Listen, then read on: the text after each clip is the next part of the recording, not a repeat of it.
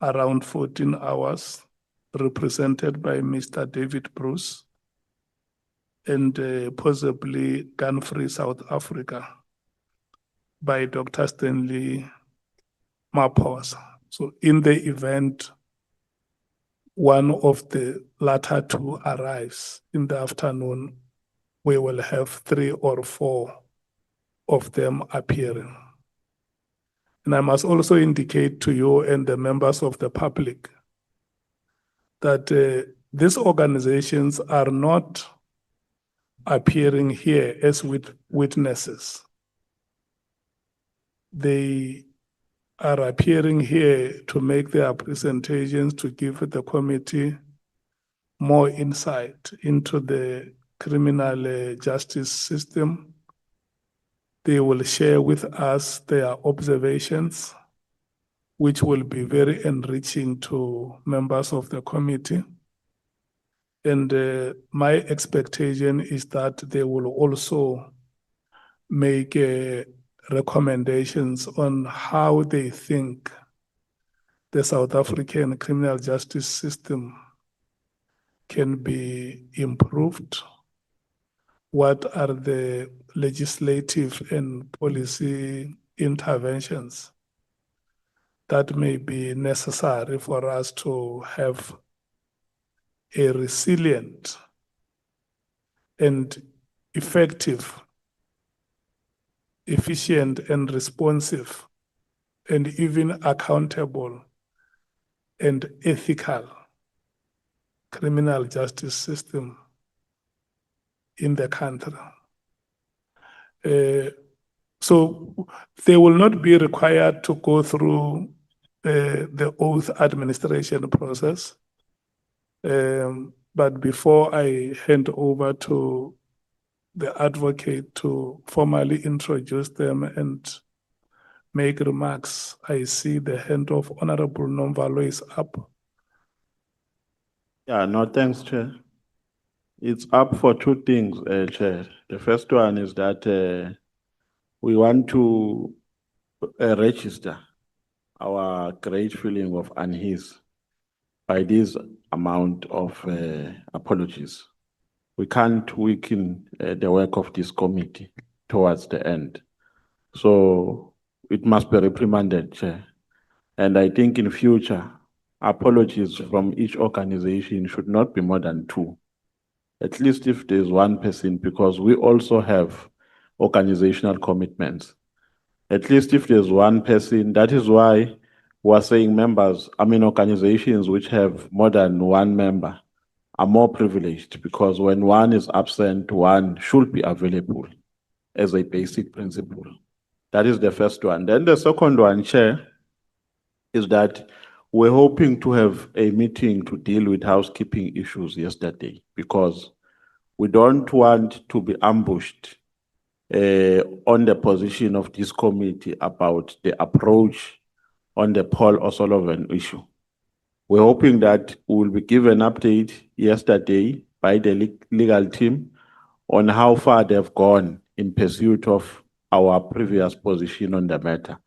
Because the last position we took is that Paul O'Sullivan must be subpoenaed. So I don't know if that is happening or it's not happening. The reason why we're raising this here and now is because in terms of the time that we have, we're only left with 2 weeks. So we don't want to be told on the 11th hour that we have not done the work of this committee, when by that time we would not be left with any option. So we want to be given an update, Chair, on what is transpiring on the matter, so that if needs be, we can also advise on the way forward. Thank you. Okay. Honorable Breitenbach. Thank you, Chair. Mine are housekeeping issues as well, so I'll save it for the housekeeping meeting. Thank you. Okay. Honorable Sangwen. Thank you very much, Chair. Chairperson, I want to agree with the notion that you would not want to weaken the work of the committee as we are on the last mile. But I think that we must not agree to things that are not provided for in the rules of Parliament. There is nothing in the rules that says a party can only have so many apologies. It can't have apologies. And I don't think that anybody exercising their right to submit an apology when they're not able to attend a meeting should be reprimanded. So we haven't had a tradition of coming to this meeting, accepting apologies, not accepting apologies, reprimanding others, not reprimanding others. I think parties must be allowed to make their own internal arrangements and ensure that members, as they see fit, are able to submit apologies when they need to, Chair. And on the issue of, I know it's not my place to answer, Chair, but on the issue of Paul O'Sullivan, I thought the committee had taken a very clear decision that says that in the event that we get to the day where we need to finalize, and Mr. O'Sullivan, having been subpoenaed, has not yet appeared before the committee, then the committee would then still be able to supplement their report when he eventually comes before the committee. I just don't want us to create impressions that there are people who are more vested in having Paulo O'Sullivan than others. I think it's a resolution of the committee, and I trust that when we have a housekeeping meeting, we'll be updated. Thank you, Chair. Yeah. Honorable Kola Barnard. Thank you, Chair. Could you just clarify the witness for Thursday and Friday, Brown Mokgotsi? Is he not coming at all? Is he coming? Has he been rescheduled? Or what is the situation there with him? Thank you. Okay. Honorable Nomvalo. No, Chair, we can't roll a red carpet for unjustifiable excuses. We maintain the position. It's wrong, especially towards the end of the work of this committee, to have apologies from all members of the party. We don't want to be part of that kind of tradition. Even if you continue with it, you must continue knowing it, that as the MK party, we don't endorse that kind of practice. At least if there's one member that is not present, then other members must be present. Whether that's a political right, people were making all sorts of commitments here when we were beginning our work. Others were even saying they are prepared to work on weekends. Now the work is here. People are giving excuses. What is happening here today, Chair, is undesirable. And we're condemning it as the MK party to say you can't have a committee with many members who are not present in the committee. So if you endorse it on your own. We're not part of it. That is why we're always here as members of the MK party. As on the issue of Paul O'Sullivan, yes, we are more vested on it. Want Paul O'Sullivan to come and present himself here in the committee. And if it doesn't come, he must be subpoenaed. He must be subpoenaed. That is our position as the MK party. Thank you. Honorable Skosana. Thank you, Chair. I just wanted to add, that the issue of Paul O'Sullivan, this white supremacy, this attitude of undermining this core committee, and for us not even to be like kind of a kid gloves should not be allowed here. If he has to be summoned before we finish this ad hoc committee, as we don't have any more days, we must be, I wanted to use another word, Chair, but let me reprimand myself. But indeed, this white supremacy should not be tolerated here. All the witnesses were here. He must appear here. If he doesn't want to, let's do everything in the book to have him here. Thank you, Chair. Okay. No, it's fine, honorable members. I saw your hands were up and I decided to give you a chance to speak. All the things that you have said here are our decisions. And those decisions have not been changed anyway. I think the legal team is working on those matters and will accordingly give a report to the committee. With regard to attendance of meetings, it is not for me as the chairperson of this ad hoc committee to respond to your absence in this meeting. It's not my responsibility. Nobody must ask me a question why members are not here. I have not elected you to be here. And I have not sent any one of you to be a member of this committee.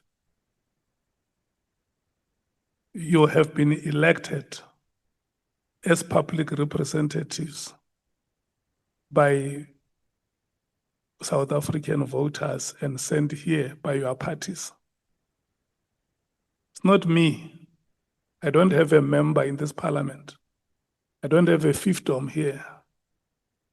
So as to how you conduct yourself, how you attend meetings, and how you are answerable to South Africans who voted for you, it's your choice. And I would agree with members who say that we started very well and we must have the same endurance towards the finishing line. I'm just saying that from today onwards, I can't be answerable to apologies and absenteeism in the committee.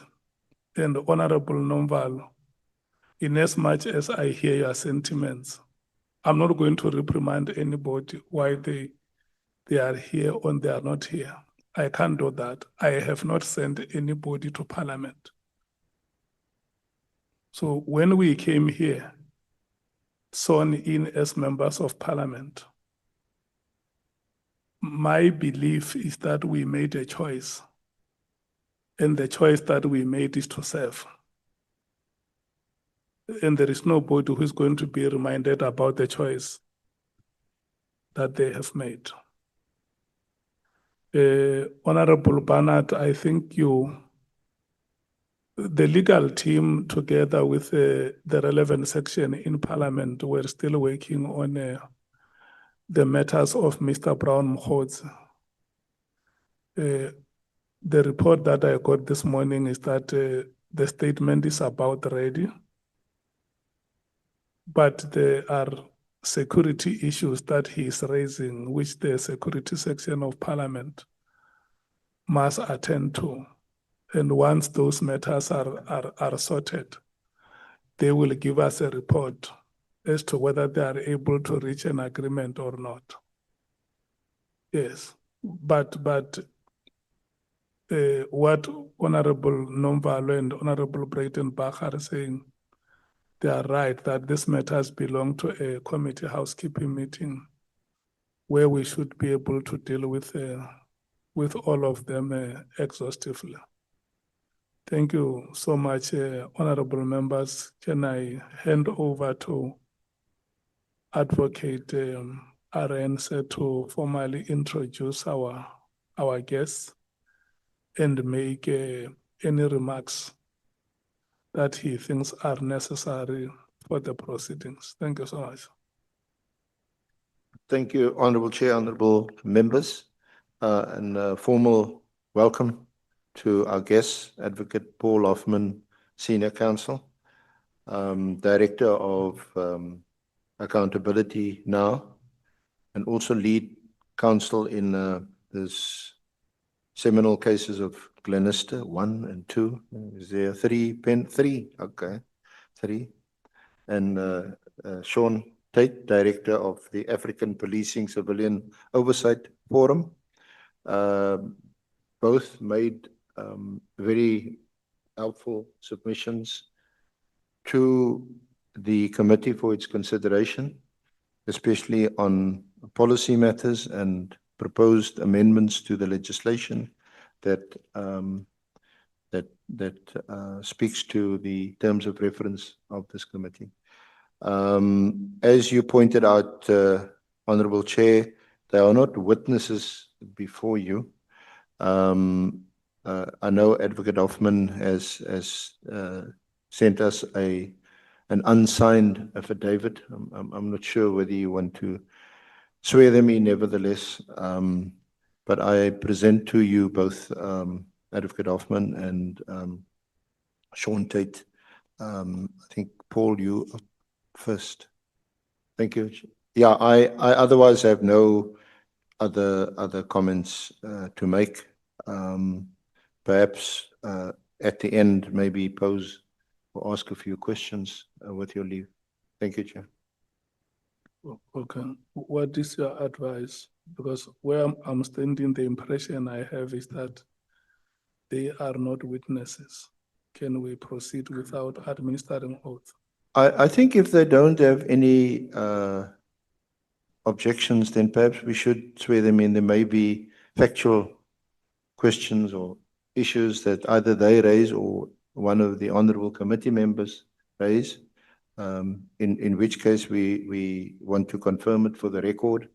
And perhaps if they don't mind or have any objection, I would propose that they get sworn in formally, Chair.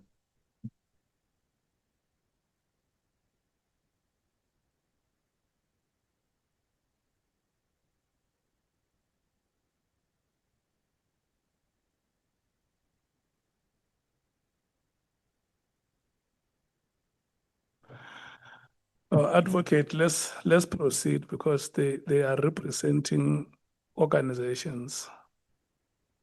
They are not coming as individuals who would have made submissions to request appearance before the committee. Is that fine with yourselves to proceed without? Advocate Hoffman and Mr. Sontate, are you fine? Yes, no, that's perfectly in order. Thank you, Chair. I can help.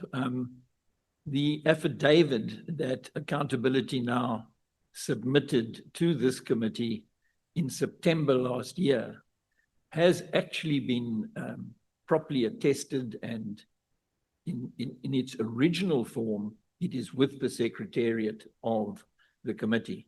The version that has been made available is simply a copy of the electronic version that was made available at the same time in order to enable the Secretariat to circulate the affidavit among the members of this committee. And that document, which is the basis of our submission, has been summarized, supplemented by a note which I prepared yesterday, thinking that I would be limited to an hour, which is very difficult for any lawyer to stop after just an hour.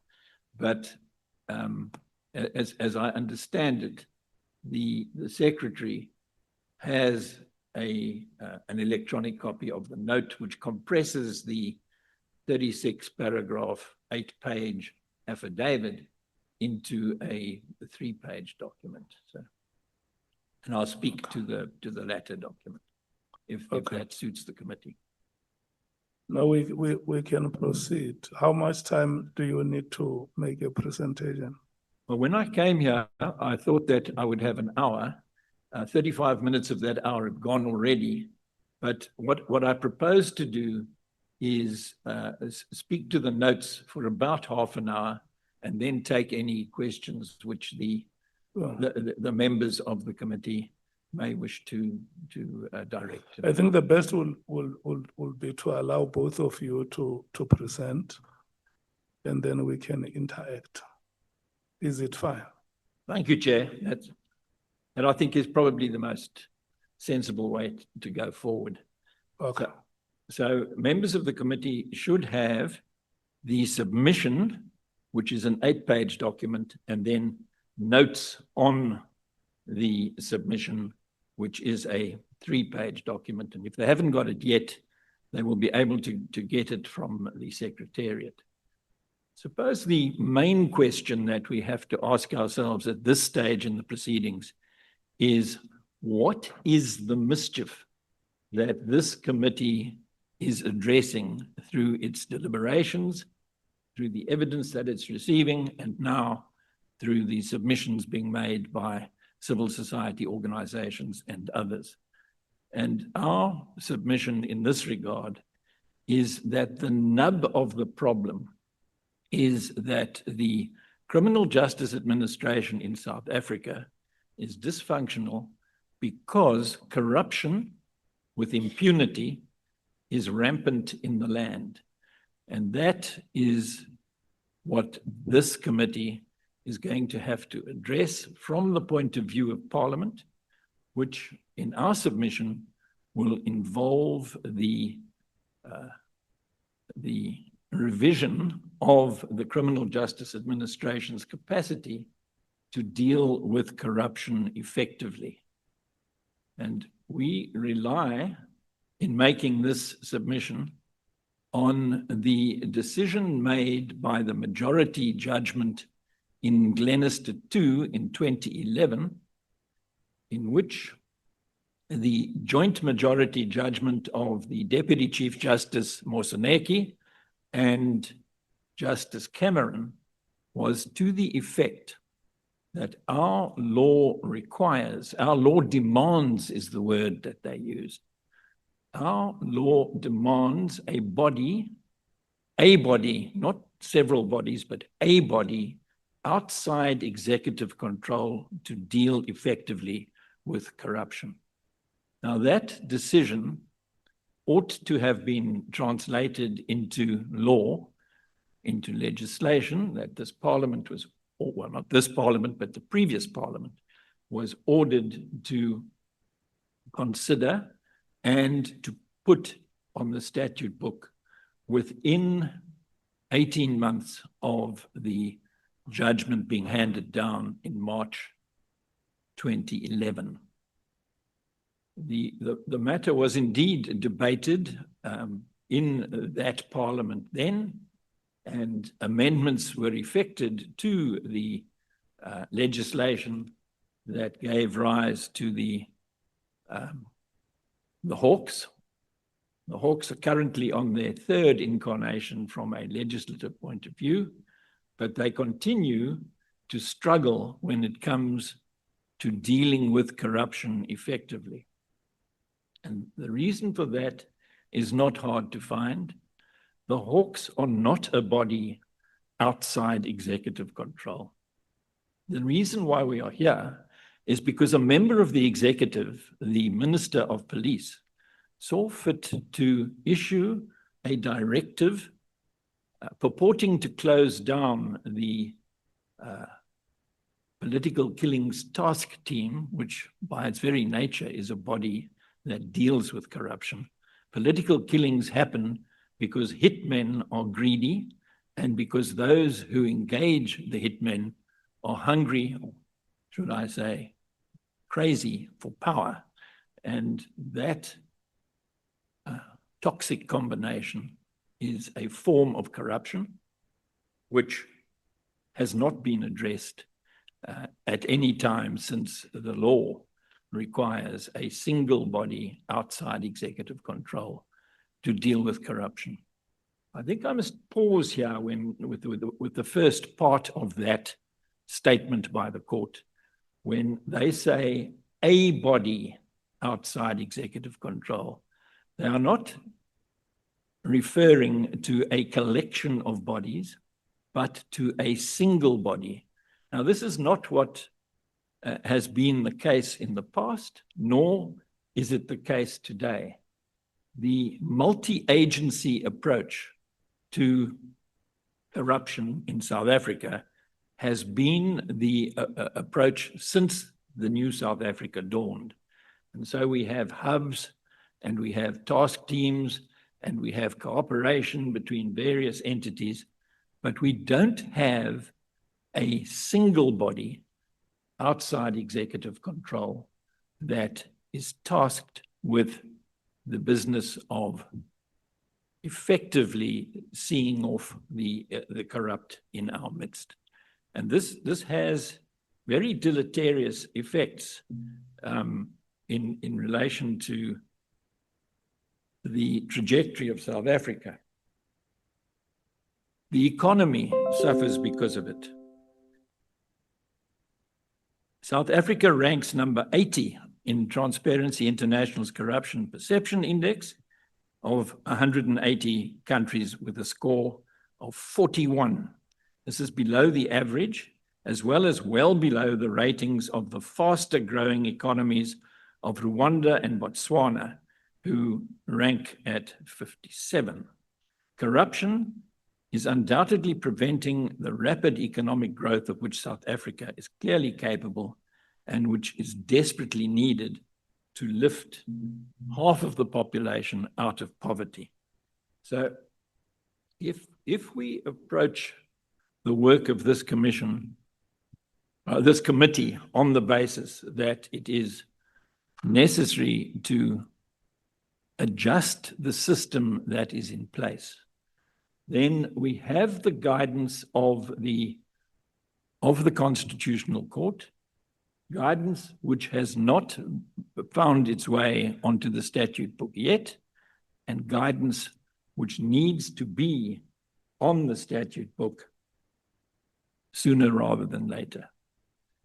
You will recall that the reason for the Glenister litigation was that the Scorpions, or Directorate of Special Operations, as it was officially called, were disbanded in 2009 following a resolution of the ANC that was taken at its Polokwane conference in December of 2007. You've heard evidence from the acting Minister of Police before this committee, and he has conceded that it was a mistake to close down the Scorpions.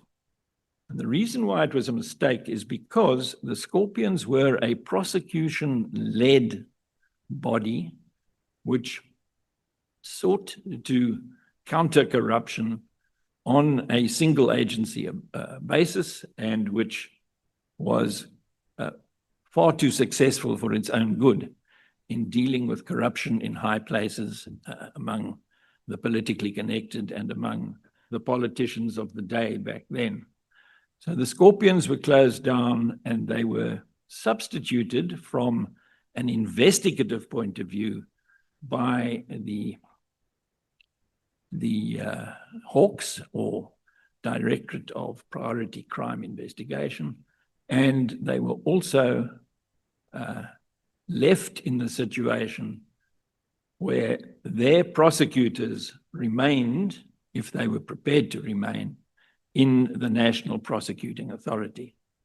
And a lot of people, even to this day, even in high places, believe that the National Prosecuting Authority is an independent body.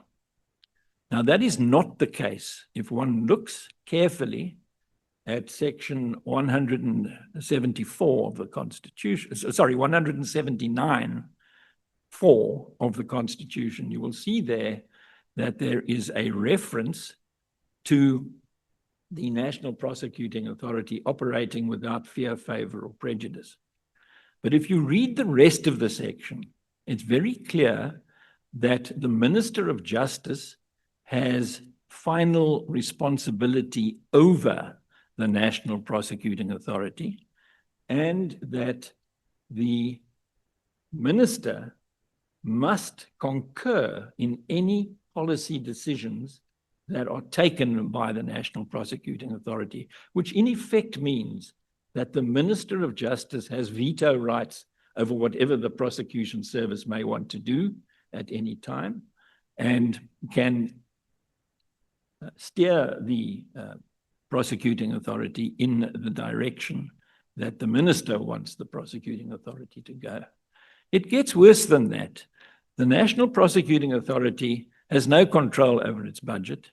Its accounting officer is the Director General in the Department of Justice, an employee of the minister.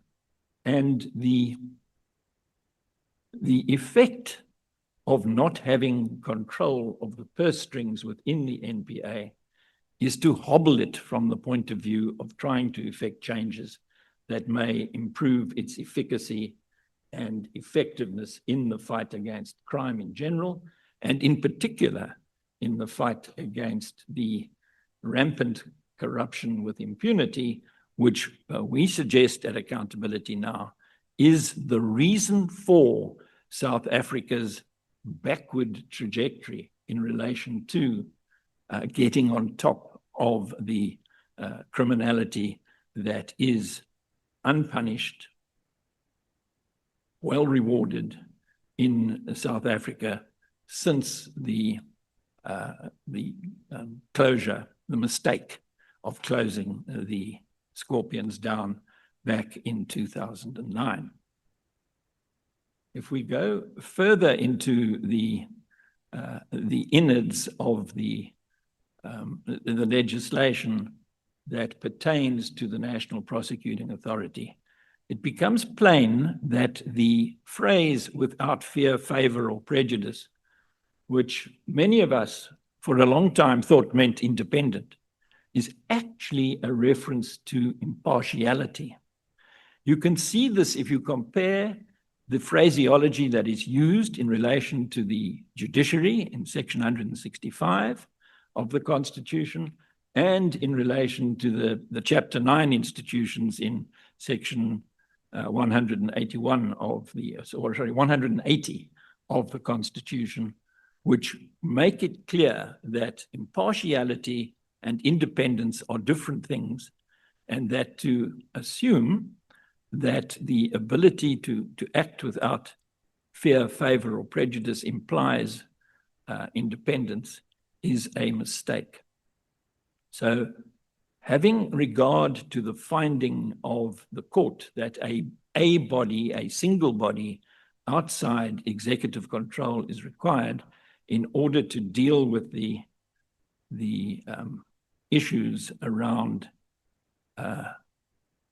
countering corruption effectively, we have a structural problem in South Africa which relates to separating the investigative work, which is the work of the police, from the prosecutorial work, which is the constitutional function of the National Prosecuting Authority. What the court has said, and it has looked deep into the meaning of the Constitution in order to get to the conclusion it reached.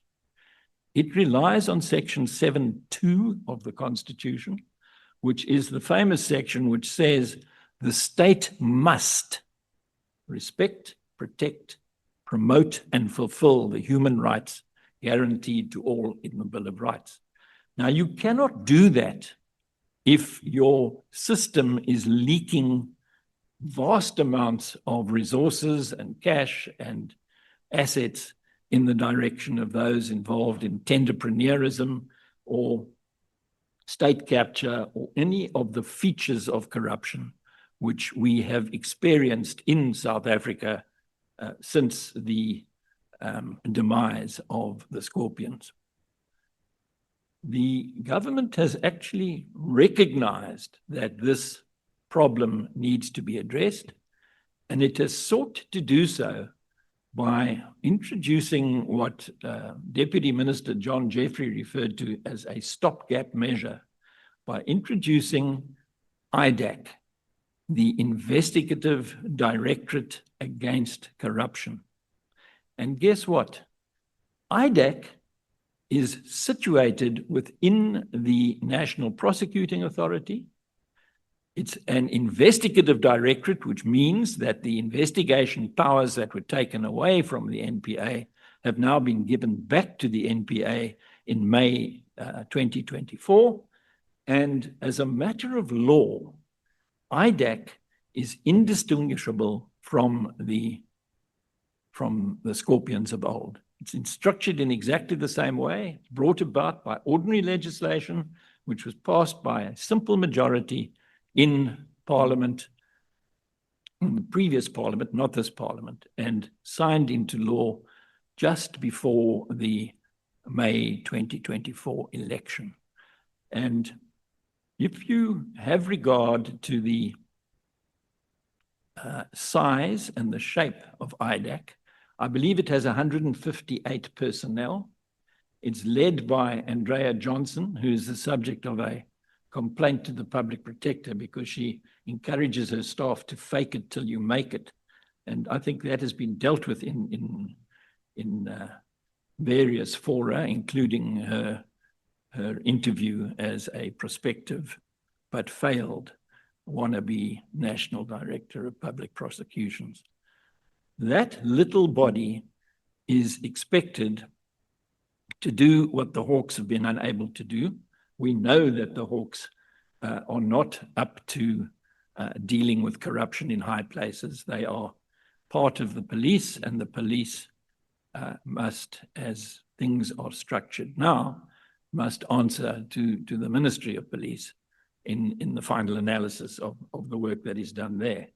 So what is required in our submission is what has been proposed by the Honorable Breitenbach, who is a member of this committee and will explain her thinking better than I can, that what is required to address this mess that is not giving us the sort of return on our investment in the criminal justice administration that we deserve. Her proposal is to establish and to enable a new Chapter 9 institution, which she calls the Anti-Corruption Commission. It's based upon the drafts that Accountability Now prepared in 2021 for the introduction of what we called an Integrity Commission. I suppose an Integrity Commission has been given a bad name because the one that we know, a part of the ANC, has not been as effective as the body envisaged by Honorable Breitenbach is intended to be. So the idea of a Chapter 9 institution is not written in stone. The court, when it said a body outside executive control, implored Parliament to make the reasonable decision of a reasonable decision maker in the circumstances. What we got out of that was the revised Hawks. Everybody agrees, including the President, that the Hawks are not up to the task of dealing with corruption in South Africa as it manifests in state capture, tenderpreneurism, and the like. So the idea of a Chapter 9 institution seems to be the most obvious. None of the Chapter 9 institutions answer to the executive branch of government. Their reporting line would be to the relevant ministry, the relevant the relevant parliamentary portfolio committee, oversight body, and that will depend on which part of the activities of South Africa are covered by any particular Chapter 9 institution. And the idea of a Chapter 9 institution with a reporting line to the Justice Committee seems to be a familiar way of dealing with the requirement of a single body outside executive control, but I imagine it can be done in other ways. The other big advantage of making this body, this Anti-Corruption Commission, a Chapter 9 institution, is that to close it down, you would have to persuade 2/3 of Parliament, and we know today that the biggest party in Parliament has 35% of the seats in Parliament. So it would be very difficult to get to a point where 2/3 of Parliament would support the closure of any Chapter 9 institution, including that institution envisaged in the Breitenbach bills. But if we get ourselves to the point where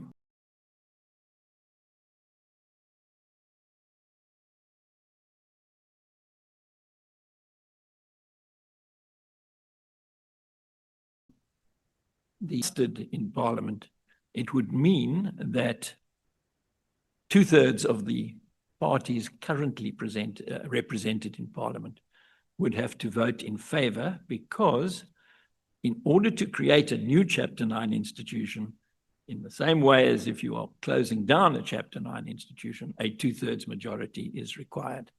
That is a difficulty, but it ought not to be a difficulty in relation to the Breitenbach bills, because the Breitenbach bills are a constitutionally pure way of addressing the dysfunction in the criminal justice administration, insofar as it is a problem in South Africa today. I see that I've got to noon, or just about noon, and I know that the diligent members of Parliament will read the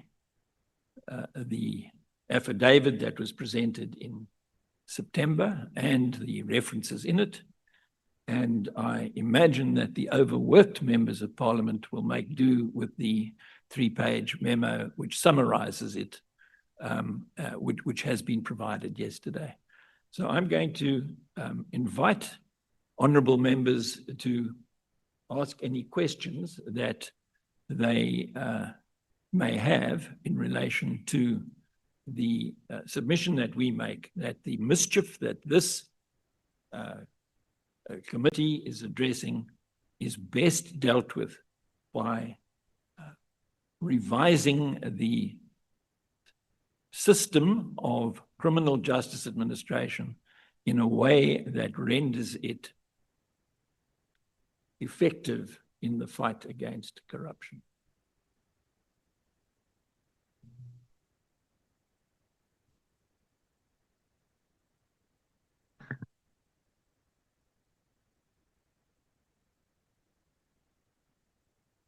Are you done, Advocate Hoffman?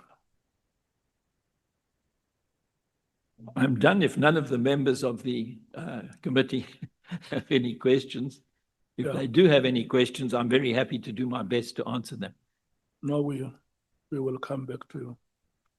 Is it my impression that your presentation is largely on legislative reform? Okay. Mr. Sontate.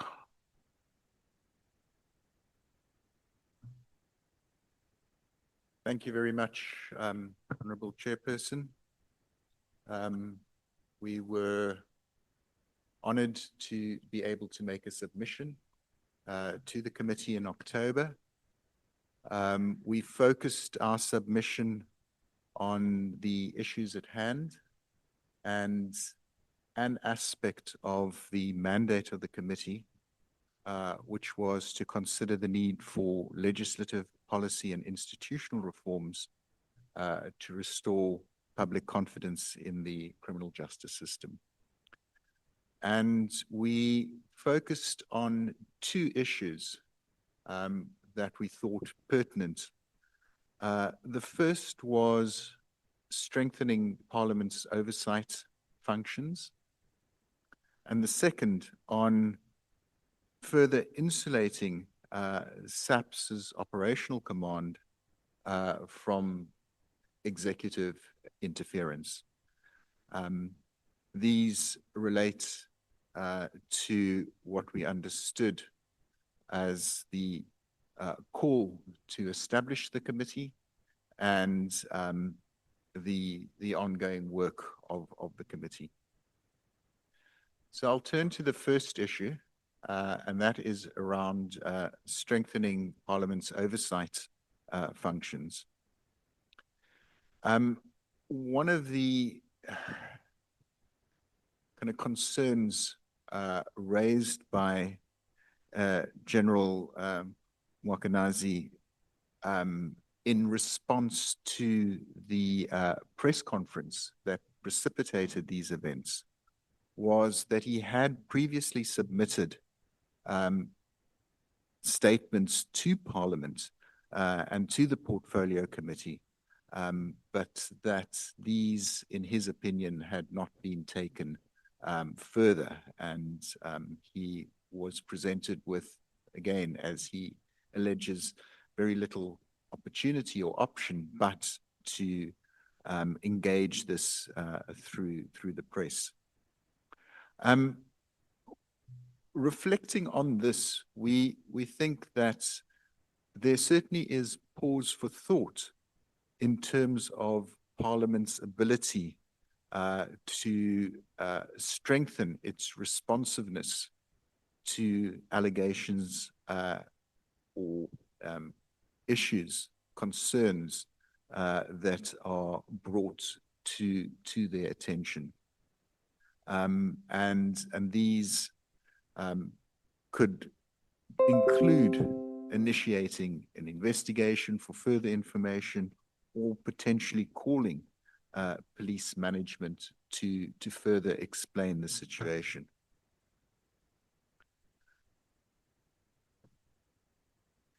Honorable Chairperson, we believe that it is a critical duty of Parliament to respond and address allegations of political interference in policing. It is beyond an issue of discretion or political discretion for the committee. This is something that goes to the heart of the separation of powers.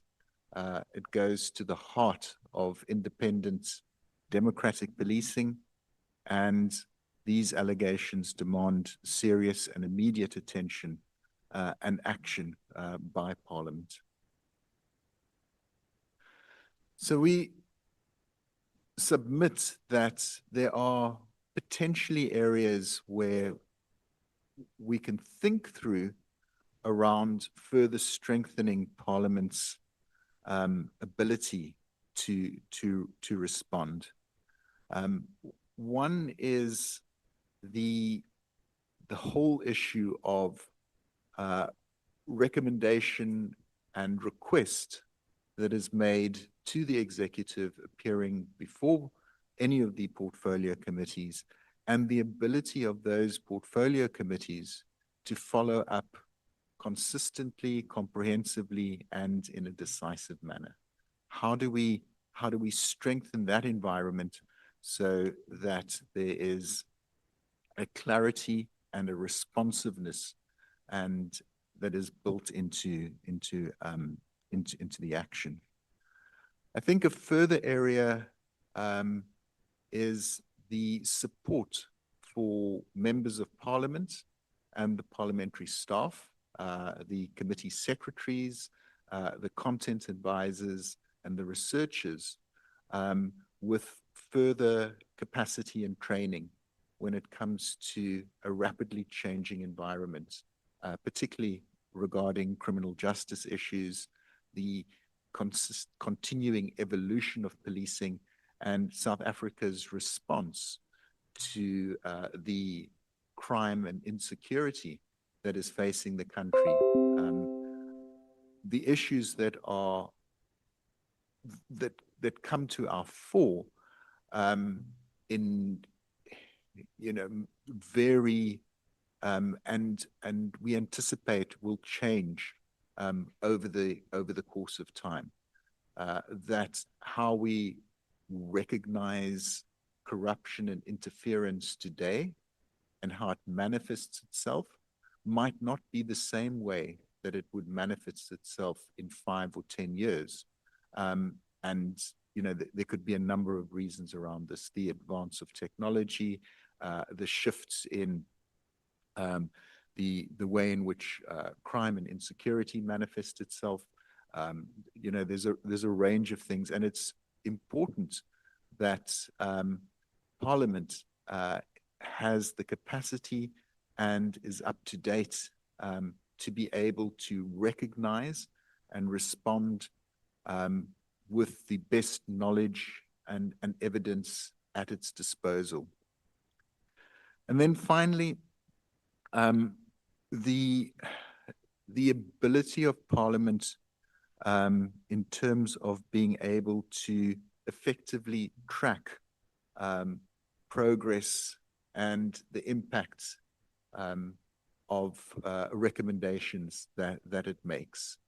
that issues are brought to its attention, that it identifies an area of concern or a weakness, that it makes a recommendation that these be addressed, and that there is a timeous, coherent, and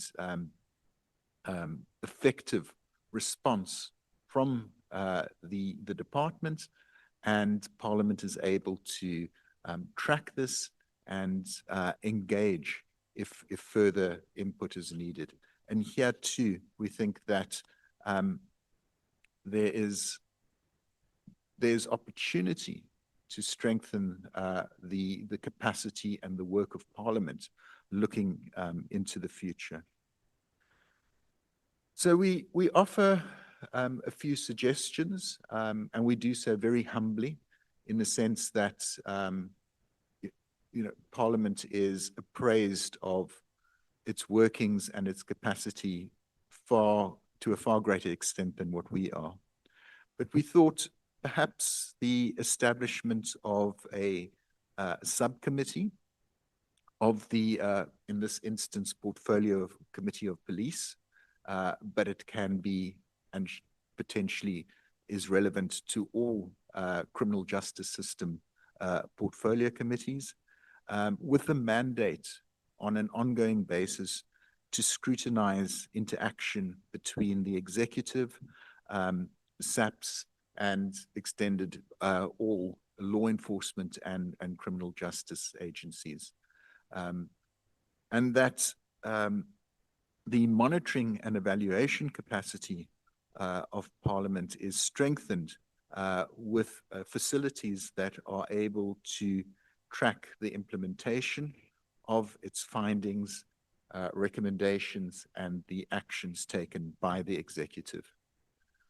With regards to the latter, and again, we submit humbly, is that this could potentially be established under the office of the Speaker, and ensure that the Speaker conveys parliamentary findings, recommendations, decisions to the relevant member of the executive, along with clear deadlines for providing feedback to Parliament.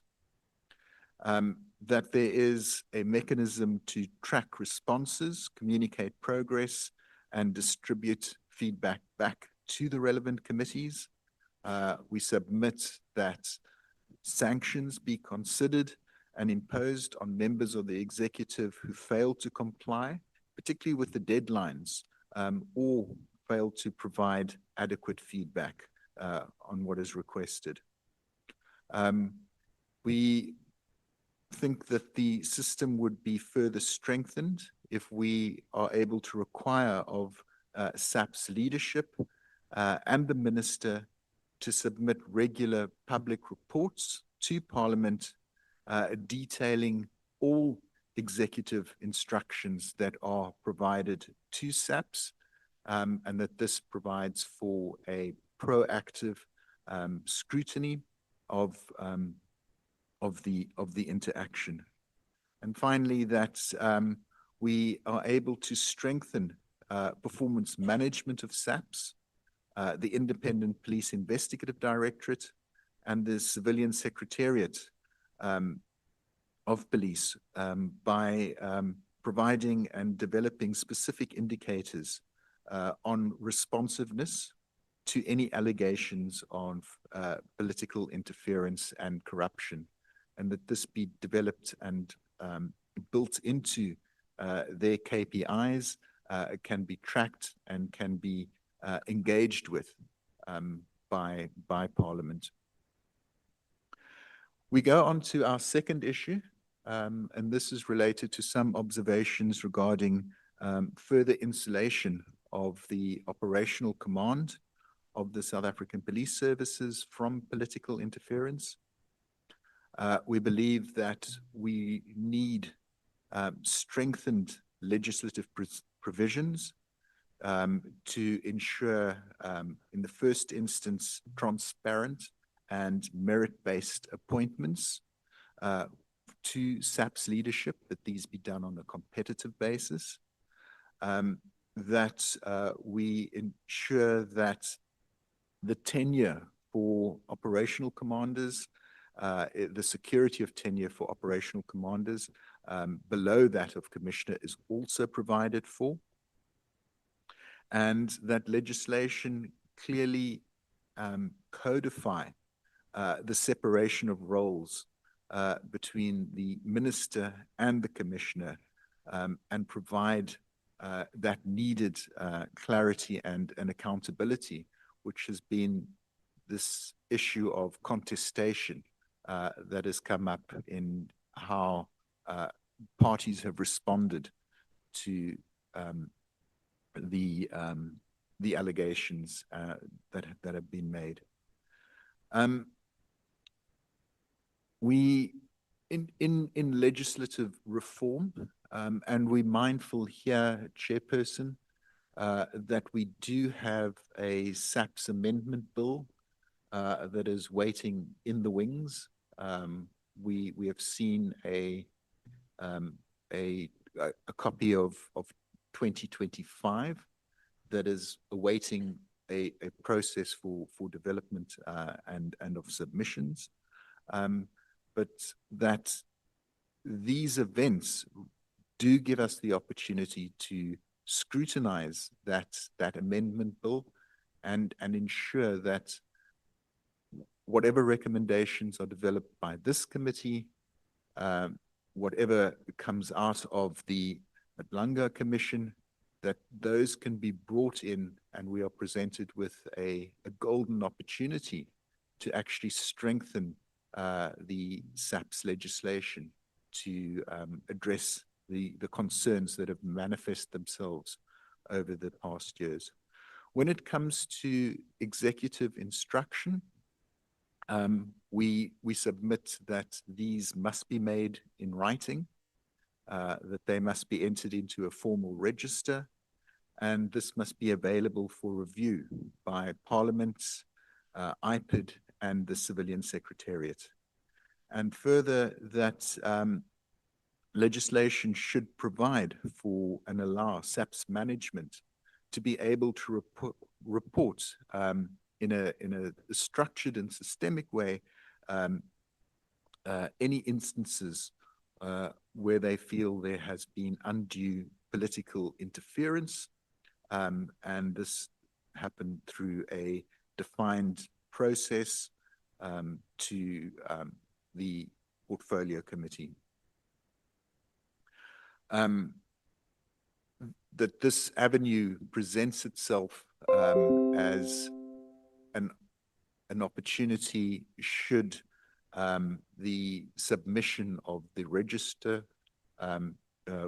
be something that we would not want to wait for in regard to the submission of the register. And finally, that any unlawful or improper instructions by the executive should constitute grounds for accountability before Parliament. And in the same way that we advise members not to implement unlawful instructions or commands, that this should be the same in this instance. In our submission, Chairperson, we do reflect on the model police law that was developed by the Pan-African Parliament, and the model police law recognizes the importance of the separation of powers, and in this instance identifies areas that should be excluded from ministerial instruction. And these include, for example, enforcement of the law in relation to any person or groups of person, the investigation or prosecution of offences in relation to any person or group of persons, the preservation of peace and the protection of life, property in relation to any person or groups of persons, and the allocation or deployment of police officers to particular locations or in regard to any extraordinary situations. or made in cooperation with other government ministries or departments. And finally, it should also include the operational structure of the organization, which is in the purview of the commissioner. Chairperson, I want to conclude by making three further points. These were not included in the submission that we submitted in October, but as a reflection again on the events and the development of events. The first is that we think that there would be benefits in looking to establish formal interaction between the Portfolio Committee on Intelligence and the Police Portfolio Committee. And this is particularly with regard to the crime intelligence budget, the scrutiny of that budget and the reporting of that budget. Mentioned earlier in the proceedings as well, the importance of vetting and lifestyle audits for all SAP's senior management and of crime intelligence officers. And then finally, with regard to crime intelligence, we believe that there's a need that we relook at performance targets and make sure that these targets are clear and measurable and that they are in line with national police priority and government priority, so that there is a clear focus in terms of what it is that crime intelligence will be seeking to do in line with government policy and priority, and that will then guide the structuring of the budget and the individual performance areas for crime intelligence and the officers serving within that facility or division. Honorable Chairperson, thank you very much. Thank you so much, Mr. John Tate. Sean Tate, not John Tate. Sean Tate. John Tate is that legendary boxer. We have come to the end of the presentations by Accountability Now and African Policy and Civilian Oversight Forum, represented here by Advocate Hoffman and Mr. Sean Tate. I want to thank you so much for the formulations that you have presented here, hoping that they will help us to intervene appropriately in the legislative and policy architect that will help the criminal justice system in the country to be relevant to the challenges that the country and the world face today. We are going to proceed in this way. We use a rotation system of the members that we have in the committee. So I'm going to allow your members to ask questions and also to give comments where you may want to comment on the presentations. This is what will happen. Listen to me. You ask a question. It means when we deal with the let's say, Honorable Sangweni, for instance, Sangweni, if you have questions, you can ask questions. And then when the questions have been answered, you have comments that you want to make, you comment. So that you don't come back later and say, I have follow-up questions. So we're going to take a door-to-door approach. We will start with Honorable Sangweni and then go to Honorable Nomvalo, Honorable Shongwe, Honorable Skosana, Honorable Breitenbach, Kola Banat, Honorable Cameron, Honorable Topper, Honorable Vessels, Honorable James, and Honorable Souls, in that way. Yeah. And then we will come back to the chair and the advocates here. Then from there, we will then break and release you. After break, we will take the next presentations. Thank you so much. Are we ready to start, Honorable Sangwen? Yes, Chairperson, thank you very much. Thank you very much, Chairperson. Let me greet Advocate Hoffman as well as Mr. Tate. I just have a few questions.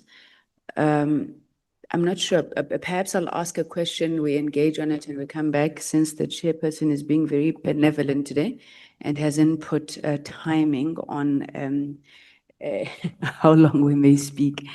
Chairperson, maybe let me start off by thanking both gentlemen for their submissions. I think they are very, very helpful, especially at this point in the process, because what we are trying to do is to get to a point where we say, having listened to, the witnesses responding to the allegations, what do we do with all of this? And I think in line with our mandate as Parliament, looking at the systemic issues, at the legislative issues, is really where we're going to be able to make an impact. I say this, Chairperson, and again, because I've got the latitude of time, right from the onset, I don't think that we ever thought as Parliament, given our mandate and our capacity, we could always make a determination of guilt, not guilt. It was always going to be about what are the systemic issues and how do we fix them, and perhaps even what are some of the politics, if any, around it. So maybe let me start with Advocate Hoffman. You propose, so you say, what is the mischief that we're trying to resolve? You then answer the question by saying that the reason the criminal justice system is dysfunctional is because of corruption. Then your remedy then is a body outside of executive control to effectively deal with corruption, I suppose. And I suppose this is where I want you to help me. There are bodies that are outside of executive control. And even in those bodies, you still have allegations of political interference of one form or the other. You just need to look at, for example, the Office of the Public Protector, where, and I do want to say that for me, this issue of political interference, which we've been trying to engage in this committee, seems to be very anecdotal, because we would really try to ask the witnesses, so have you, how many times, who would, it doesn't take away from me the irony that we're sitting here because of political interference, but it seems to be a bit anecdotal. So what is it that makes you think that a body not directly reporting to a minister, because that's what it means crudely, insulates it from corruption? And then secondly, this body, how would it differ, for example, from what is proposed in the NACAC report, which looks at establishing an office of, I think it's called Public Integrity and Ethics or something. It takes the mandate of the SIU, brings it in-house. So how does it differ? And then in this architecture that you envisioned, where then would you locate, for example, IDEC? And thank you so much for saying what you said about IDEC literally being a reincarnation of the Scorpions, because Honorable Breitenbach was very dismissive of me when I said that it is a reincarnation of the Scorpions. So the African National Congress has sought to go back and rectify some of the decisions that perhaps we would have reconsidered. So maybe let me stop there, give you an opportunity to answer, and then I'll come back. Thank you so much. Thank you, Honourable Sangoni, for the opportunity to engage constructively, I hope. The beauty of an all-new organization is that you start from scratch and you appoint people who are like Caesar's wife. You subject them to integrity testing, you subject them to lie detector tests, you ensure that they don't have the baggage that is interfering in the system at the moment, and you lead them properly. Can I refer the committee to the minority judgment of Justice Cameron in Glenister 3? In that minority judgment, he deals with the how do you appoint people who are not going to be corrupt? That's putting it very crudely, but that's what he was dealing with. And the system that he suggests there, I would recommend to this committee as being the correct way to going about ensuring that this new Chapter 9 institution is not the same as the old Chapter 9 institutions. I think you will find that those Chapter 9 institutions who have wobbled have been led by people who are appointed because they are favored by the president at the time and are therefore more inclined to be executive-minded than to be independent. I think that I think that answers that aspect of the matter. As far as NACAC is concerned, I'm afraid NACAC is congenitally incapable of getting away from the ideas of the National Democratic Revolution, which we have contended for a very long time, are absolutely anathema to the values of the Constitution. The idea behind the National Democratic Revolution, as everybody in this room knows, is to secure hegemonic control of all the levers of power in society. And obviously, the Criminal Justice Administration is a big lever of power. So the idea that that form of control should be tolerated in a constitutional democracy under the rule of law is quite wrong, and we need to get over it, because we are now in a situation in South Africa where we are no longer a dominant party state, and it is quite conceivable that those who hold the levers of power now may not hold them in time to come. It's a good time to clean out the stables and make sure that the system works no matter who is in charge. So that I think is something that needs to be taken into consideration as we move into the era of coalition politics at national level, which we have only just entered, May 2024 for the very first time.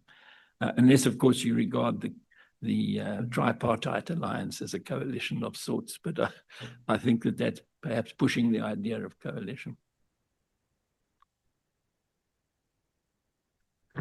Sean Tate, anything to say on the question that was fielded? Okay. You may proceed, Honorable Sangweni.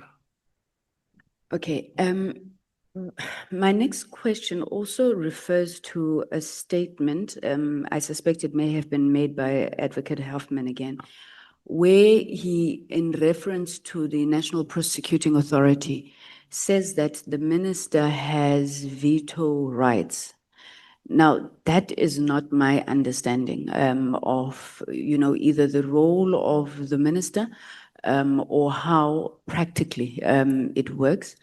I have heard of two examples, if I'm not mistaken, one involving the late Minister Nathi Mthethwa in relation to issues of prosecution.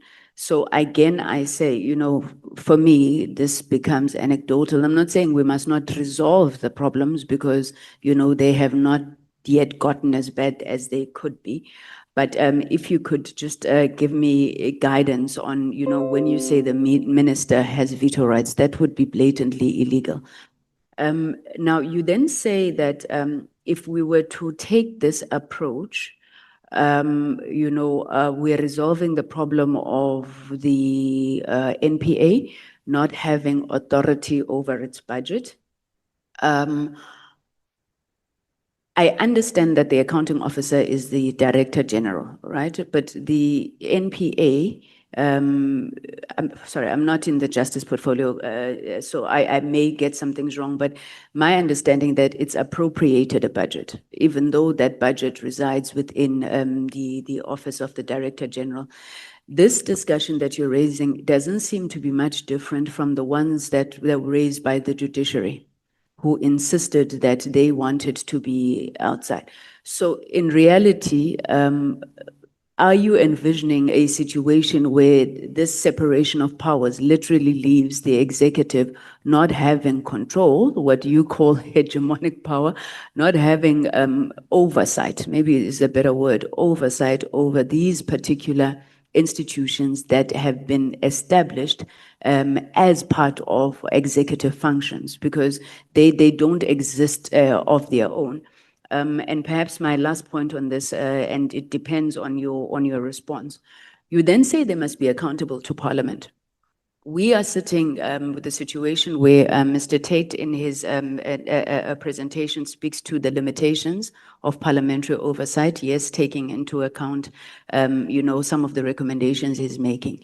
But we also have instances where members of parliament are accused of interference in the criminal justice system. Now, are you not just playing musical chairs, thinking that if it comes to parliament, you take it away from these individuals? And, are you not trying to change a system that has been proven to work across the world? I mean, I don't know, and please do educate me if I'm wrong. I don't know a country in the world where the Attorney General or the prosecuting authority is some independent, impartial, and you did say there was a difference in the words, which I like. So outside of executive control, basically runs itself, accounts only to Parliament. And we've seen weaknesses in parliamentary sole oversight over in these institutions. So how do you recommend that we would deal with that? Thank you, Honourable Songoni. I think that your questions are pertinent and deserve a proper response. The question in relation to the concurrence of the Minister of Justice in the policy decisions of the National Prosecuting Authority, the NDPP, arises from any plain reading of section 179(5) of the Constitution itself. It says that the NDPP must determine, with the concurrence of the Cabinet Minister responsible for justice, and after consulting the DPP's prosecution policy, which must be observed in the prosecution process. So it's very clear that the concurrence of the Minister of Justice, there's no similar provision in relation to police, which is obviously your forte because you're not on the Justice Portfolio Committee, you're on the Police Portfolio Committee. But the bottom line is in section 179(6), which says the cabinet member responsible for justice must exercise final responsibility over the prosecuting authority. That's very much a situation where the executive is in charge. And that flows as a matter of what was before the court in the Glenister litigation, to a situation in which politicians have control. Politicians in the executive have control of what the National Prosecuting Authority is allowed to do. And you remember, maybe you're too young, but you remember that Vusi Pikole lost his job because he could not agree with the then Minister of Justice in relation to what should happen to Jackie Selebi. And he was suspended, he was eventually fired, and he litigated his firing and won, well, settled favorably in the litigation. And today he works in government as a special advisor to the man who brought us all here today with his attitude towards the Political Killings Task Team. If you are concerned about political control and feel that the executive is a better place for political control to be situated. Just consider this.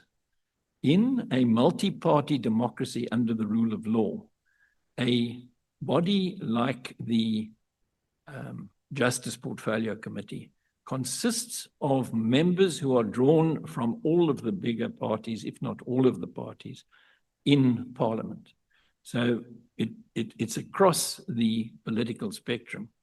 There's far less opportunity of interference and conkling and getting involved on the wrong side of the law when you have your colleagues in a portfolio committee keeping you honest. Whereas in an executive branch of government, you get the likes of Nathi Nhleko and, sorry, gentlemen, and you get the likes of Bheki Cele, who also features in the evidence in this matter. It really is very difficult when a person like that is the one who's calling the shots, rather than a committee of Parliament exercising oversight over the activities of a body outside executive control that has a very specific mandate to deal with corruption. The reason why there is so much corruption is that the executive branch of government has become corrupted in South Africa.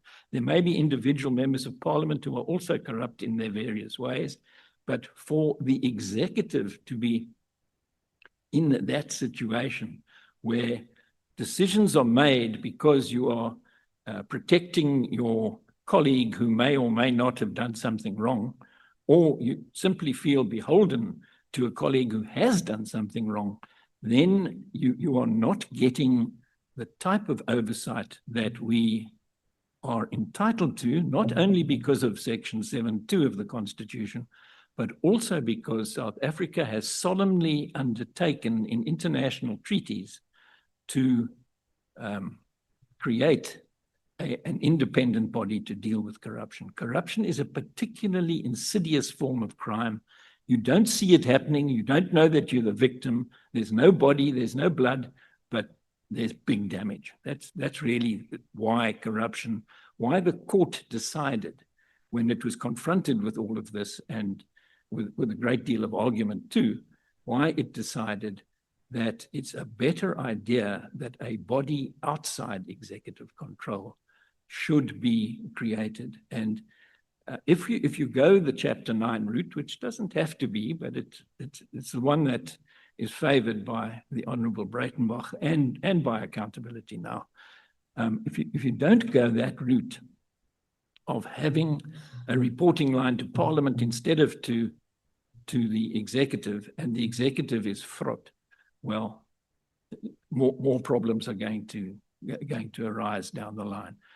Hence, the idea that serious corruption and organized crime need to be the province of a specialized body. And by the way, my colleague, Mr. Tate, mentioned the IPID. IPID's mandate should have corruption carved out of it and given to this specialized body. Otherwise, you're going to have IPID looking at corruption and the Anti-Corruption Commission looking at corruption, and a lot of falling through between the cracks. IPID it's very invidious for IPID because the Minister of Police thinks he's in charge of IPID. It's very invidious for them to do their job properly when it comes to serious corruption. And the way to solve that is to say IPID can look after the petty and serious crimes that are not part of corruption. And then you'll solve your problem that way. Any addition from you, Mr. Tate? I know the issue of Parliament was a key part of your presentation. Yes, no, sorry, that's yours. Sorry, I took my glasses off and all I could see was, yeah. It was a question for my colleague, sorry, yeah. Could switch your mic off. Thanks, Advocate Hoffman. If I understood your question, it reflected on the challenges within Parliament among members being accused of interference, and that a response to executive interference, if it resides completely within Parliament, perhaps isn't or might not be responsive enough to those types of challenges. You raised it in relation to the reporting lines of either the anti-corruption body or the OPI in terms of where it goes. But reflecting on the issues that we raised in our submission, I think there is a substantial difference between an allegation of interference that comes from the executive versus any other politician or member of Parliament in this instance. The executive is the accounting officer, or not the accounting officer, but it is the political accountability of the operation of in this instance, the police service. This is where the policy is set. This is the entity that presents the budget, defends the budget, presents the annual report. And so if there is interference there in terms of operational matters, it carries a significant consequence for the ability of the commissioner in this instance to be able to do his or her work and to do it without fear or favor. Policing is constantly confronted with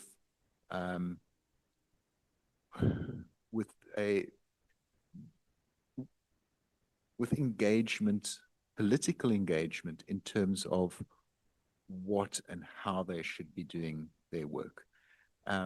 This does not always have to be party politicians.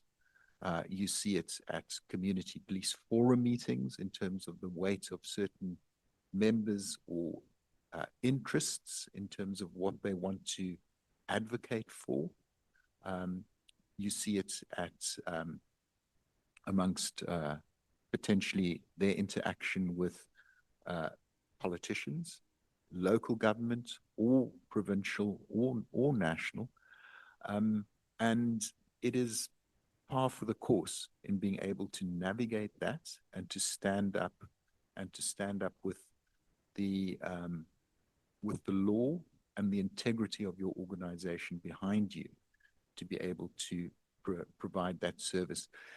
That ability is corroded when the interference undermines the leadership and undermines the ability of or how the leadership is seen to be able to act with integrity. And I think that's where we need to put a particular emphasis on that, and then through training and supervision and engagement, help members on the ground navigate the political pressures that they will be under on a day-to-day basis as they carry out their work.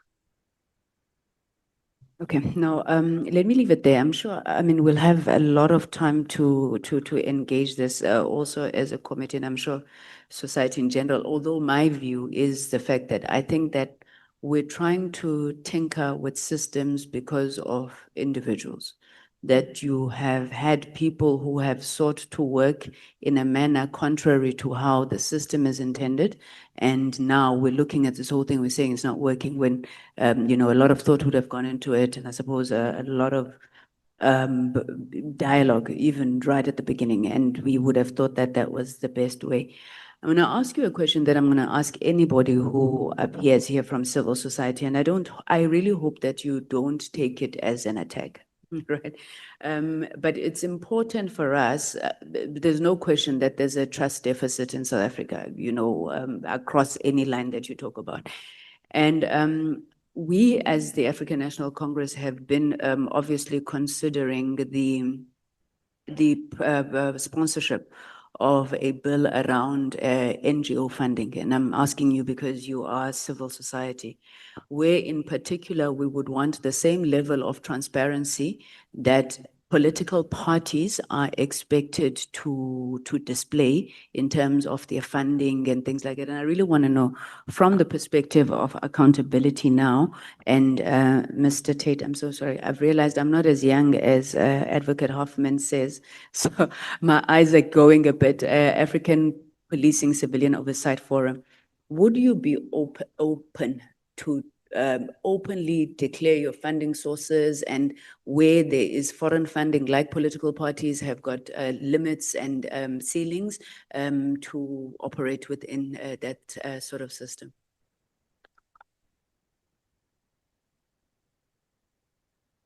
Yeah, look, I don't think there's any problem at all. I don't think it's a good idea that secret funding should be given to NGOs anyway. And we've always been open about who has deigned to give us money, and it's never been a lot. May you please? Sorry, I'm not too far away from the mic. Yeah. All right. I think I've answered the question. Accountability now doesn't have a problem with the proposals in relation to funding. But I do need to circle back to NACAC because I didn't deal with it when in the last round, and you asked a question about it. I have, in fact, in paragraph 23 of the main submission, I have dealt with the criticisms that we at Accountability Now have in relation to the NACAC proposals. The difficulty with NACAC is that they seek to preserve executive control, which is exactly what the court has said you can't do. And in relation to the Office of Public Integrity, they even go further and say, yes, we'd like to roll the SIU into it, which is a good idea because the SIU has got a very limited mandate and OPI would have a much bigger mandate. But in doing that, they say they would like the power of the president to issue a proclamation to OPI to go and look into this, that, or the next thing. And that is a manifestation of executive control over the OPI. And by its very nature, the OPI could not be put in Chapter 9 of the Constitution because that chapter says all Chapter 9 institutions must be outside the control of the executive and must account to Parliament, which is what they've all done all along. So I think that's the short version. The long version's in the written submission. Mr. Sean Tate. Thank you. As an organization registered, our funding and expense is completely transparent. So we are registered as a public benefit organization. Our annual reports, our directors, our finances in terms of audited statements are all listed in response to maintaining our public benefit number. And as a non-for-profit trust, we are responsible for producing an annual report and annual audited financial statements. Those are on our website and they're available for further scrutiny. Every transaction that comes into the organization is scrutinized by the bank and reported to the Reserve Bank. Every transaction that goes out of the organization, if it's foreign in nature, is under the same scrutiny process.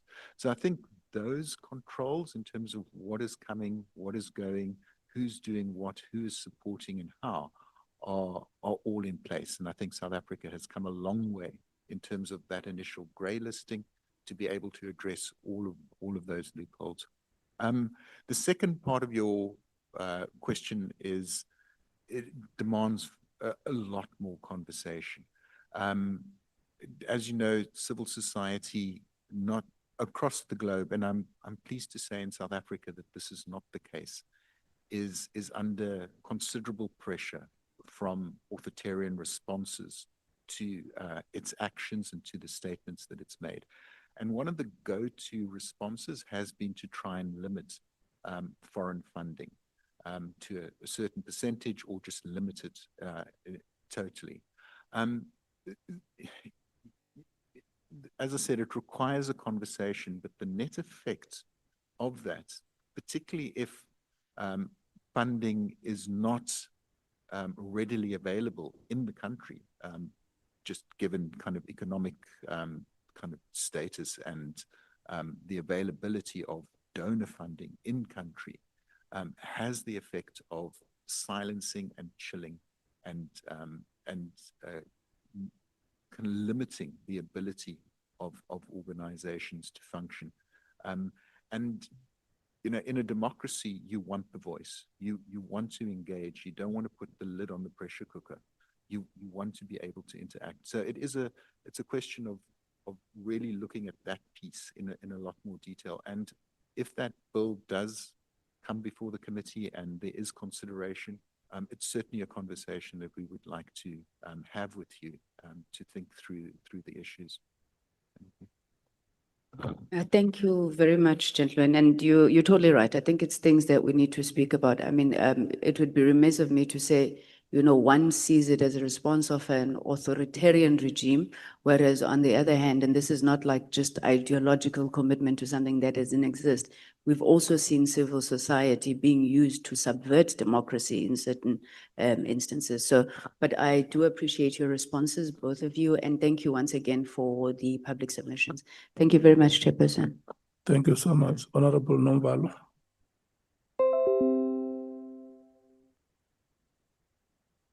Yeah, no, thanks, Chairperson. I don't think I'll be very long. Let me appreciate you as well, like the latter speaker, for the submissions that you have made. I would like us to engage insofar as the NPA is concerned about the appointment of the NDPP by the president, as it is entailed in the Act, I think in Section 12 of the Act, the NPA Act. No, the suspension, not the appointment, the suspension of the NDPP. So it provides that the president must initiate the suspension process and make a recommendation to Parliament, and that leaves less space for Parliament to intervene right at the beginning when there's a problem in the NDPP's office. So I'm saying my view or our view as the MK party is that that provision is a bit problematic in that it doesn't give space to Parliament to act when there's a problem in the NDPP. It will first have to wait for the president. And remember, the very same NDPP has been appointed by the president. It's public knowledge. It's an open secret that as the MK party, we had some serious reservations on the previous NDPP, the outgoing one. But there's nothing that we could do to influence Parliament to have a position regarding her term and regarding her misconduct.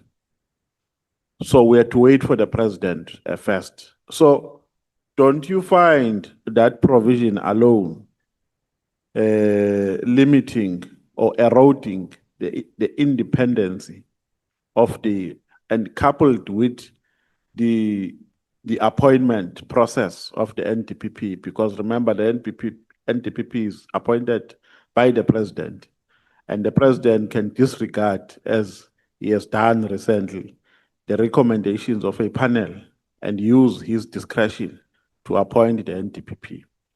So at a basic level, at a basic constitutional level, don't we find that to be a direct threat to independency of the NPA? Well, what is your take on that? Yes, thank you. That's a that's a question that's got very long legs.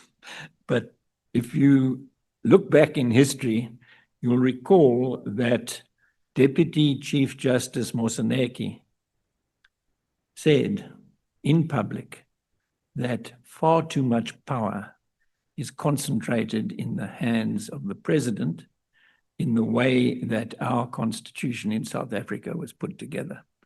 I think it's because everybody thought that every president after Nelson Mandela, who gave my learned friend, Mr. Orenson, and I our letters patent, and he has not been succeeded by clones, and the result of that has been that a lot of what could have been has not happened.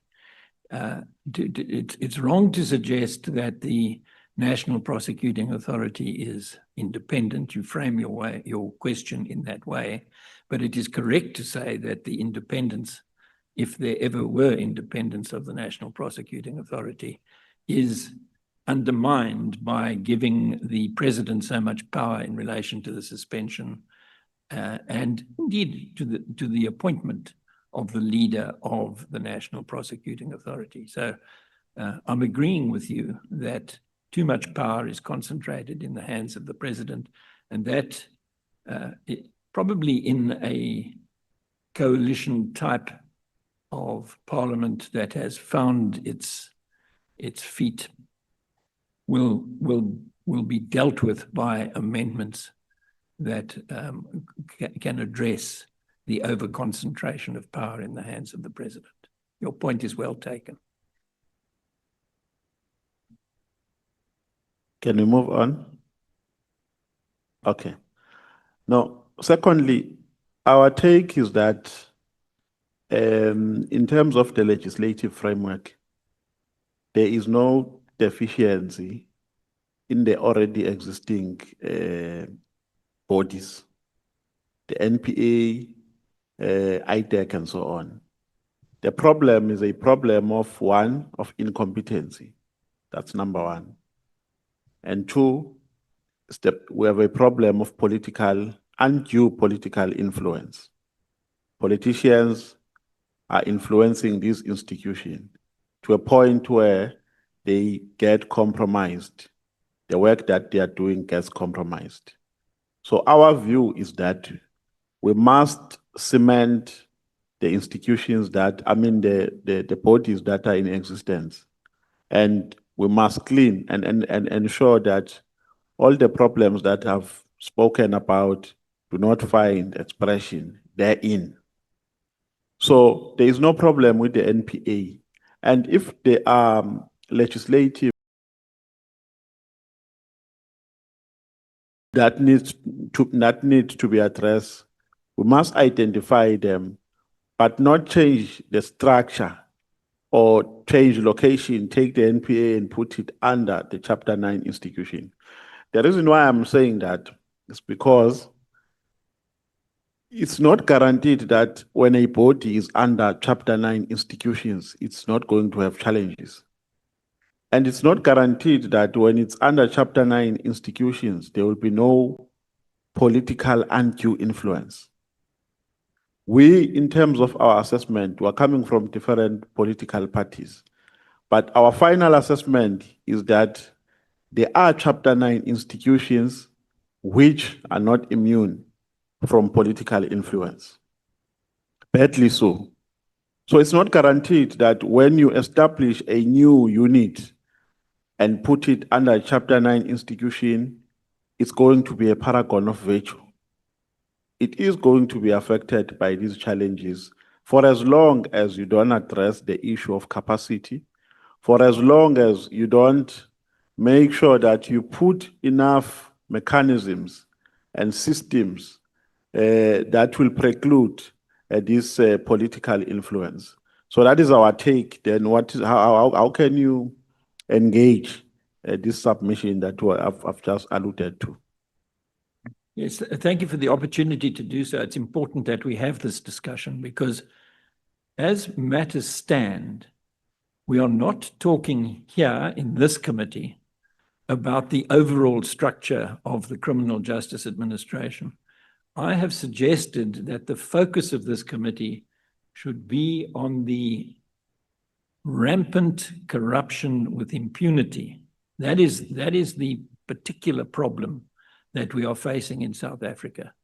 As far as accountability now is concerned, there is a binding decision of the highest court in the land which tells Parliament in terms that a body outside executive control is required.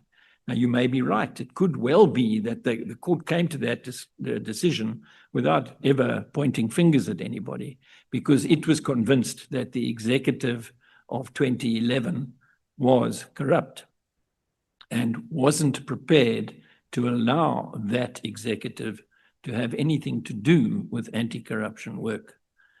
Be that as it may, the law is that anti-corruption work ought to be taken away from the various institutions that deal with it. And I'm talking about the National Prosecuting Authority, the Hawks, IPID, all of those have a mandate that covers corruption.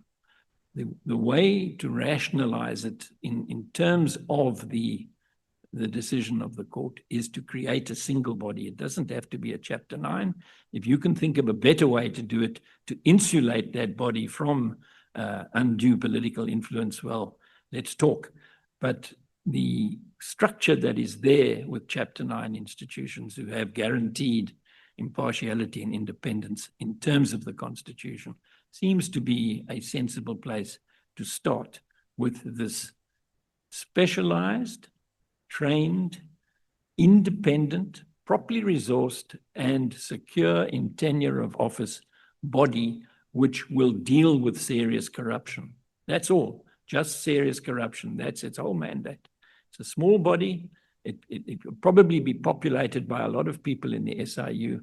I think this committee is well aware of the fact that the SIU does so much better than the NPA because it has a different salary scale for its staff, and it's able to cherry pick the best people in the NPA and the police to go and work for the SIU with its mandate to be the debt collector for the state and the SIUs. So I'm not sure that there's so much difference between your position and Accountability Now's position. I think it is incorrect to assume that the National Prosecuting Authority is independent. It's certainly not if you read the Constitution and if you have regard to what the Constitutional Court said about the meaning of the Constitution. See, the problem that they were facing in Glenister 2 was that corruption was running out of control. Said so as well in Glenister 3, in the first two paragraphs of the Glenister 3 judgment. And when that happens, it's necessary to take stringent measures. I think the former Chief Justice Zondo has been on record now, 24 or 25. Urgent, drastic steps need to be taken in order to prevent corruption from capsizing the ship of state in South Africa. So that recipe of creating a body outside executive control is the way to deal with malfeasance and perhaps dysfunctionality in the cabinet. They have nothing to do with corruption, and the multi-party parliament is the oversight body, because in parliament, you're all watching each other and making sure that everybody is behaving properly. Whereas in the cabinet, it's only cabinet members who are doing their business. Currently, we are faced with a quagmire as this committee of having to make a determination on an allegation of undue influence in the police. An influence that an executive action has encroached to operational framework in the police. So you have also spoken about the responsibilities of the minister of the Minister of Justice. And my reading is that you seem to have reservations on the present responsibilities of the Minister of Justice. So are we likely to see a situation, even if these allegations in the police are anything to go by, are we likely to experience the same scenario in the Minister of Justice of an allegation of an encroachment by the minister because maybe of an ambiguity either in the legislation or in the constitution by the minister interfering in the work of the NTPP? Is that a possible scenario because of how the current legal framework is designed? And if so, then how can it be avoided? Thank you. As far as the police are concerned, I've made the point in the written submission. If the Glenister 2 decision was in place now, the Minister of Police would have absolutely no say in the matter at all in relation to what he has purported to do in respect of the political killings task team. He wouldn't have been in the loop.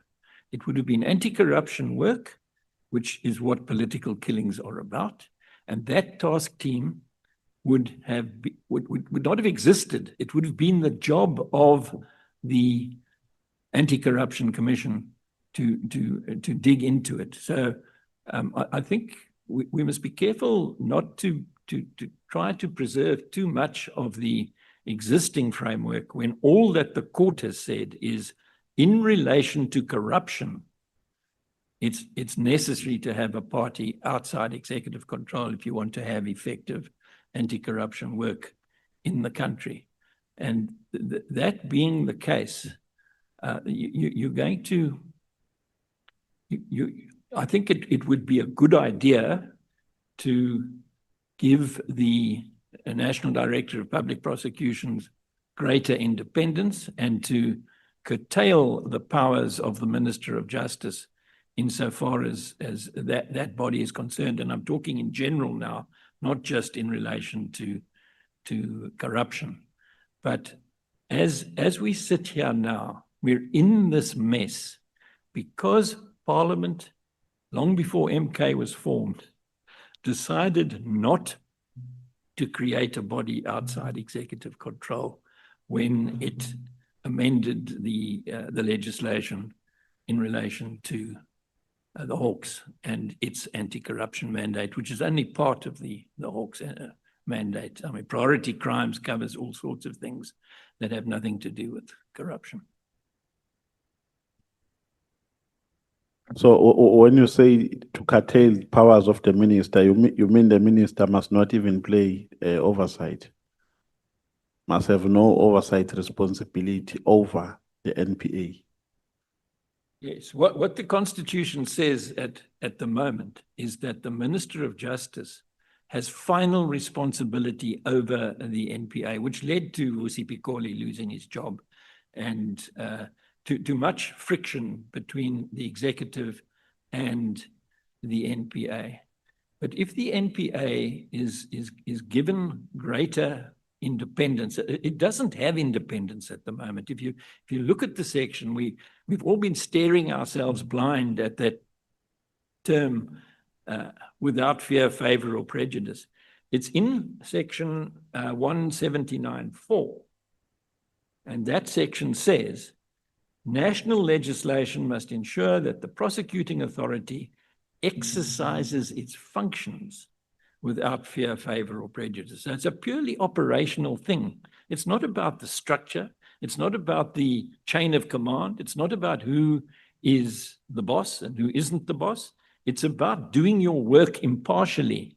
And for all sorts of devious reasons, that has been understood to mean that the NPA is independent. It's not. it's enjoined to be impartial. And to make matters worse, the national legislation referred to in section 179(4), that legislation that must ensure that the prosecuting authority acts impartially, doesn't exist. There is no such legislation. So does this final say that the minister has also relate to prosecutorial work? Does it also relate to prosecutorial work? If maybe there's prosecution that is being done in KZN, the matter escalate for the minister to make a final determination of whether the matter can be prosecuted or not, or that lies solely in powers of the NDPP as the final arbiter in that context. The NDPP is the author of prosecution policy. If the work that has been done is within the parameters of the prosecution policy, which has to be concurred in by the minister, and the minister comes along and seeks to interfere, there'll be trouble. But as matters stand, prosecution policy must carry the concurrence of the minister, which means that the NPA is not independent. That's the only way you can read section 179. There is no other way to read it. No other honest way to read it. Okay. So I think this is my last question. So what is your final conclusion now within the context of allegations that this committee is investigating? Have all these shortfalls that we have alluded to had an impact in these allegations? Maybe if they were all closed, if they were not present, maybe we're not going to face allegations like this. Is that your final assessment? I think that had there been a body outside executive control looking after the corruption or the incidents of corruption with impunity at high level in South Africa, this committee would not have put so much energy, would not have been called upon to put so much energy into dealing with the matter. And to my way of thinking, as respecters of the rule of law, the members of this committee will look at the big picture, see that the Constitutional Court has ruled that a body outside executive control is required to deal with corruption effectively, and it will see to it that the parliament to which it belongs does the necessary to honor the decision of the Constitutional Court in Glenister 2, which has not happened so far. And the way to do that is to debate the Breitenbach bills, which are pending, properly, refine them, make sure that they have no rough edges, and make them law, because then you will not have to have an ad hoc committee trying to decide whether this minister or that minister or the other deputy minister has intruded across the lines between executive control and operational work, because those lines won't exist anymore. Okay. No, thank you very much, SC. Thank you, Chair. I'm so glad I've persuaded you. Thank you so much, Honorable Shongwe. Chair, I'm still scribbling something here. Can I pass it to Honorable Skhosana? I'll come back. Okay, thank you. Thank you. Thank you, Chair. And welcome to our witness, Advocate Paul Hoffman and Mr. Thames, if I remember well, they say the surname, Sean Tate from AFCO. I'm going to start with Advocate Paul Hoffman. My question, I'm going to be very direct to you, because South Africa, as South Africans, we are infiltrated by this so-called motive forces. There's European interests in this country using civil society. White privilege, they want to maintain it at all cost in disguise of civil society. I can name them, Helen Suzman, your organization as well, Kazakh, and others. My first question will be, who's funding you? Because I think the honorable member asked you, and for me, I was not happy with your answer. Just want to find out, let's start there in the beginning. Who's funding Accountability Now? Accountability Now is funded by small contributions from members of civil society in South Africa. It is also supported by the Konrad Adenauer Stiftung, which has offices all over the world in about 90 different countries, but they do not pay us any salaries. They simply give us work to do. And they have an office here in Cape Town and another one in Johannesburg. In the past, we have attracted funding when we took on the dysfunction in the education system. The Potter Foundation in the UK gave us some money, but none of the directors of Accountability Now draw a salary, and none of the work that is done by them is paid unless it is in public interest litigation in which a costs award is given in favor of the litigant being represented. That's not a financial model, and it's not one where a great deal of money changes hands. I understand the issue of which we are raising, the salaries and the benefits, and my worry is simple. You've mentioned the Potter, I think it's the Potter family, Dr. David Potter and Dr. Elaine Potter, Michael Polowski, and all those, because they've got their own trustee as well. I mean, those are trustees of their own organization. But my question is simple, Advocate Paul Hoffman. Mkhweng said, there's no free lunch. There's no free lunch. What interest do they have in this country? Those Western, these people we are talking about.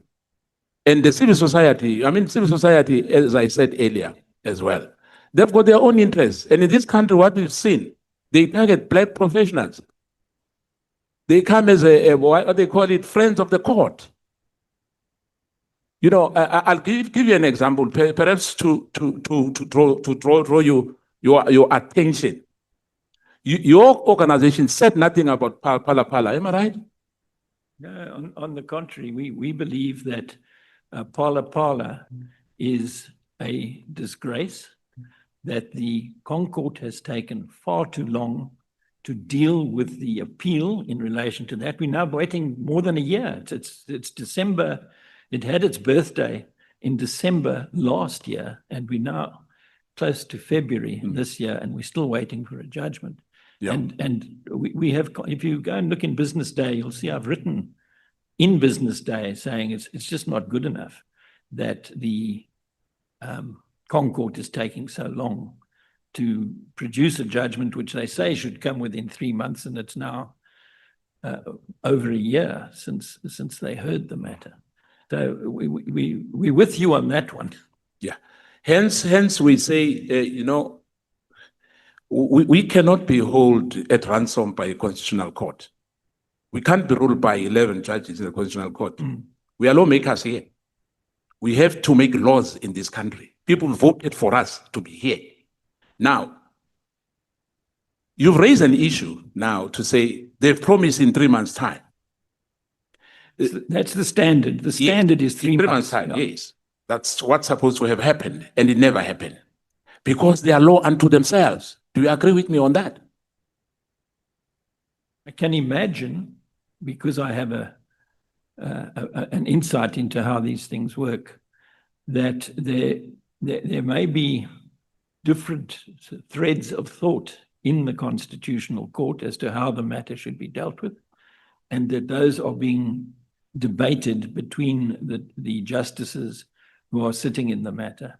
Unlike you, I still have confidence in the ability of the Constitutional Court to uphold the law and the Constitution. And it is a bad example that we have all been kept waiting for so long on the Pala matter. Let me just add on that. Do you believe that judges are independent? I do know that the ANC actually admitted it in the Zondo Commission that they felt the need to involve themselves in the appointment of judges at all levels, and that they were not willing to leave the appointment of judges to the discretion of the Judicial Service Commission. But I'm not sure what this has to do with the business of this committee. I'm going to ask you once again, we've got term of reference, as you know. My question is very simple. Do you believe that judges are independent? Yes. Yes, I do. So are you saying judges are independent? Yes. So with all what is happening in this country, hence I was saying to you, you know that there's one judge who's suspended as we are sitting here. Is that the corrupt judge in Gauteng? No, I'm just asking I'm just putting to you. You say judges are independent, am I right?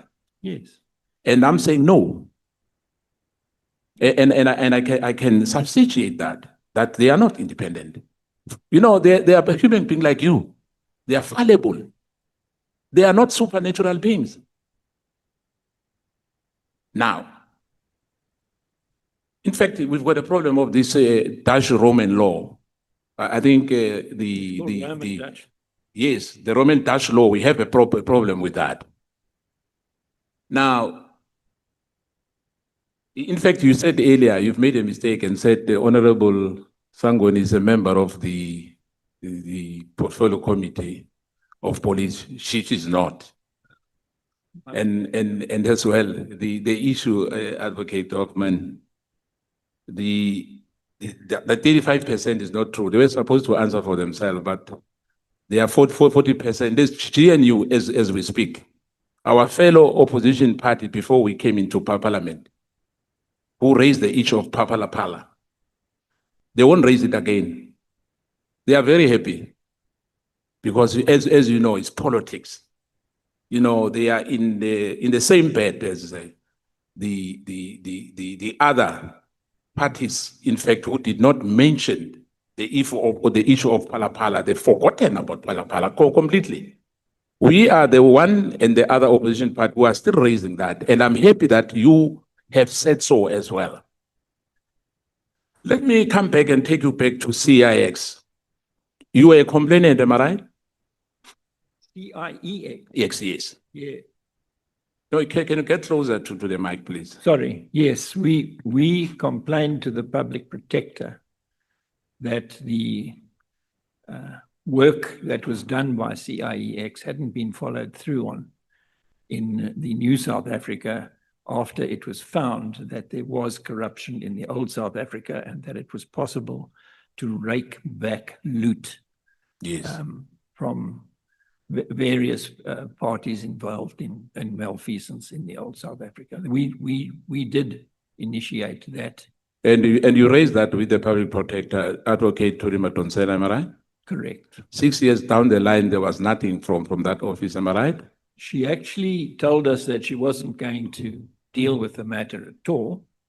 Yeah, and then she changed her mind and she tried to deal with the matter, but she didn't actually finish her report.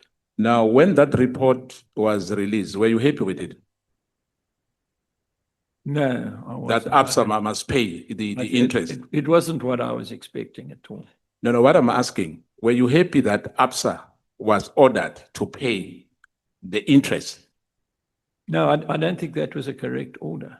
Yeah. Now, neither did the Constitutional Court for that matter. So why were you complaining? What was your complaint about that?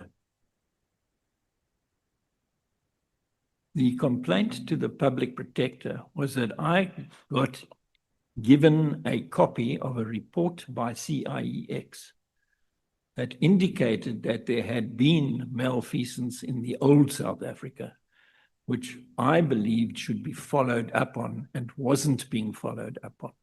And that is why Tuli Modonsela, in her term, worked on that case and kept that file open. You remember Judge Heath, Do I remember? the report which the SIU reopened that proclamation which Judge Heath to recover the interest owned by ABSA, and you were against it. Hence, I'm asking, why were you against that report? Sorry, I didn't catch the name of the judge that you're referring to. Judge Heath. Judge Heath. Yeah, I don't know what happened in that part of the deal. It wasn't really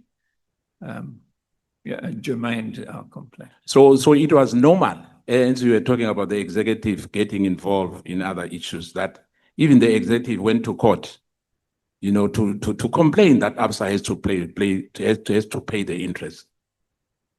Yeah, I'm not familiar with this part of the case, I'm sorry to say.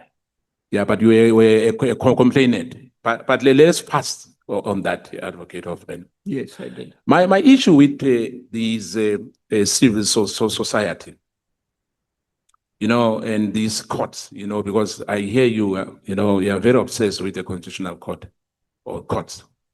Hence, I was saying to you earlier, they are fallible, they are like you. And we can give you examples with prosecutors as well. They've mentioned, some witness mentioned them here. And General Mkwanazi is not only one person. And we know for a fact that especially the legal fraternity, they are all closing ranks like any other institution to protect each other. To say, hence I'm saying, Mkhweng made it very clear that as judges, they are human beings. They are not supernatural beings. And he was right. I'll give you an example. Somebody was sentenced without trial in this country, and you said nothing. Nothing. I don't want to go to the merits of the case, but it was unheard of in this country. Unheard of.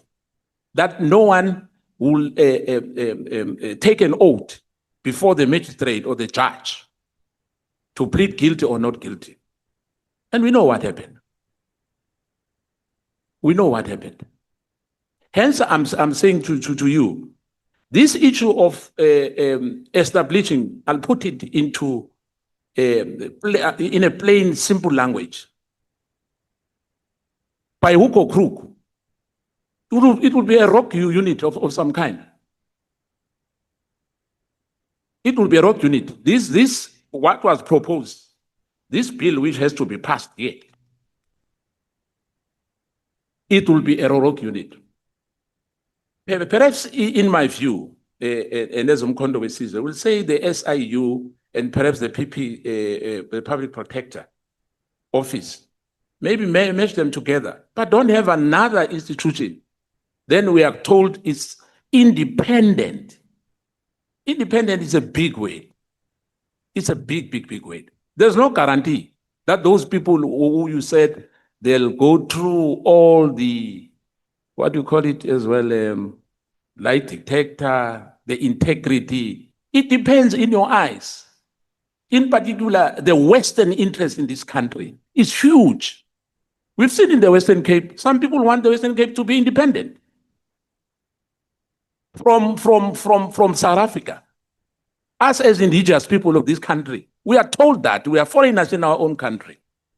And some of this civil society, they are quiet. Including the one which you are the chair. Corruption Watch is quiet. CASAC is quite quiet. Helen Suzman is quiet. And others. So in my view, I'll contextualize this, in fact, what you brought in here. For me, you said my honorable colleague, Honorable Breitenberg, is the one who brought this issue, as well of this independent, so-called independent body. But I'm saying there won't be any independent. They are going to push white interest here. I'll put it clean and clear. Bitter as it sounds, but there's European interest here in this country. We had the NPA, as you said, they failed. When Patoi was brought from, I think he resigned elsewhere, he came in here, glorified to say he's going to lead the NPA. We know what happened. We know what happened to the so-called state capture, the Zondo issue. You might be correct, Advocate Paul Hoffman, on other issues to say the executive, as we sit here, some of them who were named in that Zondo commission, we have to respect them. They are executives, they are ministers. Nothing happened. It was like a talk show. Honorable, Big money has been spent. Honorable Skhosana, the two organizations have made a presentation before you. And when we started, I said that they are not witnesses. And I listened for about, it's over 20 minutes now. And I wanted to hear you asking any question pertaining to their presentation. Because if you want them to comment on matters that are outside of the scope of their presentation, it's going to be very difficult for them. They are suggesting legislative and policy interventions. Or in short, just to say, they are proposing a review of the structural framework that we have in the criminal justice system. And they have been very categorical in terms of the areas that they wanted to talk to, including the recommendations they are making. So, but if we want to take them personally to say to them, who are you? And what right do you have to come and stand before us and make a presentation? I don't think we are being fair to them. I think I've given you adequate time to ask your questions. And once again, I'm going to give you time to ask them questions pertaining to the presentation and the suggested recommendations that they are making before the committee. Yeah. Okay, thank you, Chair. Obviously, this presentation doesn't come from the sky. There's some roots in it. So I wanted to start with the roots. It might not be right, according to you, Chair. But I think Advocate Hoffman has done well in responding for himself, and I must appreciate that. I'm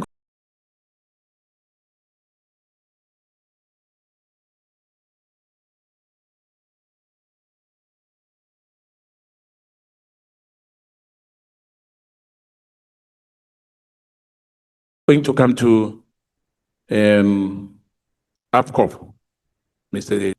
Before you move on, Sean. will you permit me to respond to something that you put to me in the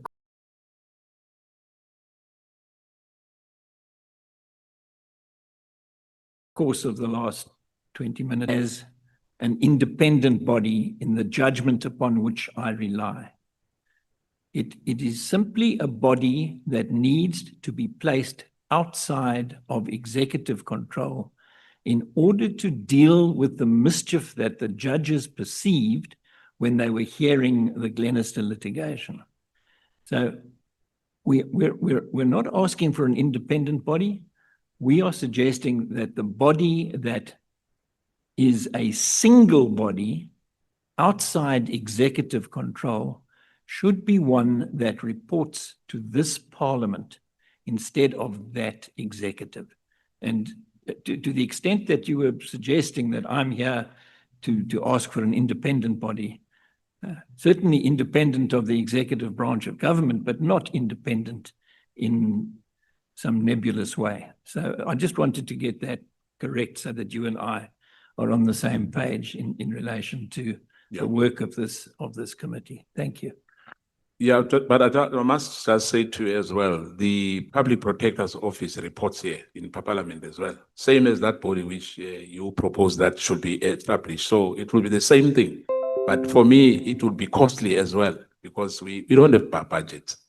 You know, those people who will want to be paid as well, as you said, you know, the salaries as well, people should be paid well and that, you know. So for me, and we don't think that we need another body. Let me be clear on that one. Coming to the issue of the subcommittee, establish a standing parliamentary subcommittee of the Portfolio Committee on Police with a mandate to scrutinize the interaction between the executive, SAPS, and all law enforcement agencies. Can you briefly perhaps enlighten us on that? Because we have the Portfolio Committee, and I guess that for us to have made a mistake in terms of what General Mkhwanazi presented to us, I don't know, those members of the subcommittee must come from where? Within ourselves as well, or must be from somewhere else, if I may ask? Thank you, sir. No, I understand it as members of Parliament and members of the Portfolio Committee. The issue here is a system of systematic and sustained scrutiny of executive interaction with the operational leadership of the organs of the criminal justice system. So a facility that would receive, and we go on later to say, a register of those interactions, the submission of that register, but a subcommittee that will be able to engage with those issues and on a, I suppose, a standing basis, so that these issues are recognized as important and they scrutinized to the extent that there might be or might not be undue interference. The strengthening of legislative provision to ensure transparency and a merit-based appointment within South African police service leadership. What do you mean? What do you mean by that? Do you mean that the current one is got some flaws? Currently, the National Commissioner is appointed by the President.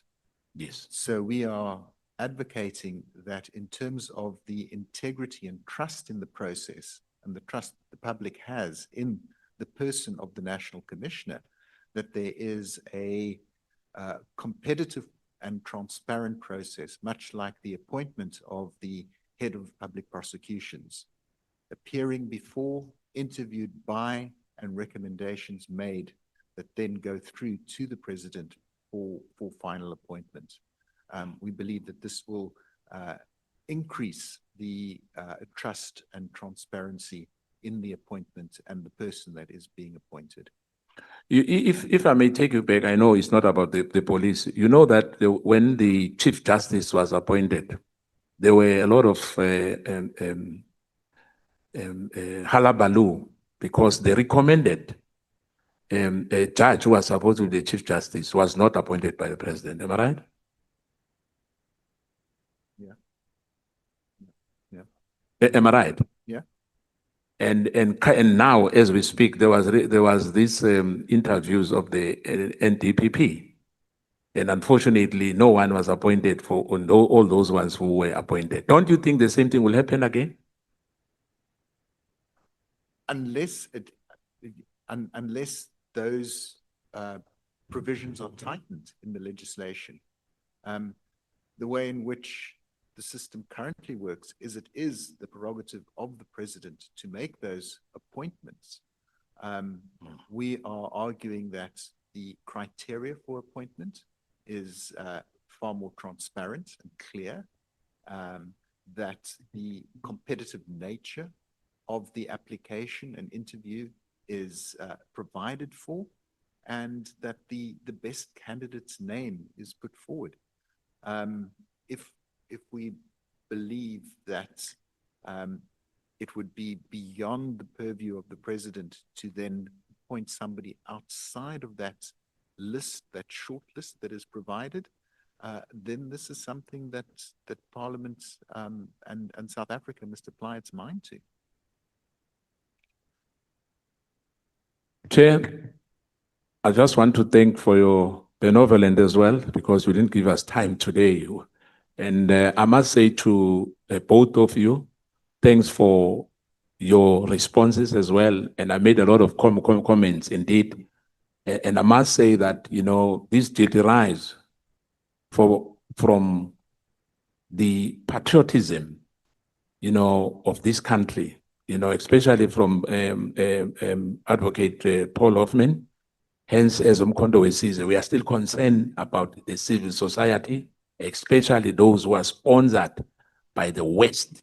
Hence, we have to, I had to question that. I know the chair has raised that to say, perhaps it was inappropriate. But for me, that's the route to know, because sometimes we are dealing with some people sitting elsewhere in London and Australia and other areas in the US, you know. Hence, I was asking, because we have that problem in this country when those people who've got big pockets wants to control the narrative.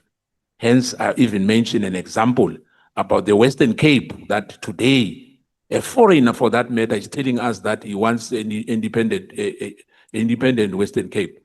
Hence, all those questions which are posed to you to say the issue of civil society is a big concern for South Africans, indeed, in particular, the indigenous people of this country. I thank you. Thank you, Chair.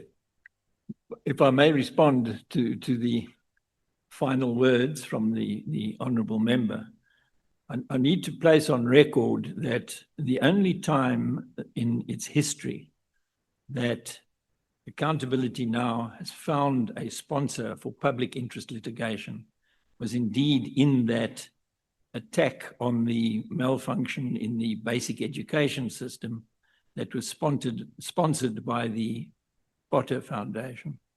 It's the only time that we have lost big time. So the Potter Foundation has been impoverished to the extent that it funded the litigation, and it has absolutely nothing to show for it.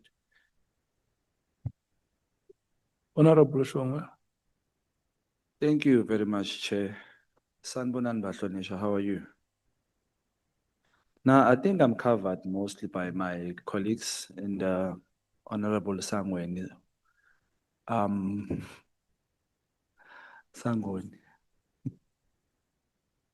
All right. Just few questions. Thank you for your time. Thank you for taking your time to even think or consider South Africa with your proposal. It's welcomed.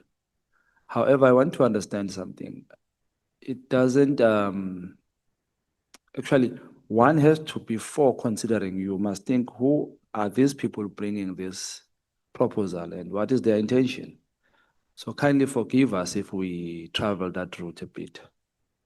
What is your take with the issue of the ABSA loan, illegal loan? Should they pay back or what? Yes, I thought that should have been paid back, and it hasn't, because the law has been differently interpreted by the courts and by the fiscal authorities as well. So you can't win them all. True, you can't win them all. Can you explain to me, when you say it has been interpreted differently by court, does this mean we do not have a standard law in South Africa? For example, if we say 1 + 1 is 2, the standard law is that 1 + 1 is 2. Does this mean there's a problem with this constitution or laws that we have in South Africa? Hence, we come out in different outcomes all the time. I think in this particular case, the way that it was looked at was because of the various transactions along the way, it would have been Sanlam shareholders who would have had to pay back the money rather than Absa Bank. And the consensus in the halls of power was that that isn't the way to go. And we were wrong, and we were proved wrong on that. So in your understanding, who should pay? We thought Absa should pay, and we were wrong about that. But now who should pay? Because the money was taken, right? No order has been made as to who should pay. But in your own understanding, or if you may suggest, who should pay in this regard? The way that we looked at it, Absa should have paid. but- Should pay. Yeah. Still stick to that. Yeah. I think I'm with you on that one. No, I just wanted to understand that because in my mind, I was thinking that you were against Absa paying and protecting the apartheid debts. So I somehow wanted to understand that clearly. But what I want to understand as well, what was the issue with you and the public protector regarding the provincial, sorry, what is that, provincial, what do you call it? I forgot the name, but what was the issue between that? What was? Don't know what you're asking about. I'll record it. I'll just check it quickly on my notes. I wrote it somewhere. So while I'm looking for it, regarding all these Chapter 9 institutions that we have, do you think all of them are failing us? Hence, you want to have another one? I must agree that due to cadre deployment by the ANC, some of the Chapter 9 institutions are not as good as they might have been if more objective appointment criteria had been applied. Can you repeat that? I'm Due to? saying that Chapter 9 institutions Yes. have been a terrain of cadre deployment. Mhm. And as a consequence of that, the quality of the persons in charge of some of the Chapter 9 institutions is not what you and I would expect. So this one will be independent of those. And The one you're proposing would be protected from such. Yes, no, How so? it would be because the appointment criteria, as I discussed with your colleague, Uh-huh. would be in accordance with the Cameron judgment in Glenister 3. You somehow said the appointment to the PP was not accurate according to you, and you said she was a Zuma person. Do you think the system used to appoint the public protector is proper or is correct? No. Or does it allow a certain president to have powers on who to appoint? It's the same story as I gave to your colleague Mhm. on your left. That is, too much power is concentrated in the hands of the president in the South African system. That's how these things happen. But if a collective decides, how is that a president's decision? Because the collective comes and say, we recommend these 3 names, then the president decides on those names. The way that cadre deployment has been used in South Africa in the past is currently the subject matter of an appeal that is pending in the Constitutional Court, in which the Democratic Alliance has challenged the practice of cadre deployment in the public administration and in the Chapter 9 institutions and in the state-owned enterprises as well. Okay, let me get your thought on this matter. I have a view that SIU should be taken to be under the public protector so that it beefs up that office. For example, currently SIU has seized or taken stuff from a guy called Maumela, but there's no charge, there's no case there, he's not arrested and all that.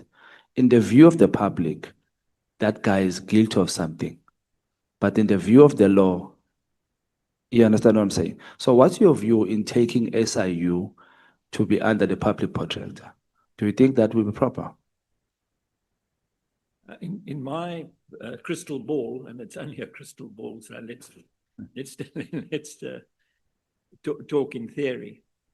The way that the system should be developed is that the SIU, which is not part of the Criminal Justice Administration, is not part of the Criminal Justice Administration and is not able to do anything without a proclamation from the president. So the SIU does not send anybody to jail. The SIU does not investigate criminal complaints. What the SIU does, it looks into maladministration and corruption where there has been a loss, and it then investigates and recovers using the special tribunal to do so. And that process is something that the new Chapter 9 Anti-Corruption Commission could very usefully take over. So in my crystal ball, the good guys in the SIU, the ones who really know their oats, they will pass the entrance exam to get into the Anti-Corruption Commission, and they will be used as investigators and prosecutors of serious corruption. They will be used, as the SIU is, to rake back loot from people who have been acting corruptly and making money out of it. And the SIU will be no more. Its infrastructure, its assets will be taken over by the Chapter 9 Anti-Corruption Commission. And the president will no longer be issuing proclamations and telling the SIU what to do and what not to do. That's the, I see your colleagues are agreeing with me. Thank you. All right.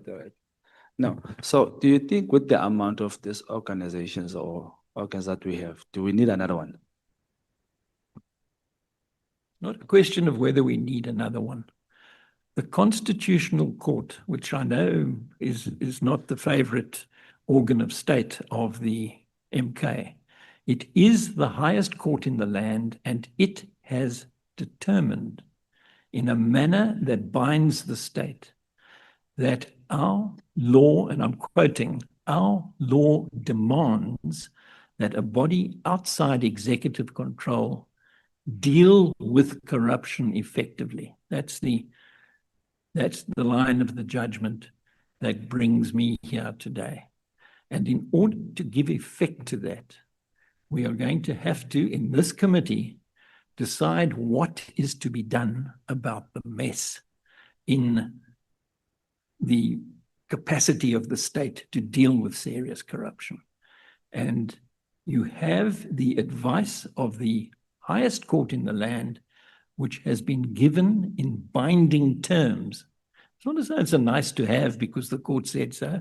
It's an order of court that required that amendments be effected to legislation. And they have not been done in a way that fits that description that I've just given you. Thank you, gentlemen. I think I've heard both of you. I appreciate your time. Thank you very much. Honorable Breitenbach.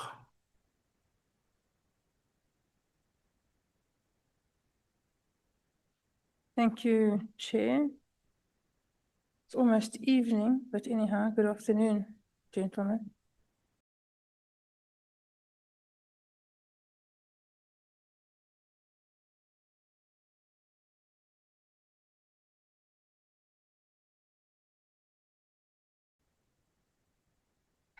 A lot of questions, Chair, because I agree wholeheartedly with a lot of what's been said.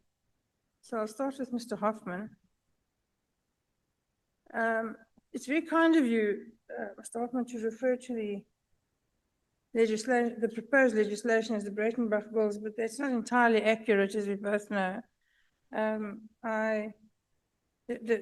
very basis of that proposed legislation is derived from the work that was done by Accountability Now.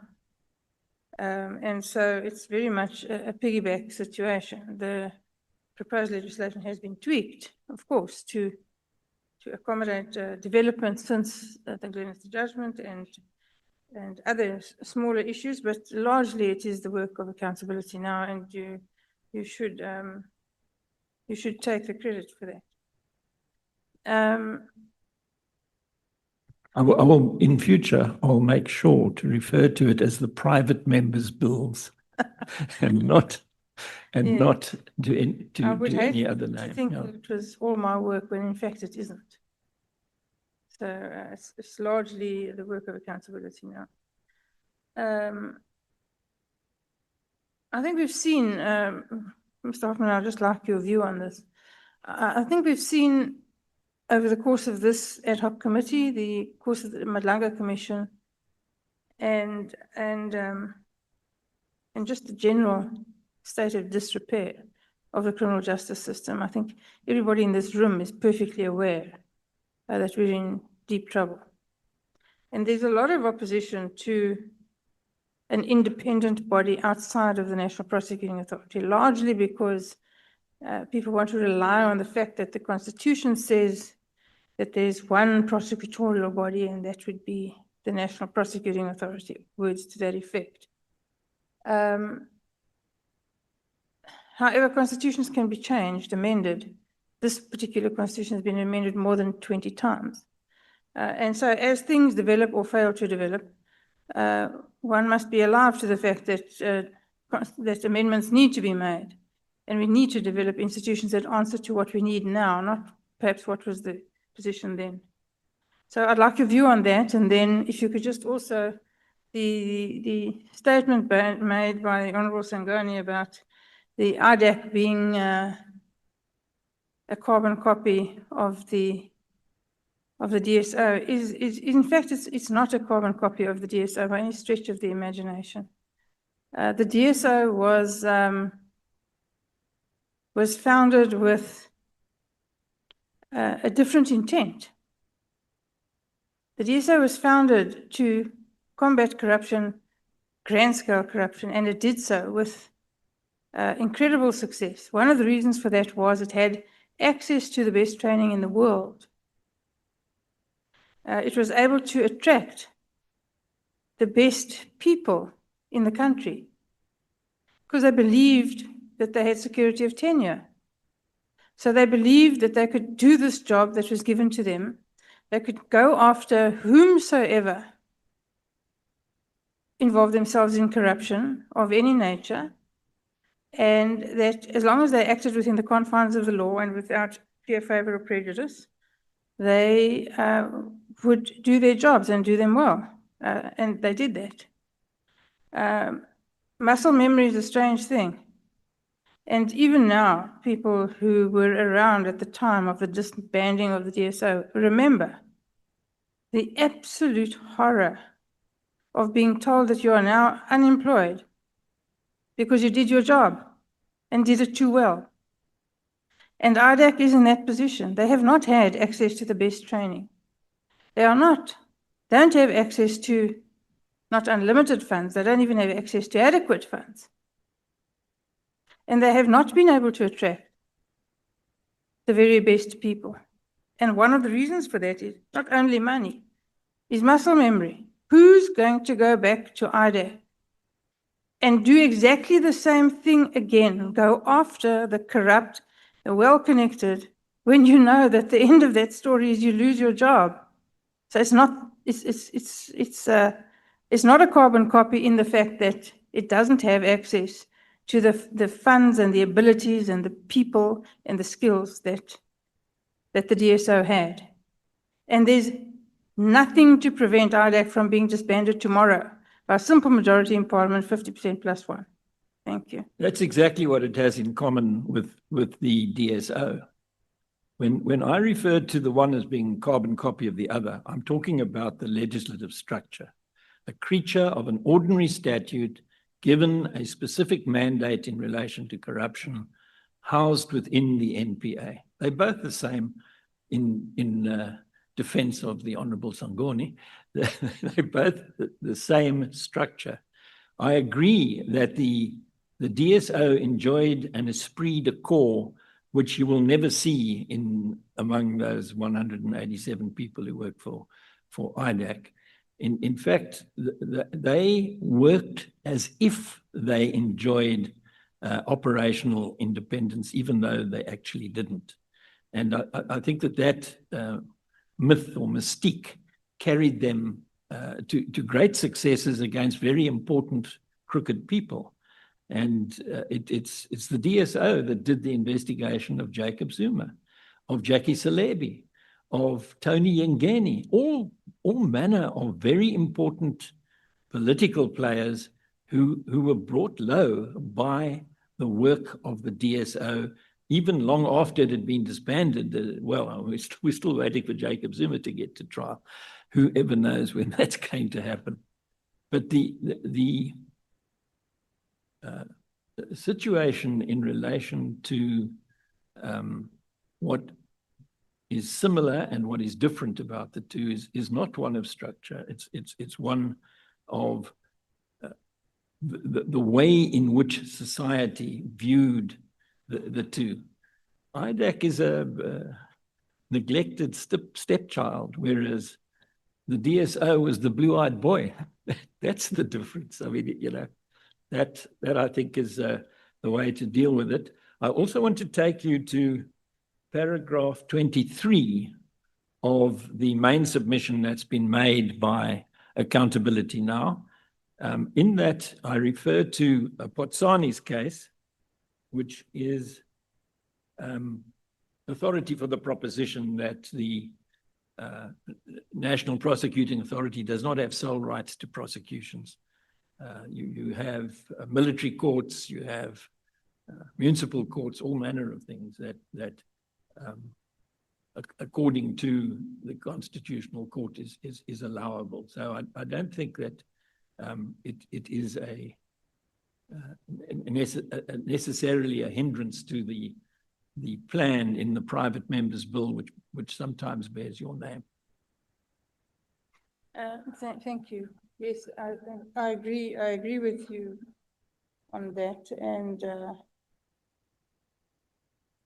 yes, well, we'll keep pushing them. You know, perhaps the Justice Portfolio Committee will revisit them, and perhaps we can reach an agreement with the Department of Justice on how to accommodate their proposals and our proposals and get something concrete and positive structured. So we'll try. I think that you should, because the alternative is to resort to litigation to enforce the Glenister judgment, and that will not be good for national unity. It will not be good for the ANC and it will be time-consuming for the country. Yeah, it will be time-consuming, and time is something that we don't have as a luxury right now. We're busy being drowned in corruption. Then just one last question about NACAP. So what they're essentially, I don't know if you agree with me, what they're essentially trying to do is to pay lip service to Glenister while keeping the executive happy by giving them the kind of control that they have and want. And so it's a model that is doomed to leave us exactly where we are, drowning in corruption. Would you agree with that? Yes, it's exactly this. It faces the same problems that IDAC face. IDAC is also an unconstitutional body because the law demands that a separate body outside executive control look after corruption in the country, and there is no such body. And creating a mini body within the NPA to do that, or in the OPI to do that with the president giving instructions on issuing proclamations on what can and can't be done by OPI is really a hybrid that won't fly. It will be a mule. It won't be a donkey or a horse. I agree with that. Thank you, Mr. Hoffman. Mr. Tate, thank you for your presentation. I have no questions for you. Thank you. Honorable Kola Barnett. Honorable Cameron, Nothing from me, Chair. Honorable Topa. Thank you, Chairperson, and thank you to Mr. Hoffman and Mr. Tate for your presentation and the time you took out to sit here and give insight, which is extremely valuable today to assist this committee. So we thank you. I was going to speak on the specifics of that security of tenure but I was really covered adequately by Honorable Breitenbach, because I think it's an extremely important aspect to consider when we speak about this. And with the disbandment of the Scorpions, it was an absolute loss, but it was extremely well covered. So I won't get into it. A very important point that you raised, and I thank you for that, and it's just a comment, it was to include the SIU into the Office of Integrity and all of that, because I think that is what was on the table just recently in the Portfolio Committee, or at least the last time we sat. And it's opposite of what the Glenister judgment sought, and to have that body independent. And it will be valuable going forward in our internal discussions in the committee, as well as that as of the Justice Committee. So I just want to thank you again for that. I think what's important, Mr. Hoffman, is for the ordinary South African who might not always understand all these 21st Amendments and Chapter 9 institutions and so forth, you know, as well as the next person. You emphasized, you know, to implement an anti-corruption body as in the private members bill. I would just like you, if you could explain in very simple terms, what would that mean and what would the immediate impact be for the ordinary South Africans? And, you know, how would they notice this change? And obviously it would lead to a change of confidence with the public into that of the institutions. If you could just give a plain explanation of that.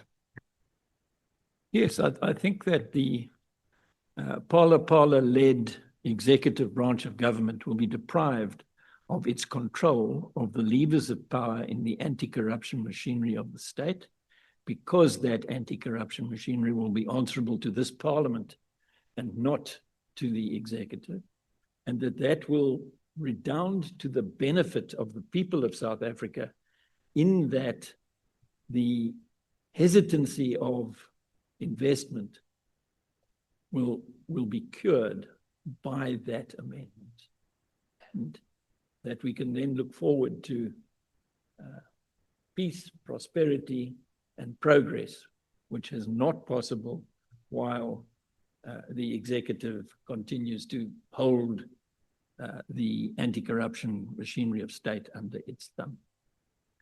Mr. Hoffman, you spoke also, and I think it was in relation to this matter, about 50% of people that are facing poverty could be lifted out of poverty by implementing this anti-corruption commission. Is that what you were alluding to at that point? Yes, I think that the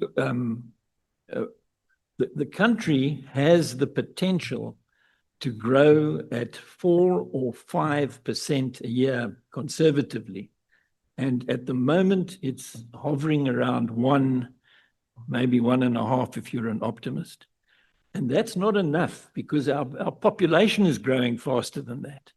So as a matter of sound economy, relieving South Africa of the millstone of dysfunctional anti-corruption machinery, showing the world that we are serious about anti-corruption work in South Africa, which will certainly be the case if a Chapter 9 anti-corruption commission is formed, will open the pockets of a lot of people who are keeping them closed at the moment, both in and outside the country, to invest in the future of South Africa without fear that a feral elite will rob them of their money. I know some of my colleagues are very anti money from the West, but I mean, it does bring investments. And this is what you're alluding to now when you say that, you know, it's money within and without, and it will increase investments largely if we don't have this absolute rampant corruption that's currently in place. Yes, I think it's inevitable that it's not only the West, I mean, all over the world, lots of spare money in China, in India, and they are hesitant to invest in South Africa, even with their BRICS membership, because there is this nervousness about recovering an investment in a country that is blighted by corruption to the extent and in the manner in which South Africa is so blighted. Thank you very much, Mr. Hoffman, for your inputs. I only have one comment to Mr. Tate, just to acknowledge your presentation. It was spot on. You spoke about the executive appearing before the committees. I mean, we're 100% in agreement. And I agree, I think, because we do seem to have this weakened state where, you know, many members from all fields of political parties have complained that sometimes the questions that you ask, whether it be in a written format or that of the oral questioning, is not the version or the question that you ask, you don't get the similar answer or the same answer. And it weakens oversight because those questions aren't just asked for fun and games. They're asked to actually further a particular a problem that we are facing. And especially in our system that we speak now, I think it's really, really important. I also appreciate in your presentation, you spoke about merit-based appointments. And I couldn't agree more. And while I respect the terms of reference that this is a security and justice issues that we are facing, I think merit-based appointments should be standardized in all departments because corruption didn't start and end in SAPS. It's through the band a problem. And it doesn't help we sort out one department just to see all the rest are facing the same because of that type of cadre deployment and not merit-based appointments. Thank you very much for your time for both of you today. Thank you. Advocate Hoffman, did I hear you use the phrase Phala-Phala-led executive branch of government? I was referring to the troubles of the president, and he is the head of state, and he is the leader of the cabinet. Yeah, that's what I'm asking. Did you say Phala-Phala-led? Yes, I did. Executive branch of government. Do you think that is appropriate? Then Might have been better to say an executive headed by a president who has the Phala-Phala baggage rather than the shorthand that I used. But I take your point and I withdraw the Phala-Phala-led statement unreservedly. You know, when earlier on during the proceedings,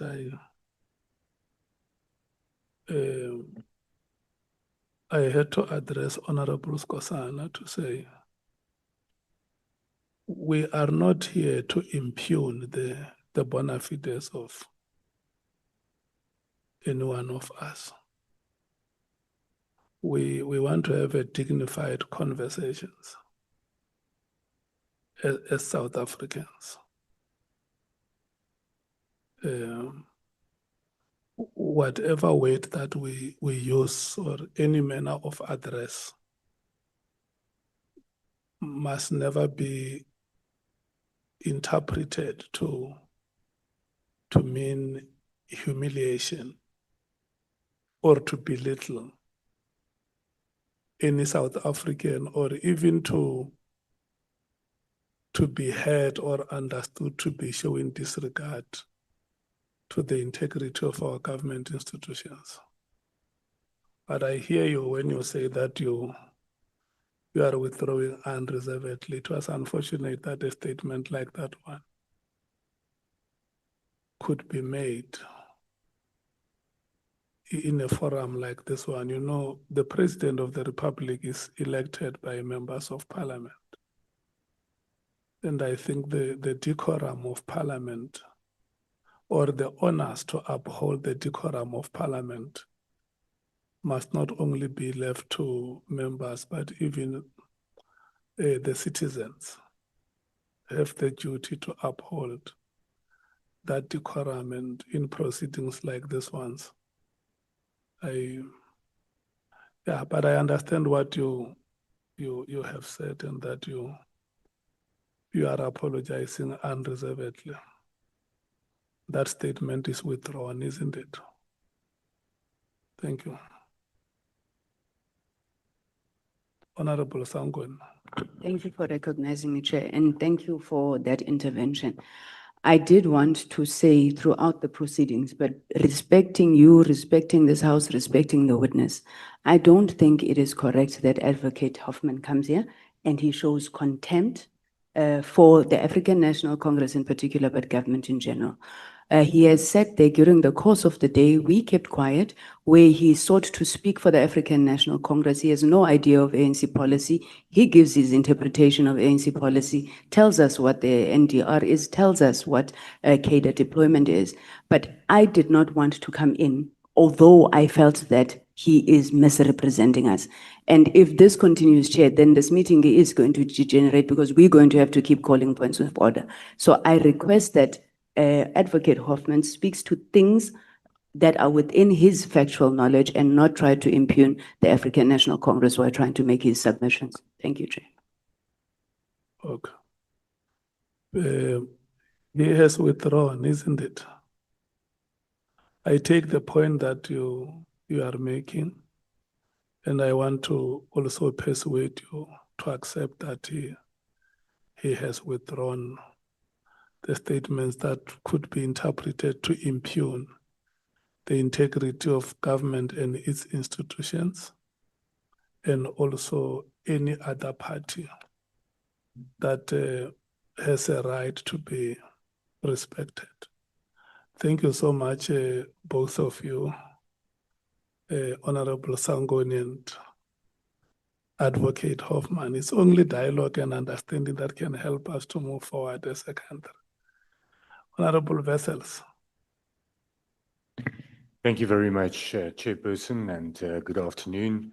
And let me also welcome the presentation and the input by Advocate Hoffman and Mr. Tate. It's very insightful, and it's a very important dialogue and discussion and debate that we should have. I do want to hear, especially from you, Advocate Hoffman, there's a variation theory that says that, or let me start there. Separation of power is to a large extent, as we all know, not a fail-safe. It's not absolute. There's encroachment, and it's normal. We, members of the executive serve in the legislature. And so we can go on throughout all the three spheres of or the three arms.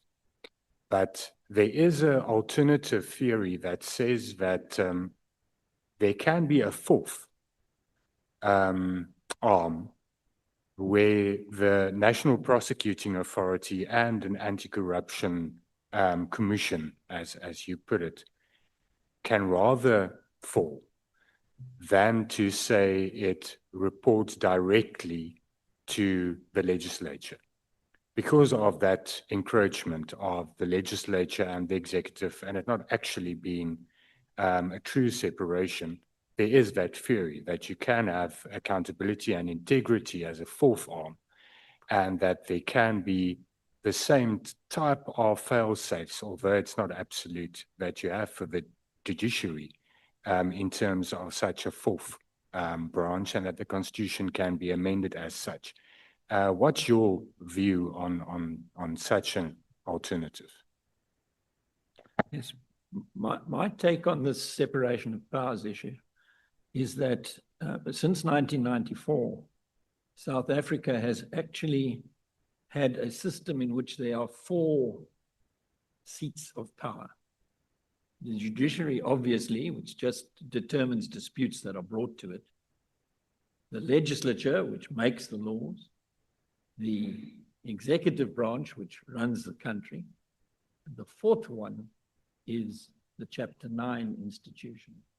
And I remind members that I remind honorable members that the public protector has the power to make binding findings against those complained against who are brought to the office of the public protector, and that even in other Chapter 9 institutions, there's quite a lot of dilution of power of other institutions. The Human Rights Commission organizes commissions of inquiry and meetings in relation to what is going on in the executive branch and has reports on it and so on.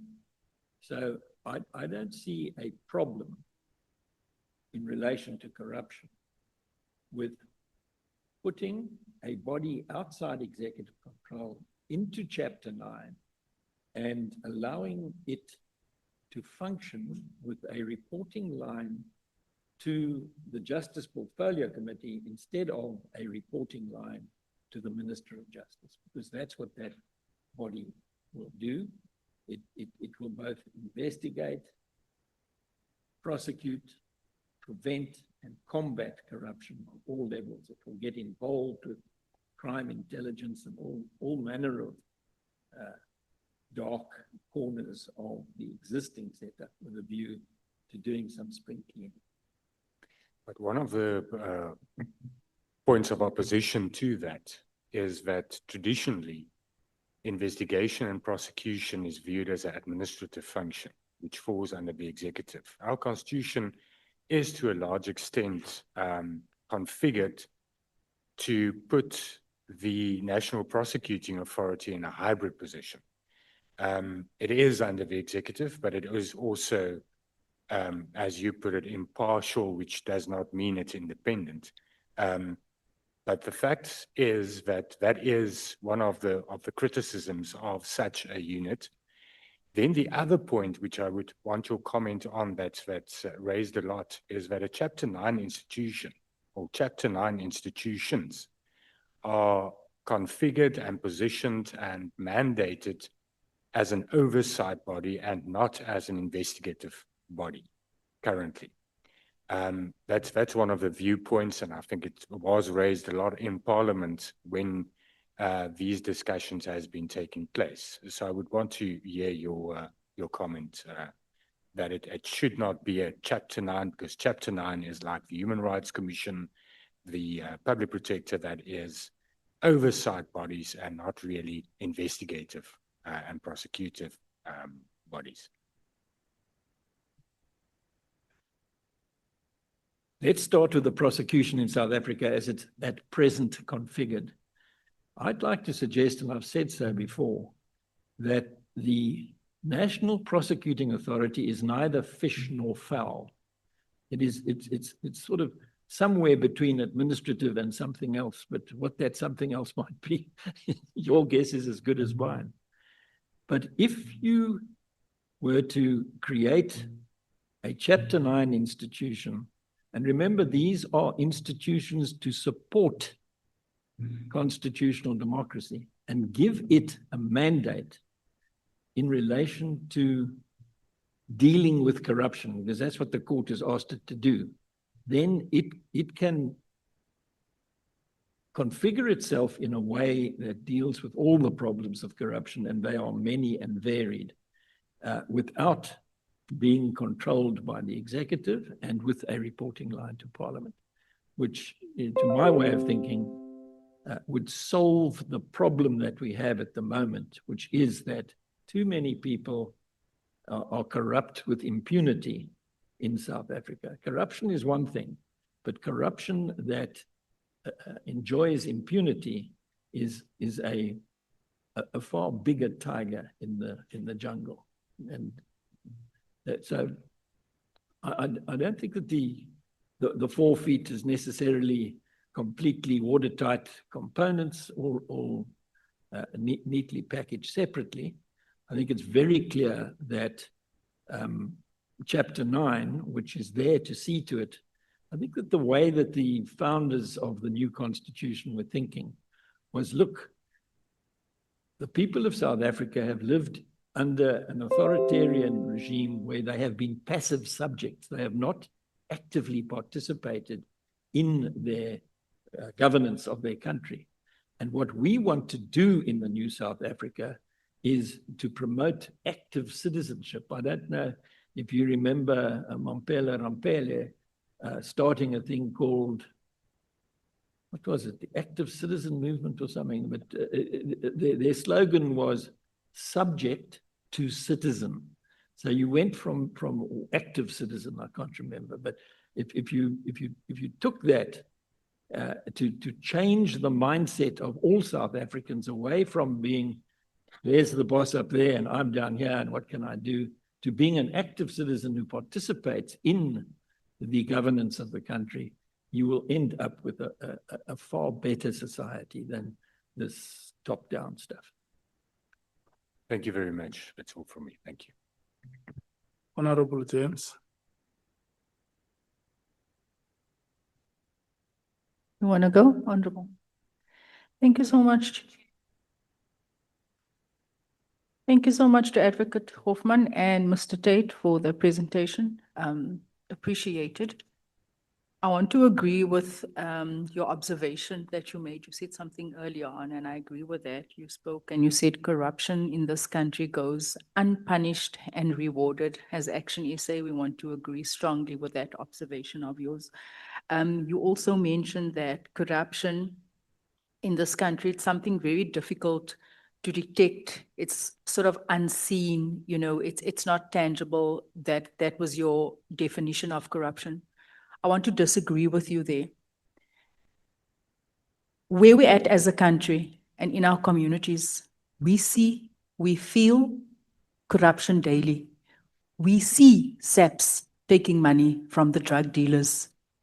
So maybe where you come from or whatever, you know, you're not exposed to the depth of corruption and how it impacts us on a community. And your presentation was very high level. It spoke to the policies, it spoke to the legislation, which we appreciate and we agree that we need to look at. But the reality is the ordinary South African, we see it, we feel it, and it goes unpunished and it goes rewarded. So I want to correct you on that statement that you made earlier on, that observation when you explained it. You also recommend yet, and my colleagues touched on this earlier, I'm not going to be long. You also recommend yet another Chapter 9 institution. Currently we have, you touched on it earlier on, the South African Human Rights Commission, established to do what? To act in the best interest of South Africans. To put South Africans first. As jy om jou nou kyk, waar is the Human Rights Commission with everything that's happening in this country? Chapter 9 institution, 224 million in funding. Whether underfunded, whether overfunded, 224 million in funding. 70% of that budget goes to what and to who? Goes for staff salaries. Where does that leave us as South Africans? These are the real issues that exist that we don't speak about. Like I said, I understand that your presentation is high level and it speaks to policies and you make many recommendations. The Human Rights Commission has failed. It's no longer for South Africans. It has lost its mandate somewhere along the way. We are suffering as it is.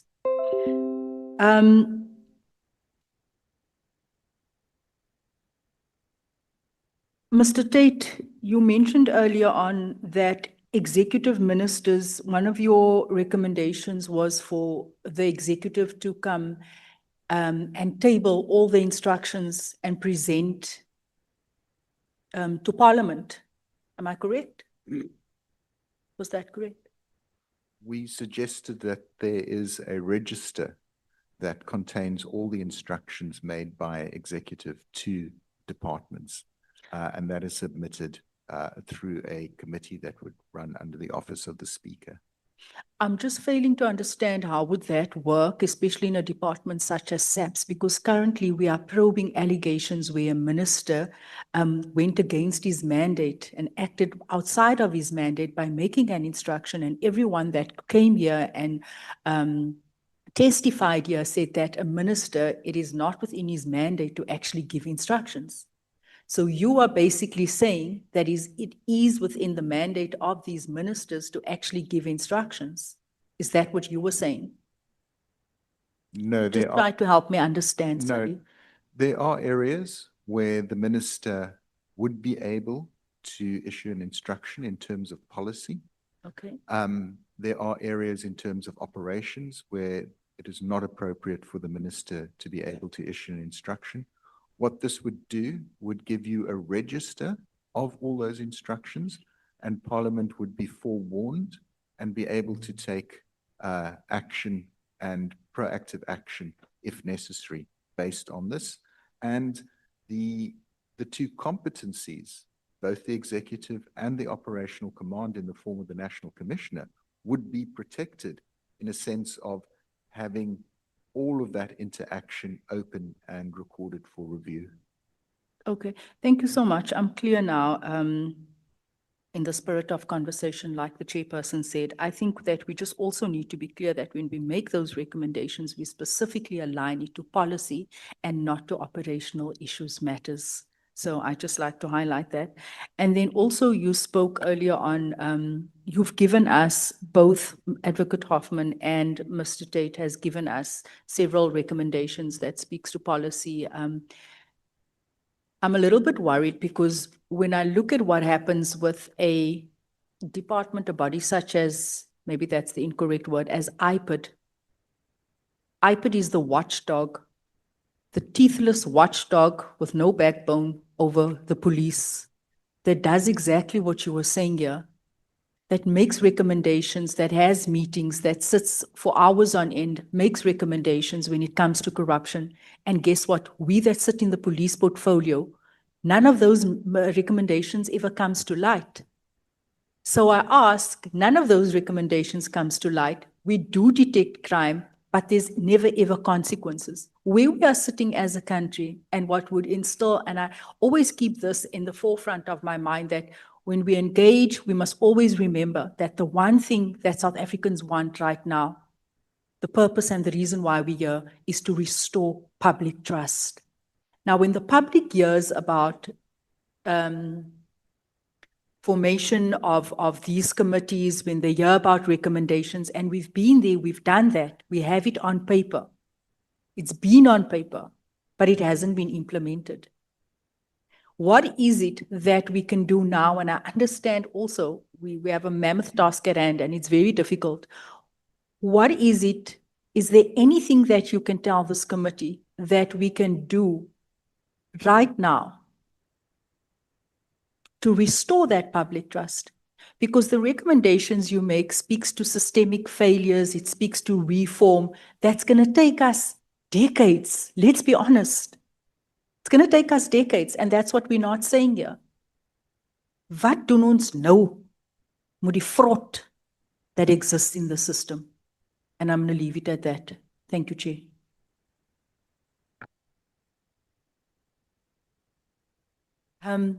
If you do have a response for that, because like I said, we have a mammoth task at hand. Thank you. Thank you, Honourable Member. I think it's each of the environments, there are things that can be done. And the first one that I'll point to is the SAPS Amendment Act. This is a bill that has been drafted and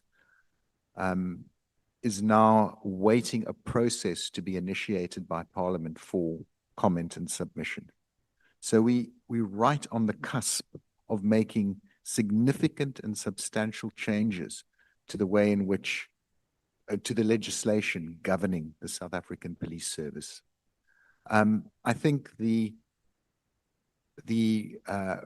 outcomes of this ad hoc committee and the outcomes of the Matlanga Commission of Inquiry, the outcomes of the Zondo Commission of Inquiry, I think there's an opportunity for members to scrutinize that bill and to start including responses that address some of those very concerns that you've raised. I think there are weaknesses in the IPID Act. We've engaged with it many times, and we would welcome reviews of that act coming back to Parliament.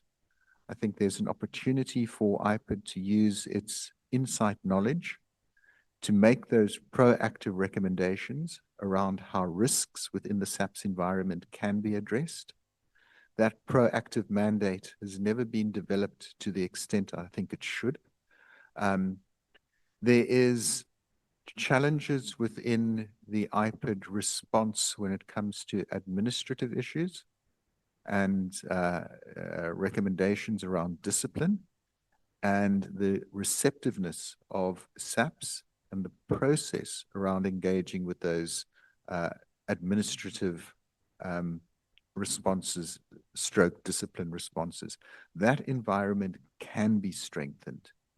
And there are a number of areas where I won't waste time now talking about it, but where we can make substantial difference to enhancing the effectiveness and performance of IPID. So each of the environments, whether it's prosecuting authority, whether it's IPID, whether it's SAPS, there are areas where we can start affecting real change. Thank you. Honorable Sauls. Sorry, may I respond to Honourable James? Yeah. Thank you, Chair.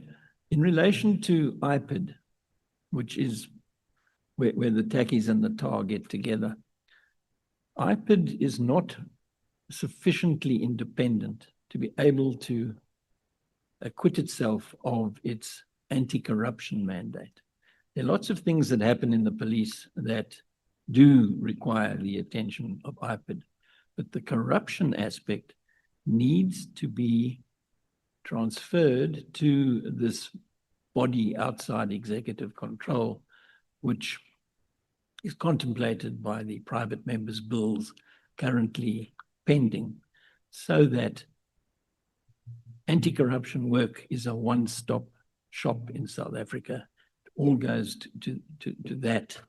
And it means that there's no opportunity for ducking and diving and muddying the water. There is a body that deals with all corruption of a serious nature that everybody answers to. That is what the judges were thinking about in that Glenister judgment when they understood that corruption has the potential to destroy the country if it is left unattended. And they came up with a formulation which they believe would address it. And it's something that has yet to be implemented at the political level. Thank you. Honorable Sauls. Thank you, Chair. Advocate Hoffman and Mr. Tate, good morning.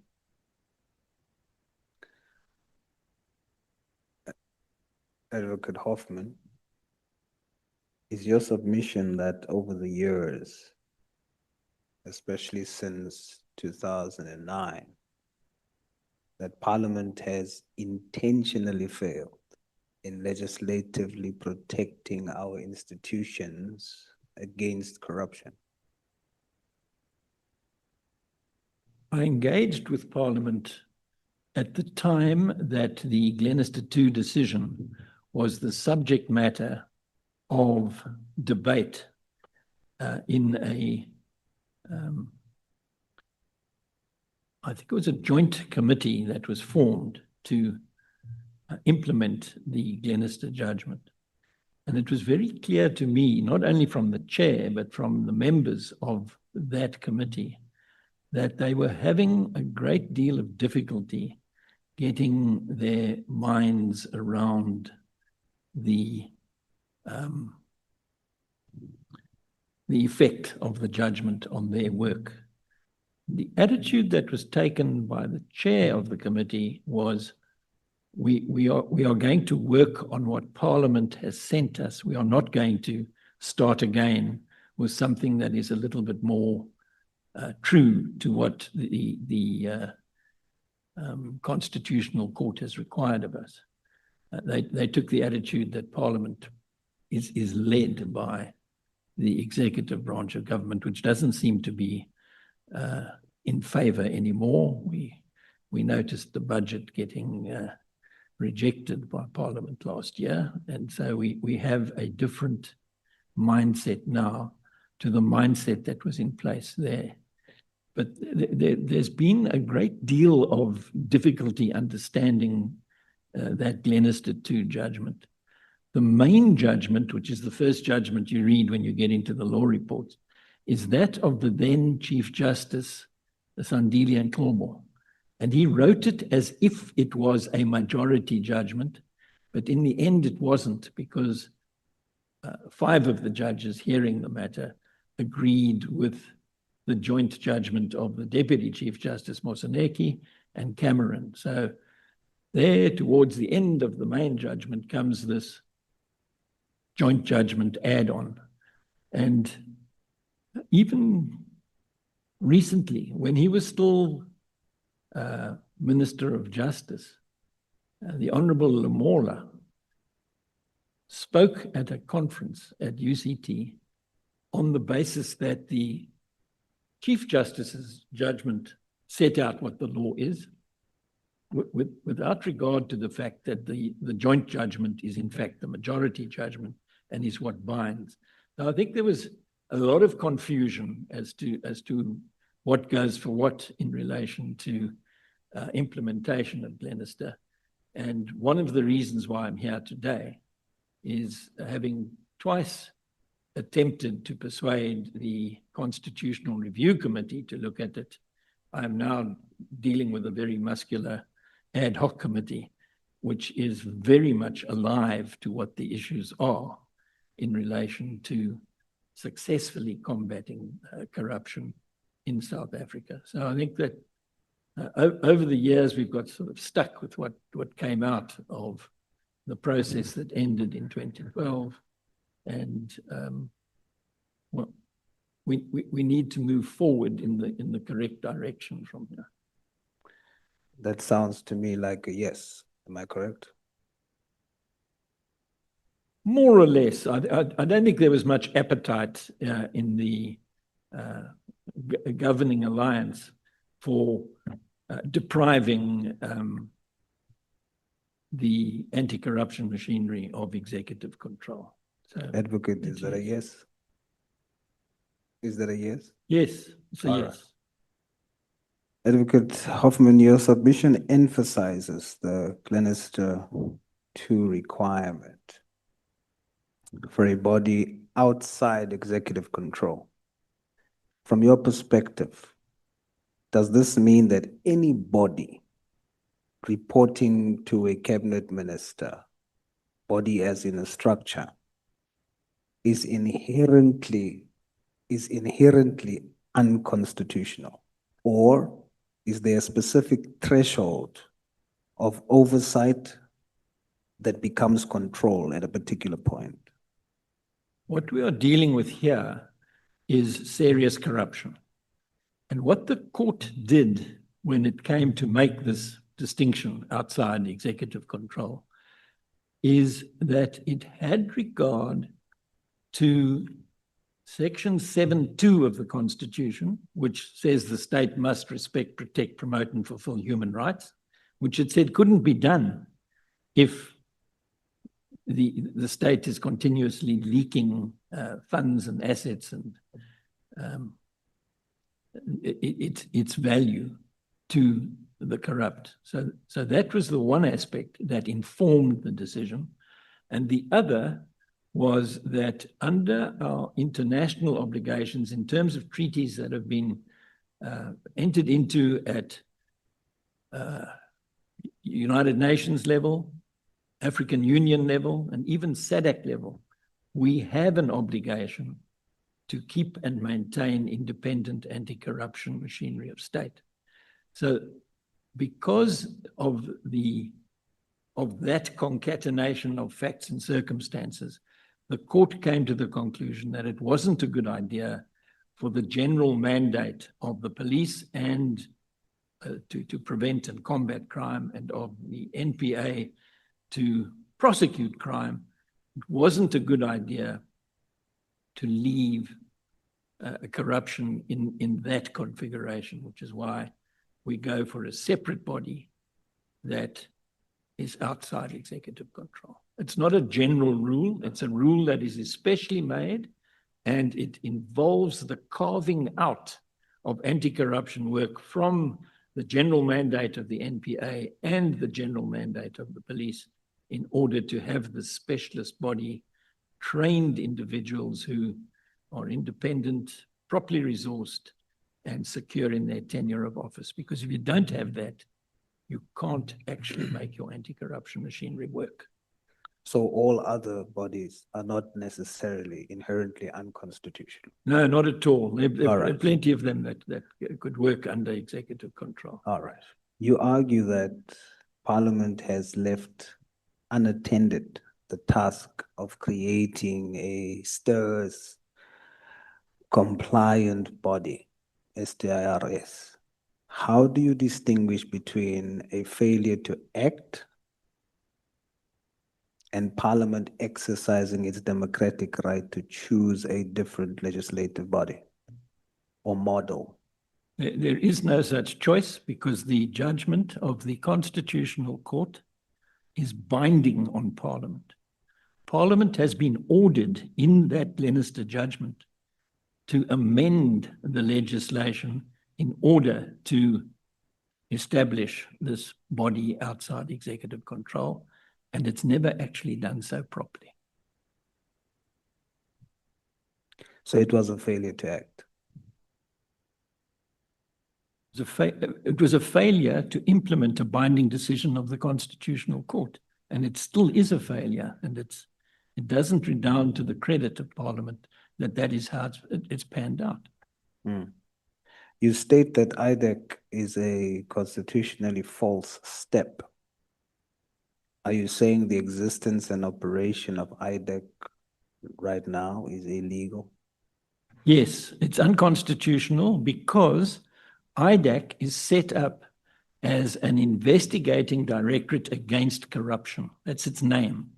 So it's dealing with corruption. The court has said a body outside executive control is required to do this. Well, IDEC isn't such a body. IDEC is a part of the NPA, and both IDEC and the NPA are under the control of the Minister of Justice. So it's a non-starter. It is. If you look at the letter that I wrote to the president the day before he signed IDEC into law, you'll see why that is so. I'll give you the reference if you'll just give me a moment to turn it up. It's in the longer. Yes, it's paragraph 24. Paragraph 24 of the main submission from the 29th of September gives you chapter and verse as to why IDEC is not a constitutionally compliant body. You interpret the Glenister Trilogy as requiring a single body to deal with both the investigation and the prosecution of corruption. I do note that you are not suggesting no accountability. Instead, you are proposing, based on a court judgment and not your own opinion, as we've established, a shift from accounting to the executive, rather to Parliament instead. So I get that. Now, how do you guard against the risk of creating a super agency that lacks its own internal checks and balances? You do that by appointing the right people. And I'm not sure if you were in this meeting when I referred to the judgment of Justice Cameron in Glenister 3, in which he said how you go about. Look, it's not fail-safe, there are human beings involved. You know, anything can happen when human agency intervenes, but that is the way around the conundrum you pose. Can you summarize that for us, Advocate? Yeah. Because I heard you mention it earlier, but Yeah. how do you determine who's the right people? Yeah, what you do is you subject those who wish to join this anti-corruption body to integrity testing, to lie detector tests, and obviously do a background check on all of them to make sure that they don't have skeletons in the SAP 69 cupboard or anything like that. They have a clean record, they have established integrity, and they pass a lie detector test. That way you get the best possible human material into this specialized body, which concentrates exclusively on dealing with, that's the verb that is used in the judgment, dealing with corruption. And the court said dealing with corruption, advisedly so, because it was seeking an all-embracive verb that would deal with prevention, combating, investigation, prosecution, the A to Z of anti-corruption work. All right. You mentioned that in 2012, 20 out of 21 public submissions were critical of the Hawks legislation, yet Parliament passed it. Are you saying that the majority view of public submission should be considered the rubber stamp for implementation or non-implementation? No, I don't say that at all. I was simply observing that civil society was not buying what the executive dished up to Parliament as the way forward on this judgment. And that I think. But that suggests that you are implying that because of that, and that's why you're raising it, that majority view of the public submission was questioning the bill, but yet Parliament went ahead despite. No, what should they have done? Yeah, it's not a question of a majority or minority. What I'm saying is that most of the people who took the trouble to go to Parliament to talk about those that process were not in favor of what Parliament did, but in its defense, Parliament did effect more than 50 amendments to the bill or the draft bill that was presented by, I think Kola Barnard's the only person here today the Honourable Kola Barnard's the only person here today who was in that committee. And she'll be able to give you a blow-by-blow account of what happened behind the scenes. Yeah. Look, Advocate, someone like me who reads your submissions, when I read you say 20 out of 21 of the public submissions was critical of the Hawks legislation, yet Parliament passed it. To me, it sounds like you're saying that they shouldn't have, given that so many of the public submissions was that way. And now you're saying no. So that sounded like you are saying. No, I'm not saying no. What I'm saying is that the public sentiment in relation to the bill that was presented to that committee is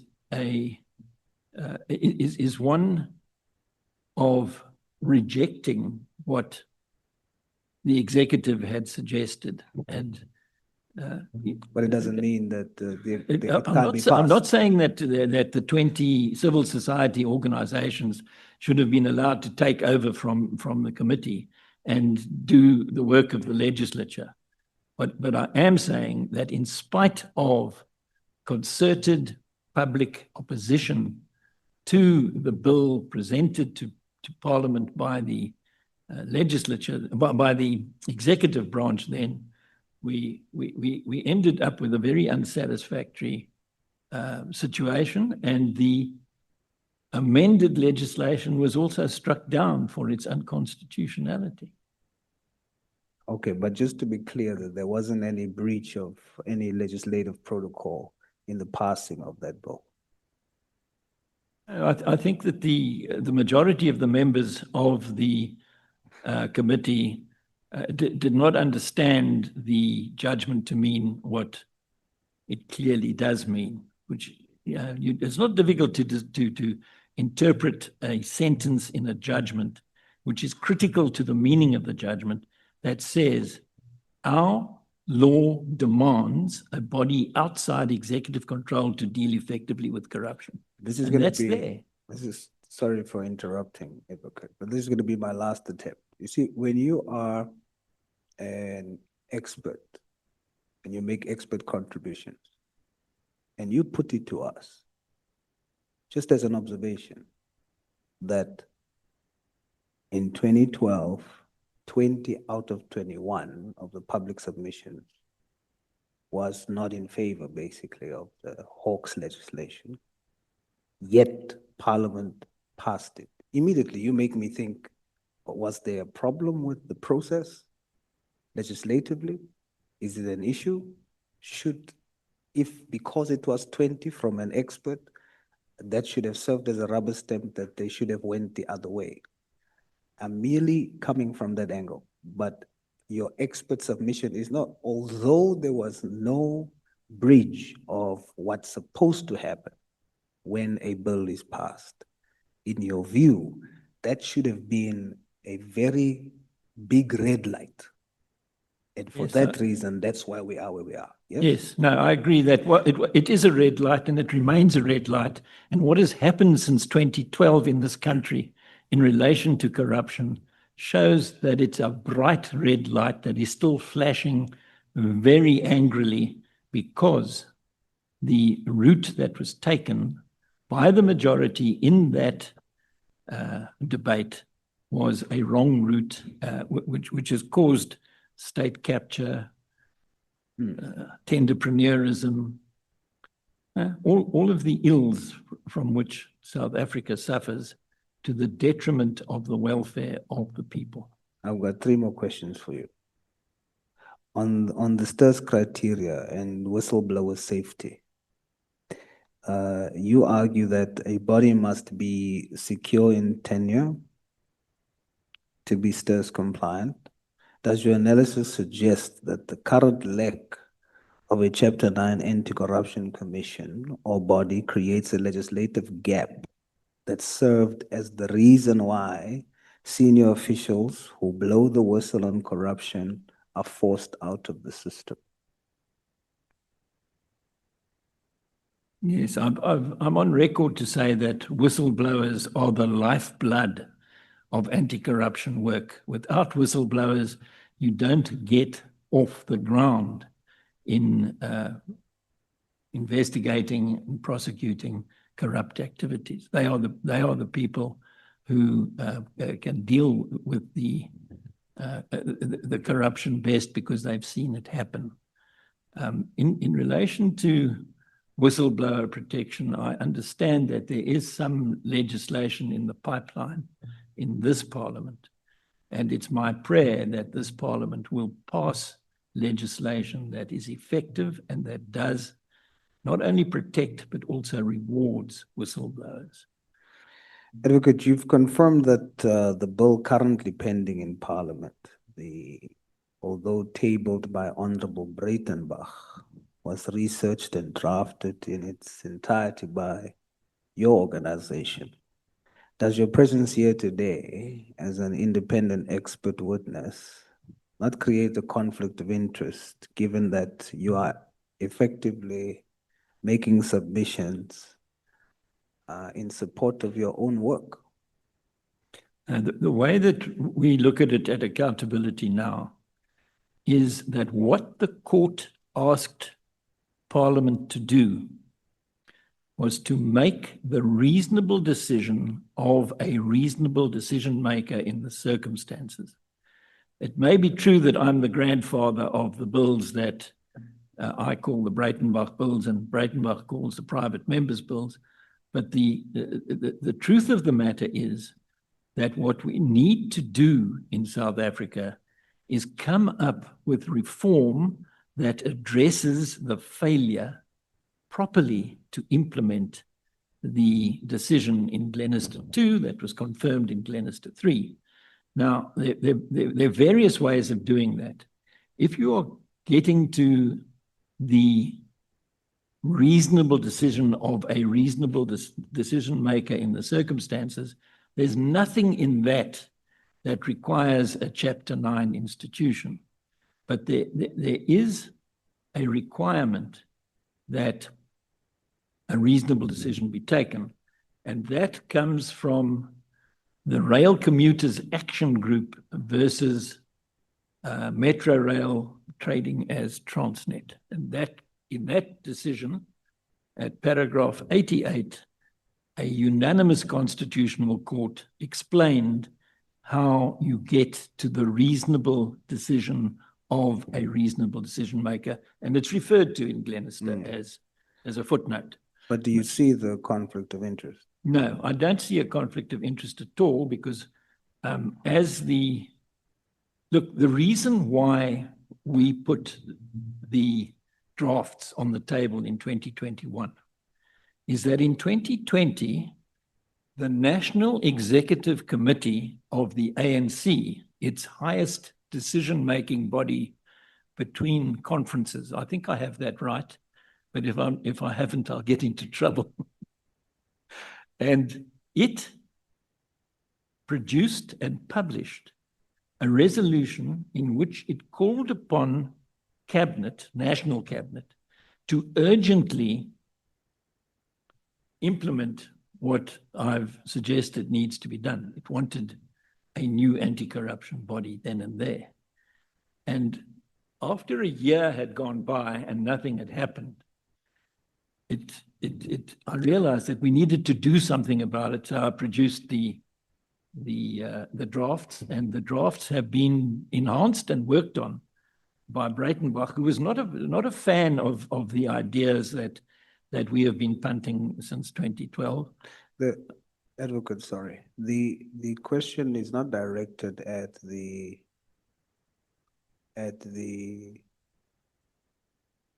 weight of the bill or the need of the bill.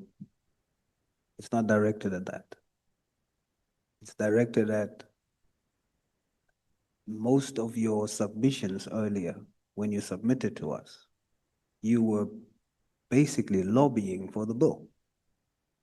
And for someone that doesn't really know you, I was interested to know why are you pushing so hard for the bill? And then when Honorable Breitenbach came to her session, she then clarified, it's not even hers, it's yours. Yes, I don't see it as a conflict of interest, which is the question you're asking me, because it's do you never see- been a secret that it's our bill. It's been given to the president, it's been given to Parliament, it's been given to the NPA back in 2021, and somebody picked up the ball and ran with it eventually, and now we have two bills pending in this Parliament due to the seed that was planted in 2021. We're now in 2026. You see, when you are perceived as lobbying here rather than providing expert contribution to what our work is dealing with, that becomes problematic. And I want you to see that. And if you can't, that's also okay. But I'll draw your attention to another example. You had members of the committee call you out on statements you've made that is specifically directed at a particular party, and you had to withdraw on the record. It now makes you be perceived as not being independent. You see, and so that's what I'm drawing your attention to. Is your complaint about independence, or is it about a conflict of interest? I'm not complaining. Well, your question. Yeah, my question is about conflict of interest.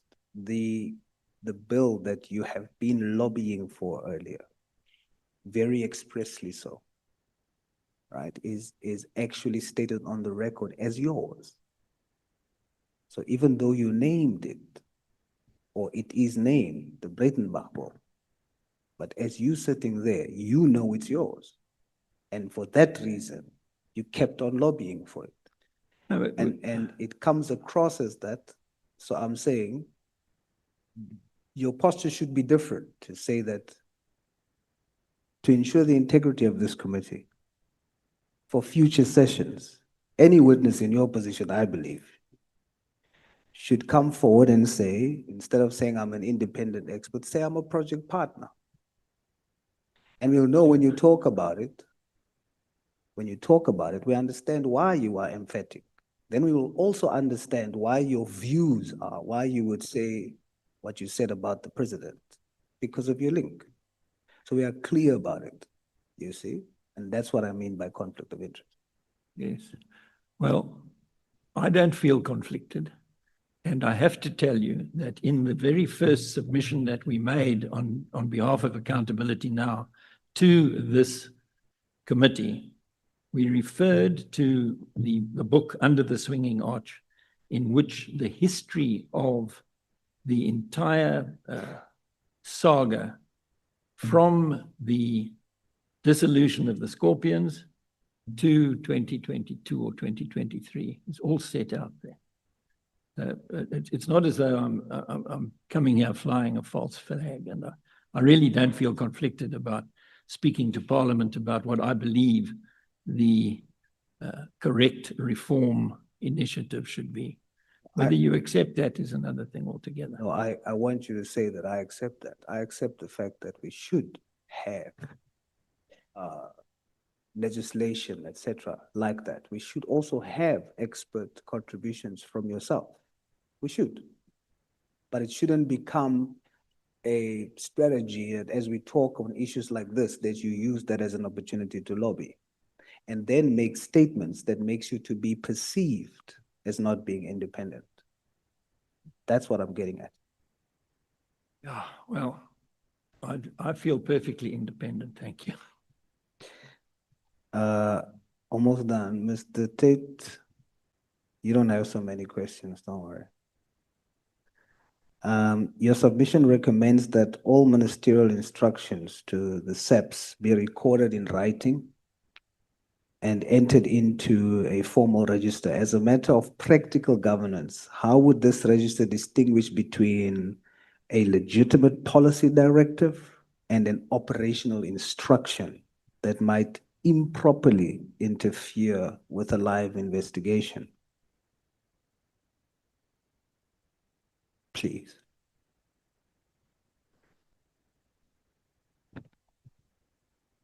Thank you. So I think it should be read in conjunction with a more clear codification of what is appropriate instruction and what isn't appropriate instruction in the SAPS legislation.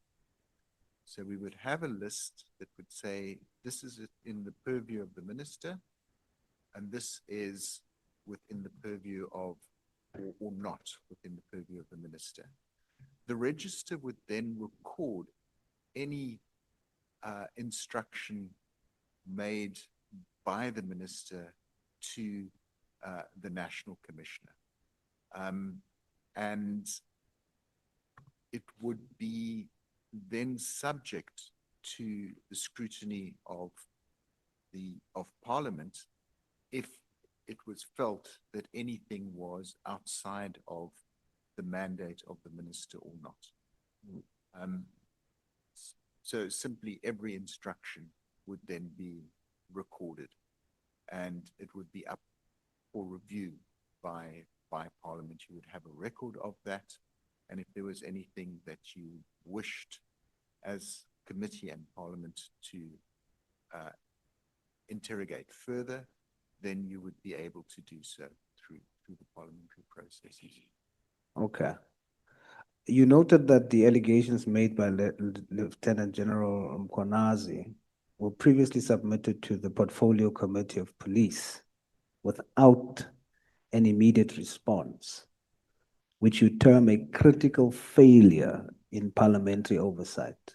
Beyond establishing more subcommittees, as you mentioned in your submission, what specific legislative teeth can we give Parliament to ensure that officials fighting corruption are protected, officials who are fighting corruption are protected rather than allegedly ignored when reporting political interference? They would, in addition to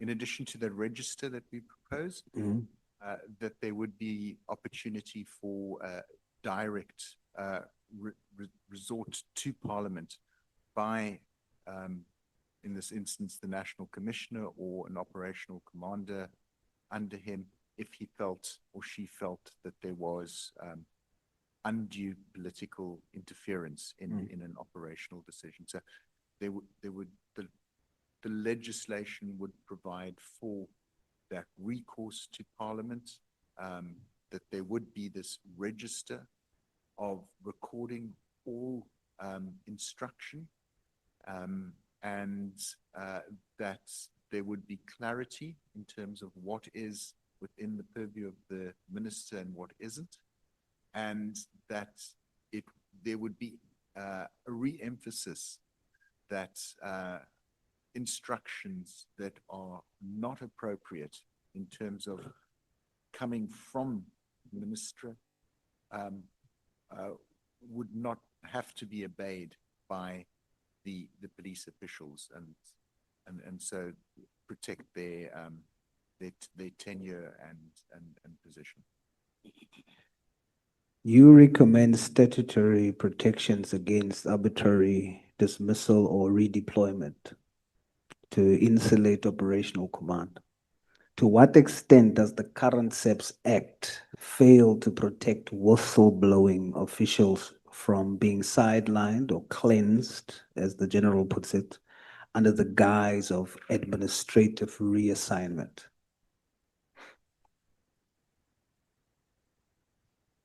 Sorry, I won't, I don't have that information kind of readily available to be able to respond to you on that one. All right.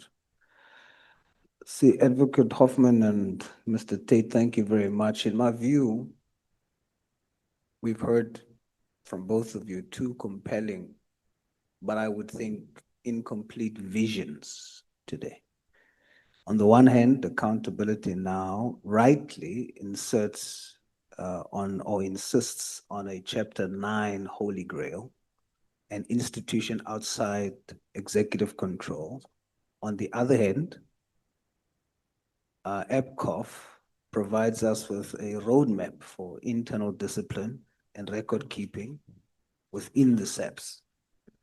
However, I must point out a shared shortcoming, in my view, in these approaches. Both proposals treat the whistleblower as a secondary consideration to the institution. If we follow accountability now's path, we are looking at years of constitutional amendments, whilst the saboteurs mentioned continue to white-end our current units now,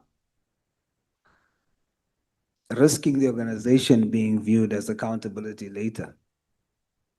If we follow EPCOF's path, we are taking a whistleblower, we are asking a whistleblower to trust a register held by the very department they are exposing. Where I do agree with you both is that we have a legislative failure that has created a no man's land for officials like Babita and Mpho Molefe and others. Our current laws, specifically the Protected Disclosures Act, are designed for labor disputes and not for state capture. They offer a weak shield made of paper against a deadly bullet made of lead. I'm calling on this committee to bridge the gap between these two submissions. We cannot wait for a Chapter 9 body to be built before we protect whistleblowers currently in the trenches. We need immediate intervention. We need accountability now. We must stop debating the architecture of the building while the residents inside the building are being killed for trying to keep the house clean from corruption. If we as Parliament continues to fail in our duty to legislate specific high-level protections for those exposing executive interference, then we are not an oversight body. Then we are an accomplice to legislative silence. Advocate Hoffman and Mr. Tate, thank you very much for your time. Thank you, Chair. Thank you so much. I'm looking at the way you use your time, honorable members. And if you use your time the way you use it, the problem is not the chairperson, the problem is yourselves. And when you become a problem, I allow you to run the whole day without a break or to run until the time you want to run. Do you still have the strength and energy to run forward? Can I call the next speaker?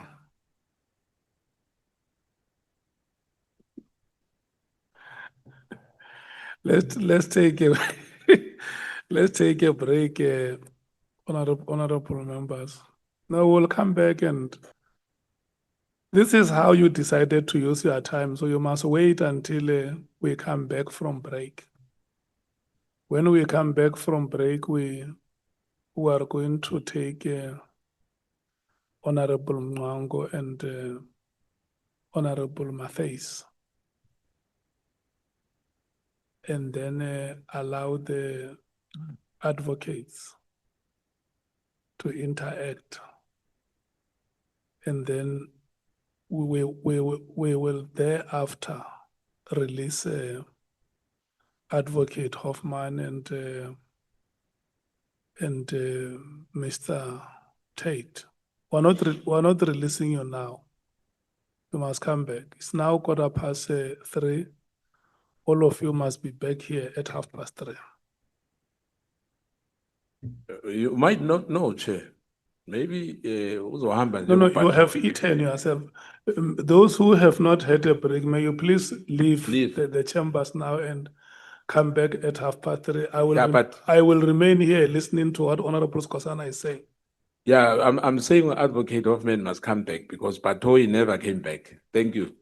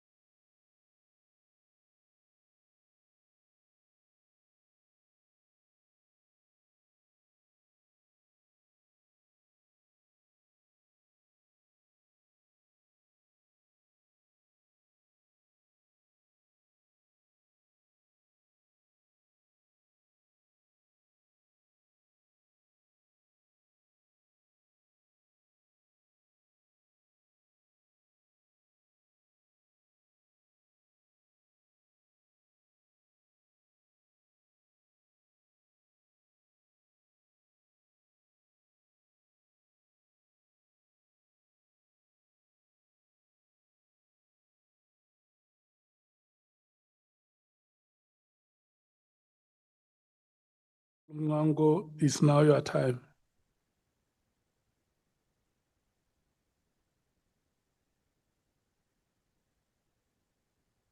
Honorable Mngango, it is now your time.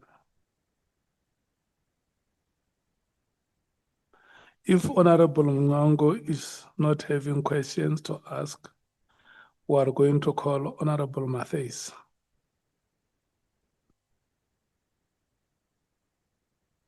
If Honorable Mngango does not have questions to ask, we are going to call Honorable Matthys.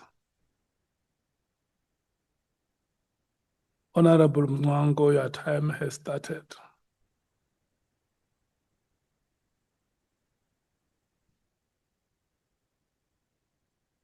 If Honorable Mngango does not have questions to ask, we are going to call Honorable Matthys. Well, thank you, Honorable Chairperson. I'm sorry for not responding promptly to your calling. We were still busy out there in lunch. Obviously, I don't have a lot of questions because I joined the process at the tail end of it. However, I do want to express my appreciation to Advocate Hoffman and the team for actually making their submission. And also the recommendations which seem to actually have been well thought out, and surely they will enrich the final outcome of this process. However, I do want to get some clarity on the issue of your proposal for the establishment of a Chapter 9 institution to be called Anti-Corruption Commission. I'm doing so actually latching on your statement, which you actually made, that Chapter 9 institutions actually have become, grounds for corruption. So I just want to understand how you will actually, how are you proposing to ensure that this one as well does not actually become another terrain for corrupt activities? Thank you, Honourable Member. Chair, may I answer? The situation in relation to the new Chapter 9 institution, which is called the Anti-Corruption Commission in the draft bills presently pending before Parliament, is that the process that will be embarked upon in order to effect appointments in that new body will be tailor-made to ensure that the right people get the job. And you do that with integrity testing, you do it with lie detector tests, you do it with background checks and audits to make sure that everybody who is in the new organization is a straight shooter, not a corrupt individual who's coming there to white ant it.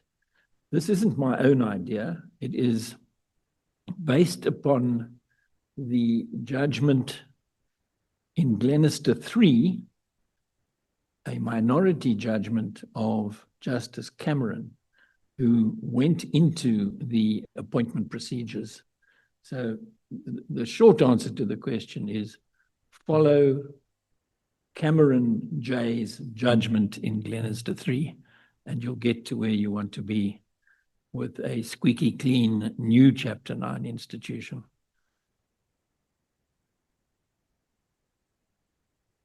Well, thank you. I'm actually, concerned because my concern actually arises from the fact that even currently we do have structures that are actually that were created to deal with precisely the issue of corruption. Your Hawks, your NPA, IDEC, IP, SIU, you name them. But they don't seem to be actually making the desired impact in terms of fighting corruption. What would you ascribe their failure to? Well, the SIU is not really part of the Criminal Justice Administration in any way, shape, or form.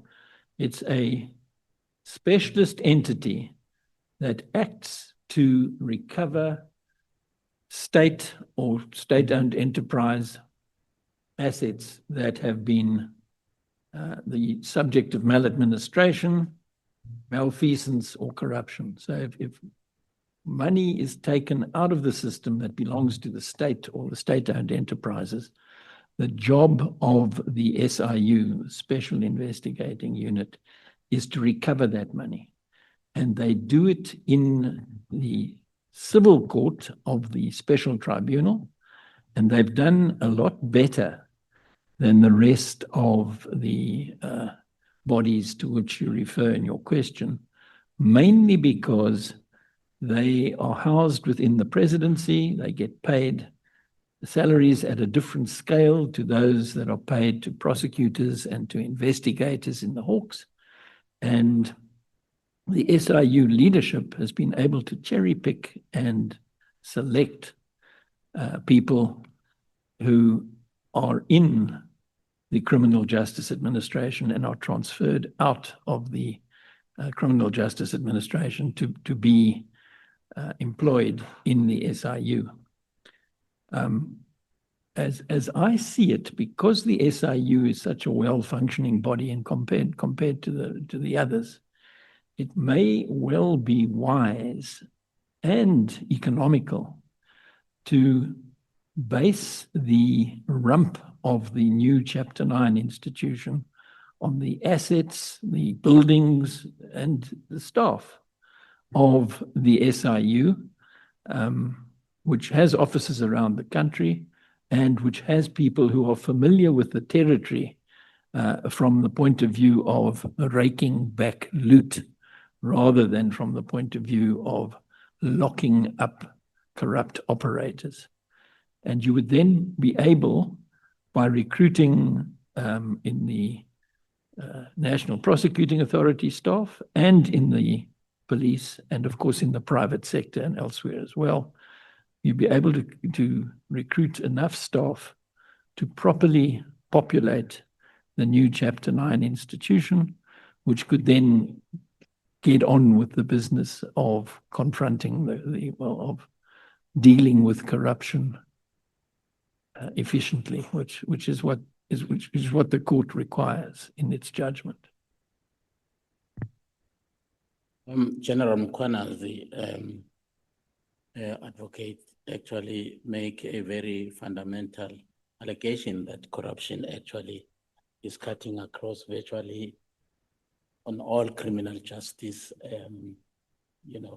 system, quoting, that judges, magistrates, police, whoever is involved in the criminal justice system. And in your observation and also your recommendations, you are actually proposing a phased approach to dealing with this situation. Most of your recommendations actually are looking at medium to long-term solutions. But my concern is that corruption is endemic now. It has to be stopped. Something has to be done now. And I'm worried, I wonder what would you actually propose as something that needs to be done now to actually do something to dent corruption activities now. I must give you the science on this because it's actually very interesting. In any given large population, 10% of the people are always corrupt, no matter how well the system functions. 10% of the people are like you and me, they never corrupt. And the other 80%, in other words, the vast majority of that population, can go either way, depending on the circumstances. And the one circumstance that has a greater effect on the incidence of corruption than any other is the deterrent effect of efficient prosecution of the corrupt.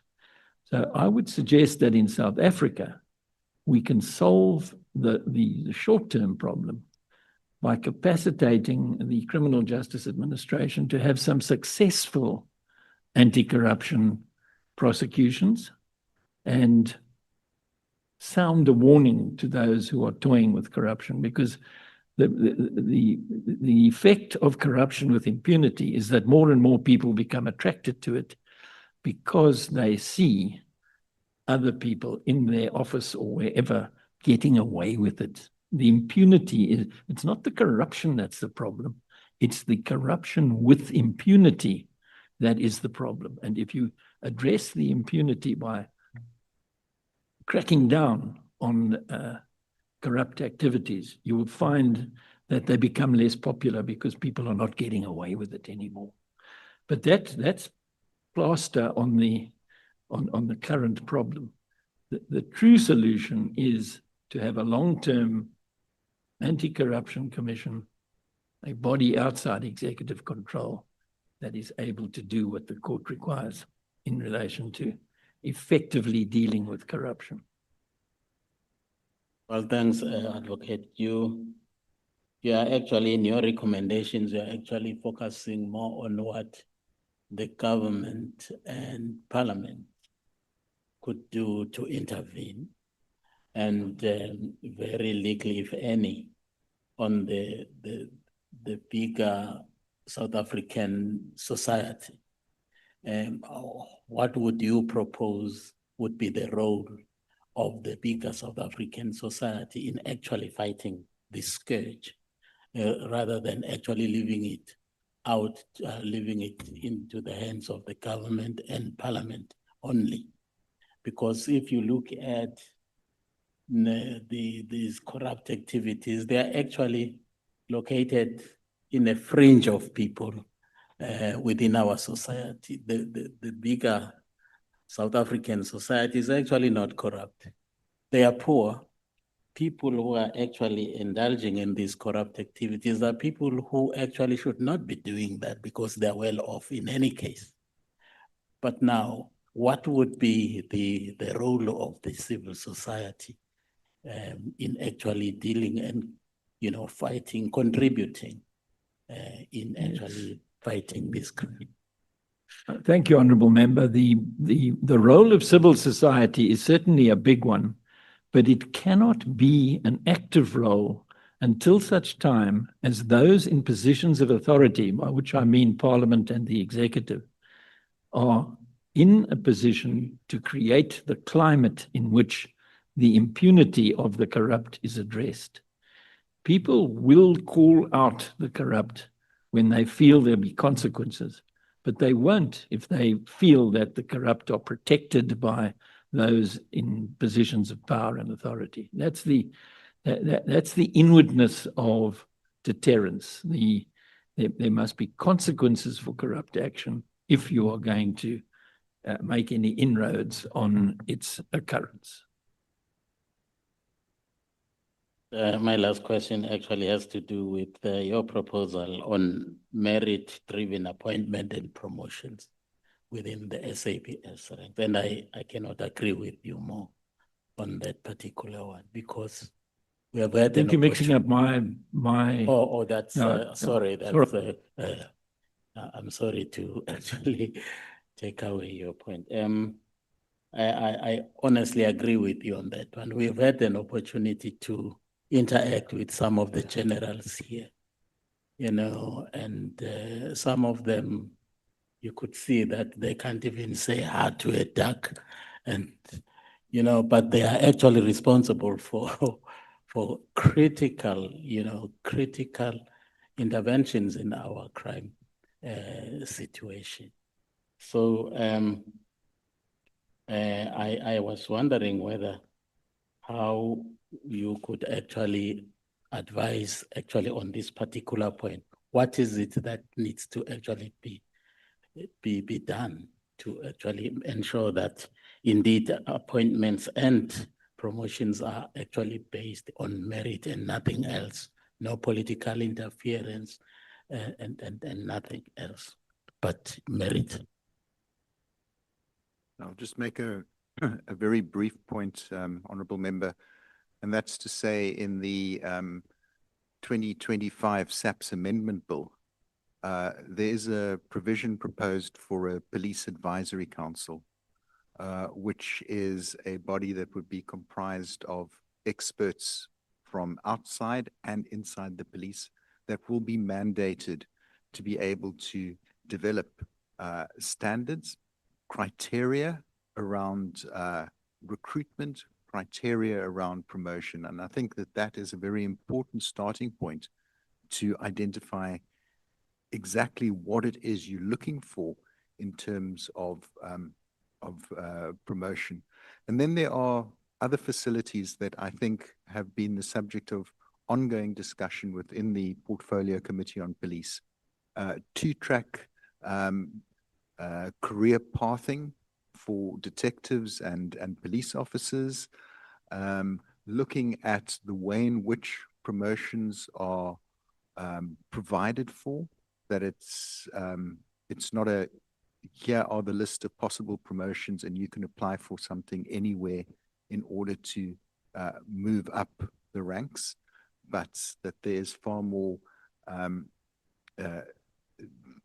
discernment in terms of what would be, who would be eligible for application for any of those promotions. Thank you, sir. Thank you, Honourable Chairperson. Thank you so much. The last will be Honorable Matthys. Thank you, Chair, and thank you, Accountability Now, for your presentation. Apologize that I missed some of it. So my questions, I did go through it, though, the written submission, but the questions are mainly around what I've heard through the engagement with honorable members. So you mentioned that there are many. Let's talk about investors, right? You said that South Africa is not attracting investors because of the corruption, and investors tend to not want to invest because they're not going to get value for their money.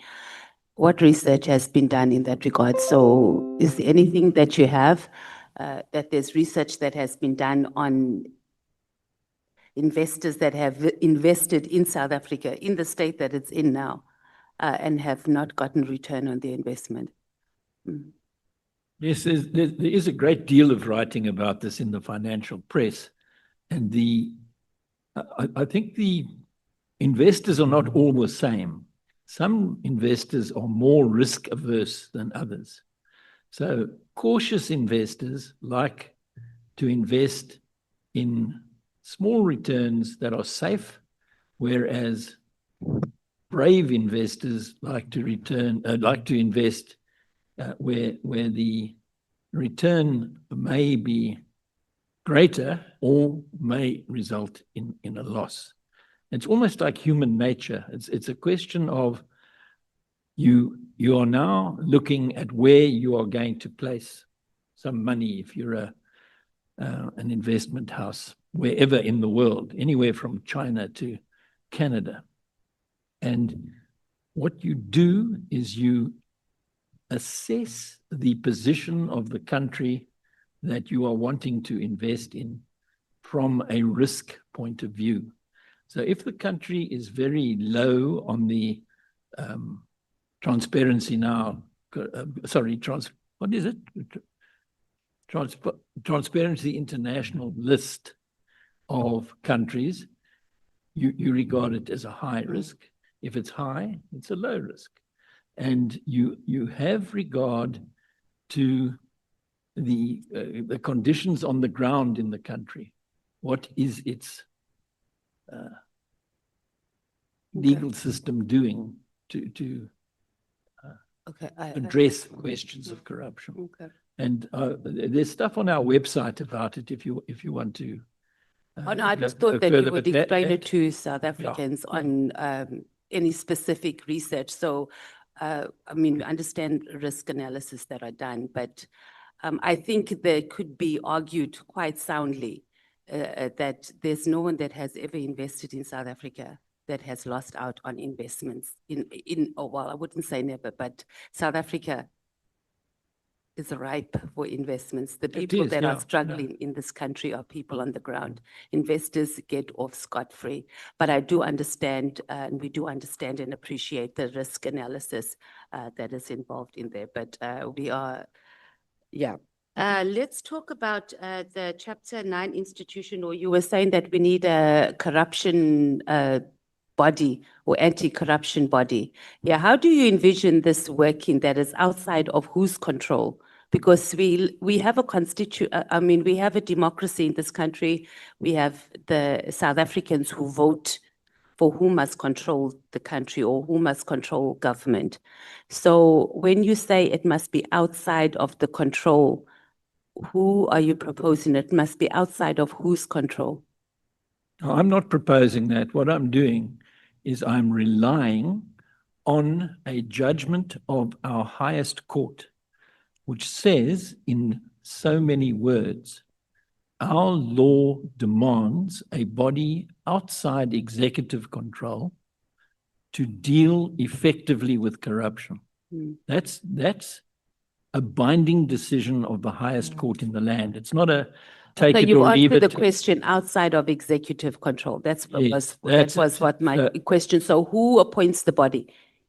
It will be appointed via the parliament of the country on the basis of selection criteria that will be written into the legislation that relates to its formation. So ultimately,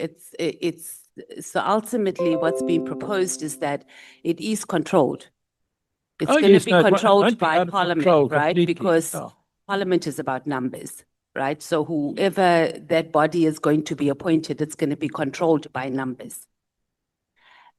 Well, And but you're saying that it must be outside of executive control in the way that it's not appointed by the president of the country and it's done by Parliament. and it will have a situation in which it has to, it's not unaccountable.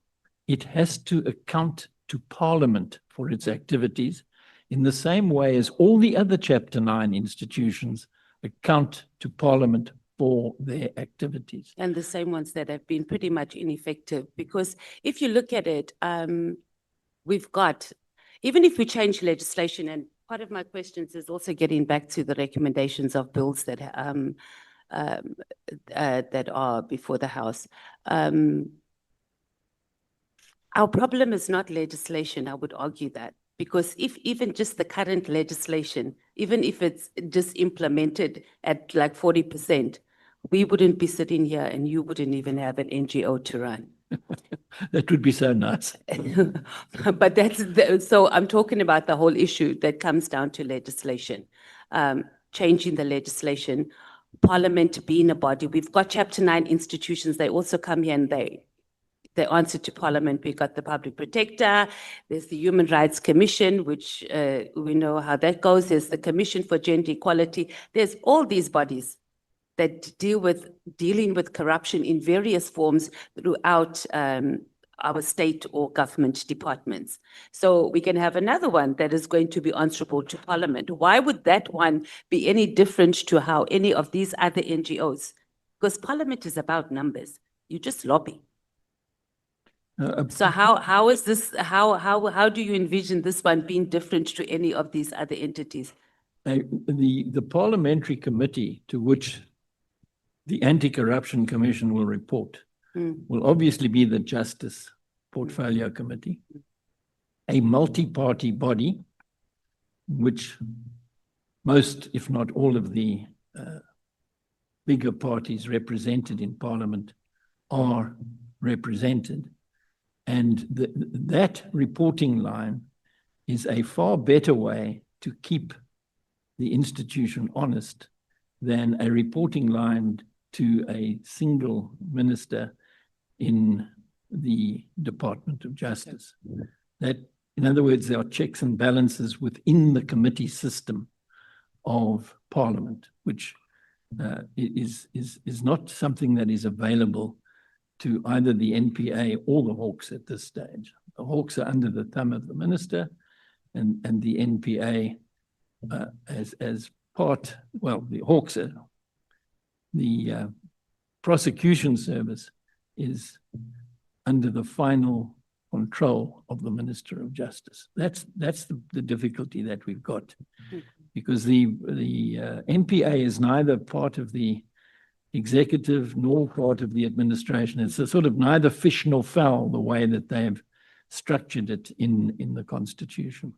And that being so, the need to get the executive out of the loop in relation to corruption was perceived by the court as being the way out of the woods when it comes to ongoing corruption with impunity. They looked at the evidence that was placed before them. This is now after the Scorpions were closed down, and they said, look, we've got to take this function, which at that stage was investigate in the police and prosecute in the National Prosecuting Authority. And they said, no, we want another body to deal with corruption across the board, everything. So it's a one-stop shop, which we haven't ever had in South Africa. And there can't be any buck passing if you're in a one-stop shop. So that is the that is the binding decision of our highest court. It's not a take it or leave it. It's what needs to be done. And but yeah, the sooner it's done, the better, as far as I'm concerned.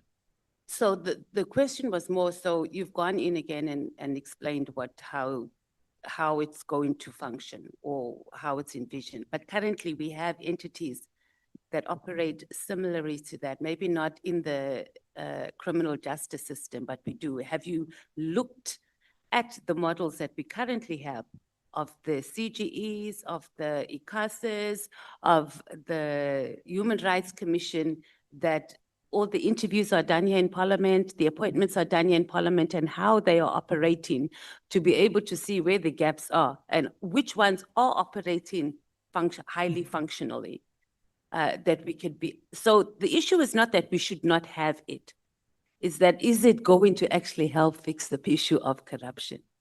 Because the problem might be institutionalized right here in Parliament. I think by creating an anti-corruption commission, you will bring a great deal of focus onto the downside of corruption. Corruption has the capacity to eviscerate a country. If you allow corruption with impunity, which is what is happening at the moment in South Africa. But I don't think you're answering my question. I think we're going back and we're saying the same thing. I'm saying we're not disputing that at all, that we need that. I'm saying, has your organization done any research or done any analysis on how Parliament functions now in terms of the model that you've recommended with other entities, and have seen the gaps on how this anti-corruption commission is going to function? Yes, because we're just going to add another thing and spend more money, and we're going to end with the same results. No, I'm impressed with the 7th Parliament. The other 6, not so much. And the 7th Parliament is the first Parliament that rejected a budget presented by the executive branch of government. And that, to me, was a salutary moment in the history of South Africa, because it showed that Parliament, instead of acting as the rubber stamp of the executive branch of government, actually applied its mind to the draft budget that was presented, or to the work that it needed to do. And it did its work properly, and we were given a budget that was the product of parliamentary intervention in the process that is hitherto, because of the numbers, as you say, it is a numbers game in the 6th and 5th and 4th and 3rd Parliaments, just was a question of, well, the minister says so, we must do it.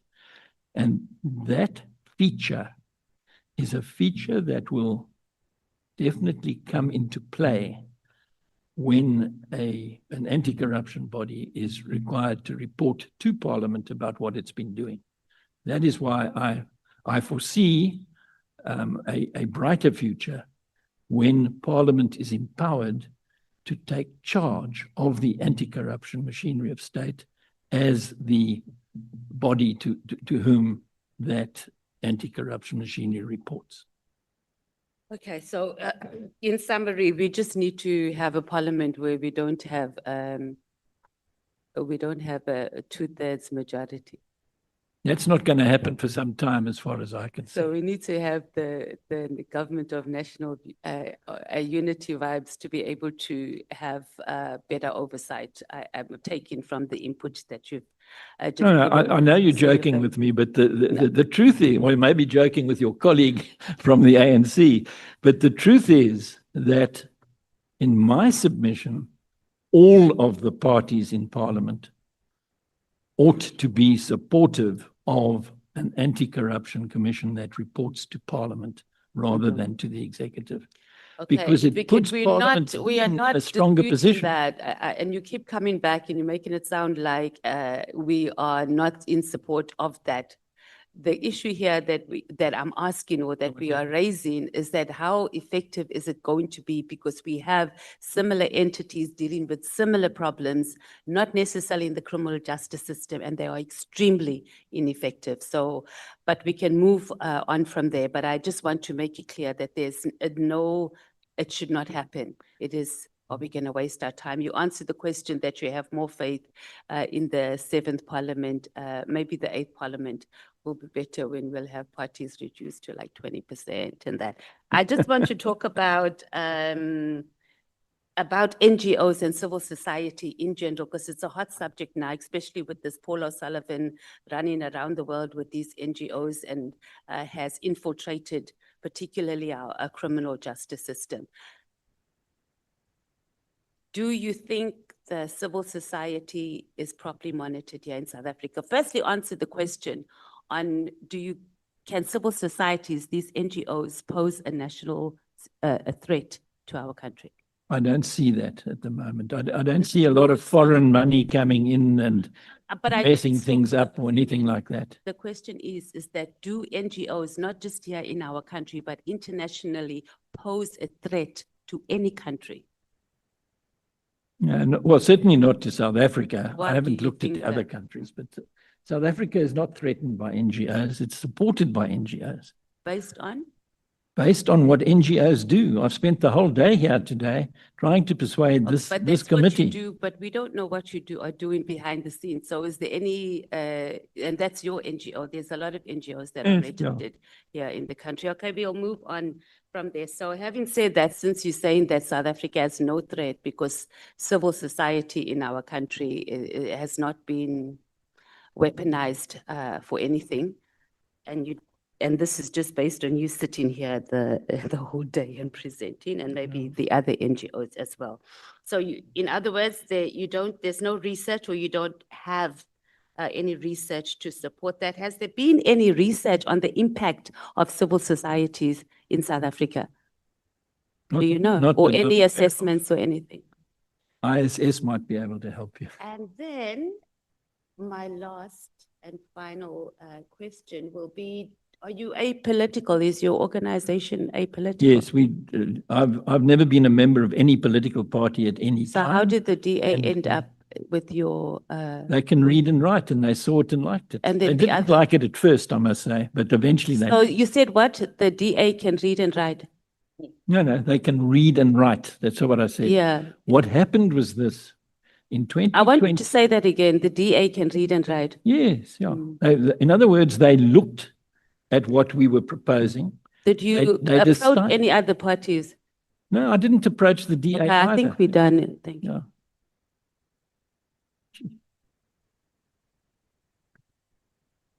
Advocate Arendse.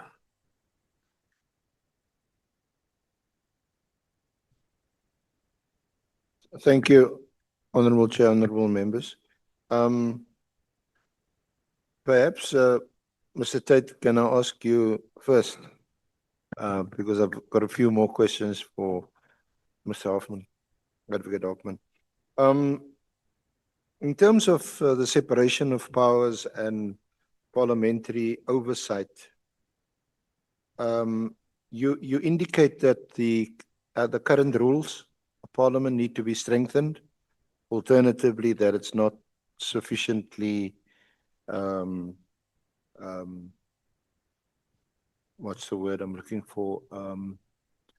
Not strong enough, but sufficient or not adequate in order to hold people to account. And the reason for this question relates to some of the work that we've had to do as evidence leaders and in our consultations with various witnesses. For example, General Nkwenazi, who had been here to Parliament as recently as the 6th of March, which is just a few months before the 6th of July, when he appeared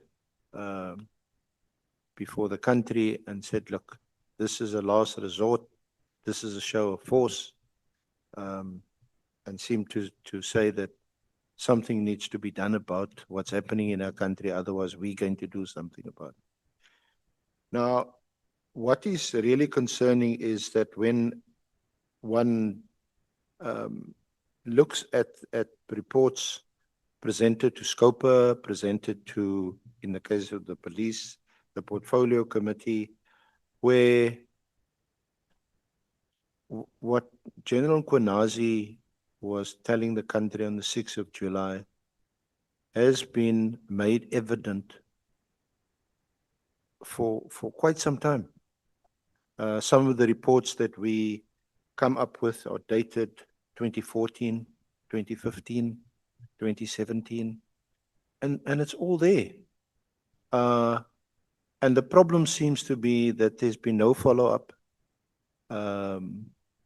no recalling of important senior management people to come and account to either SCOPA or the relevant committee. So that seems to be the problem. Is it a problem of the rules, or is it the issue of political will, or is it that some members of Parliament sitting on various committees are just not prepared to follow through for whatever reasons they may have? Sorry for the long-winded question/statement, but your comment would be welcomed. Advocate Arendse, it's a very difficult question to answer. I think if there was a stronger system in place that would allow for an easier scrutiny of the instruction from the executive through to the operational head, in this instance of SAPS, and it allowed for that scrutiny almost as a routine in terms of the work of Parliament, it might alleviate some of the pressure for potentially discretionary political decision-making on whether to actually engage with it or not. There is always the risk of and it's a political animal, of a political coloring to how and when and where you respond. But I think if this was routine and open and was simply provided, it would allow for a more administrative engagement with, is it appropriate, isn't appropriate, do we want to ask a question, don't we want to ask a question? And then I think the issue of recommendation and follow-up is it's critical to the power of Parliament. We get recommendations through committee, we get questions, we get written questions, oral questions, and we need to be able to keep a track of what, when, and how the the executive or the relevant minister has responded, or the operational head of the department has responded. And be able to then demonstrate that where there is an issue that Parliament thinks requires further scrutiny, there is a trail that has put it into process. And this would assist both in managing what are numerous recommendations and responses in any given year, but would also help insulate Parliament from accusations that it hasn't applied its mind, that things haven't gone forward, that they've been ignored. So it's in that context we think that those two environments could potentially be strengthened. Is that the reason why you propose some kind of a register to keep track of these recommendations and whether they've been implemented and there's follow-up or follow-through? And also, I think you spoke about a subcommittee of a particular committee. Would this be a subcommittee of all the committees, or a subcommittee, say, for police? Would it be more of a monitoring committee to ensure that, that there's follow through and what's colloquially called sort of consequence management? Yes, sir. I think in the environment of the response or the environment of instruction by the executive to the operational head, we've made a recommendation that these be in writing. And so the register is simply recording all of those in writing instructions and to be available for scrutiny by the committee. The subcommittee or kind of consistent engagement is to recognize that this is a politically contested area, that there are obviously huge political, as we've seen now, consequences to how and what and the response to that. And so that in terms of Parliament diligently exercising its function around the role of the executive vis-a-vis the role of the operational or departmental head, and assuring itself that these are maintained within the respective mandates, that this is a routine activity that is done by Parliament. I have no idea how many of these instructions would possibly be issued in a year, but that would inform how often a subcommittee of the committee could actually come together and review those. In terms of the recommendations, I think, and we argue that this can be located within the office of the Speaker so that it carries that parliamentary weight in terms of recommendation, response, distribution of those responses, sanction if there is no response. No, I take it there's nothing in the rules of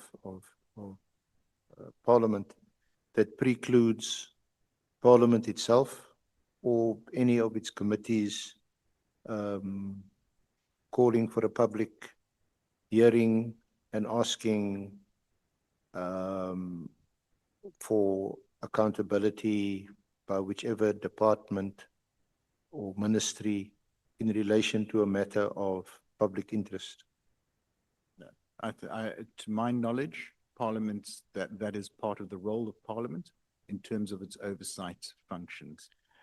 I ask that because I know perhaps one wouldn't agree politically, but one of the striking features of, say, the House of Commons or Congress, United States Congress, is that it seems to be the case that whenever there's a major issue of public interest, almost like, and I know it's not quite the case, but it's almost like the next day or the next week, there's, people responsible are called to account and they must appear before the committee.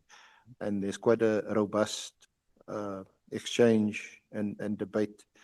There have been instances here, but not too many. I think now of, say, especially this time of the year, the road accidents involving the death of pupils, in transport. And I think most of us know mostly what the issues and the problems are. Just holding people to account. Yeah. No, I would think that Parliament has been quite active in doing that. There's regular scrutiny, and certainly where the issues are of significant public interest, they have generated response to that. And I've been quite impressed by Parliament not ignoring those issues, but picking it up. I think those inquiries generate a wealth of information. As we've seen with this conversation, how many suggestions, how many recommendations, issues have been raised by everyone contributing to the discussion. It's how do you keep track of that? How do you put that back onto the agenda of the department, and how do you get them to respond to it timeously? And this is where I think those systems can certainly be strengthened within the parliamentary system, whether it by technology, whether it by additional resources, whether there's a specific facility that can help build up that capacity. Thank you. Thank you. Mr. Advocate Hoffman. Okay, can I just try and summarize your submission? You might be surprised that I'm trying to summarize this in one paragraph or sentence. But what your submission comes down to is that we need to fight the big scourge in our society is corruption. We need to set up an independent anti-corruption body with investigative and prosecutorial powers along the lines that Judge Cameron in his minority judgment had stipulated in the Glenister. That's in the first place. Secondly, that corruption should not be the business of IPID. They should focus on sort of non-corruption issues involving SAP's misconduct. And that thirdly, the directorate, or rather IDEC, is there no need for IDEC to continue in its current form? Is that in summary? And then this related to this, is it your opinion, or are you saying that Parliament is in contempt of a constitutional court judgment, a binding constitutional court judgment? To be in contempt, you need a degree of intention, and I don't think that can be laid at the door of the 7th Parliament when it was a couple of parliaments ago that the judgment was under consideration. The judgment that was under consideration by this Parliament was the majority judgment in Glenister 2. The Cameron judgment to which you referred in your summary was a minority judgment in Glenister 3 that dealt with appointment mechanisms. It's not, I'm not here to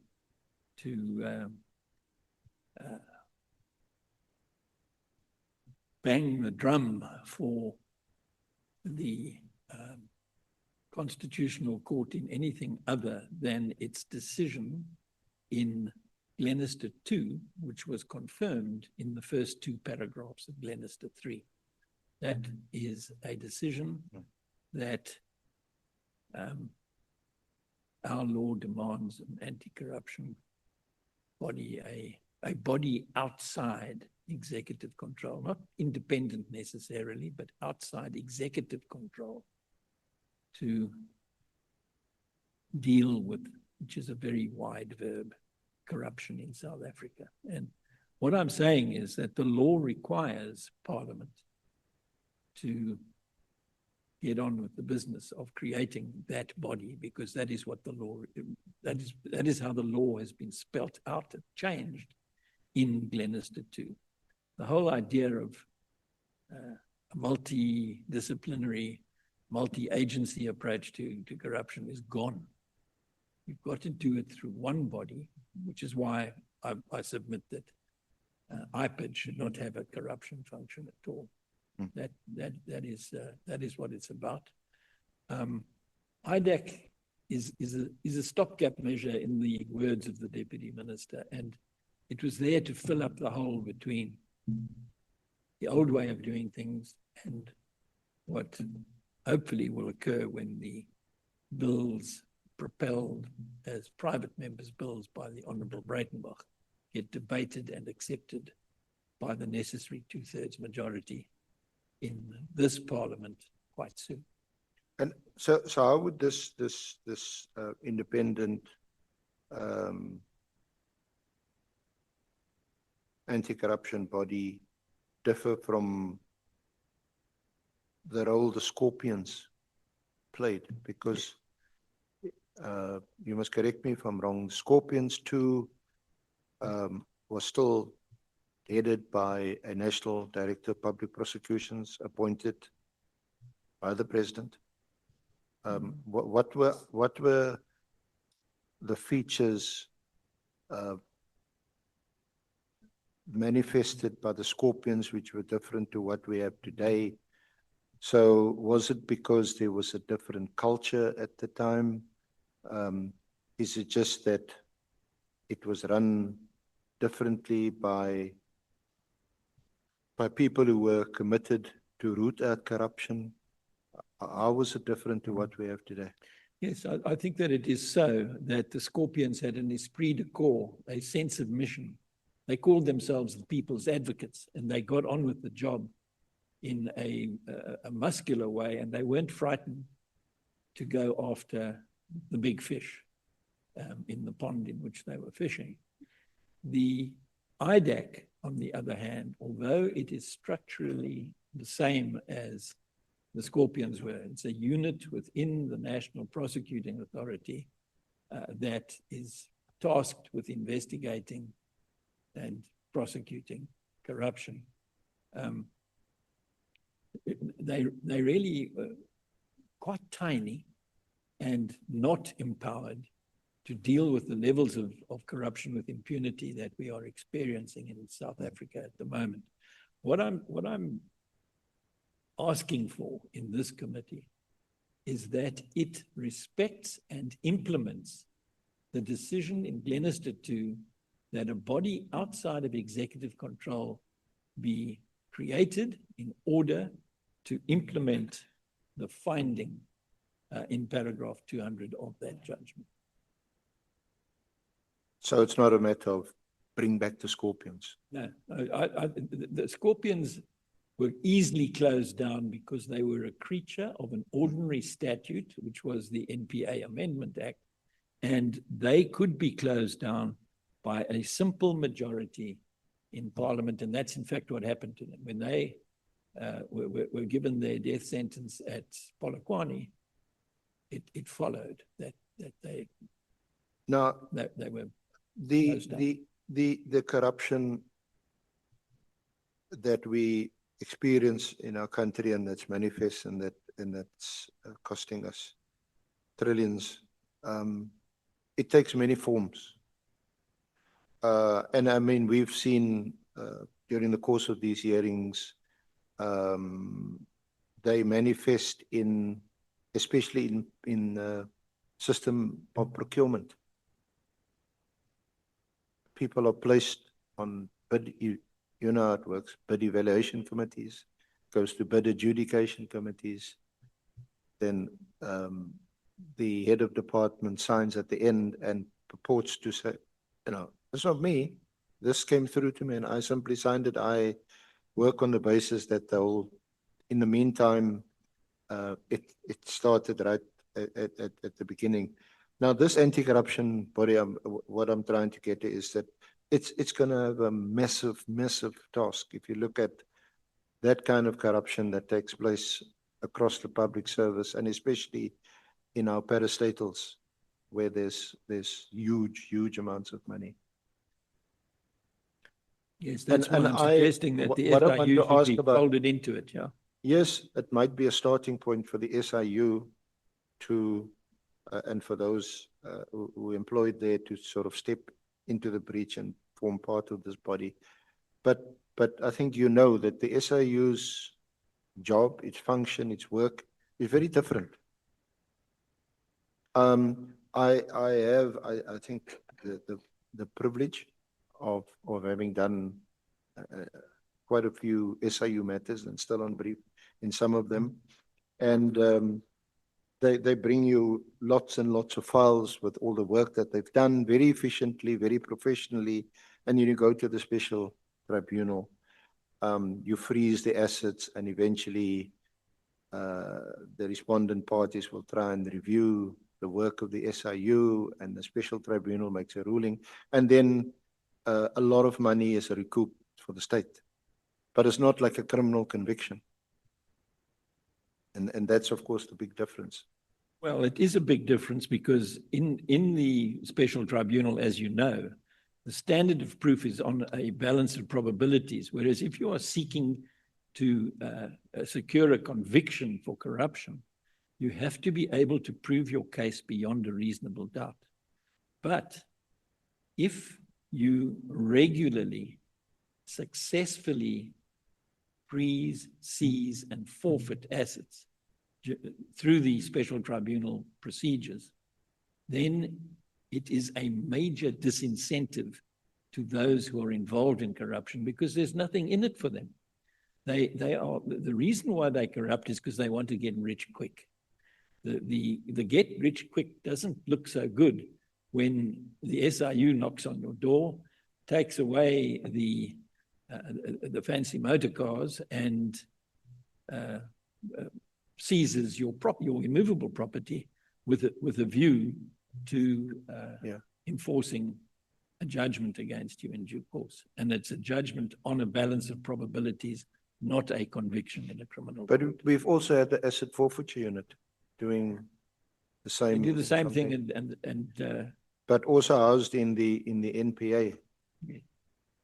Now, I just want to ask, Ben, is it really a fair or valid comparison to compare what the SIU has done compared to the criticisms of the NPA not putting enough people in orange overalls behind bars who are corrupt?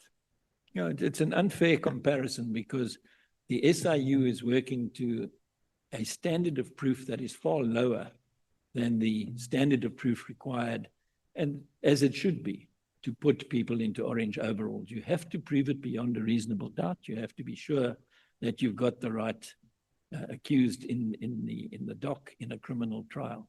So I have no difficulty with those. What concerns me is that there is a tendency to sort of look away from what the court required in Glenister 2, which is this body outside, a single body outside executive control that is there to deal with all aspects of corruption, A to Z.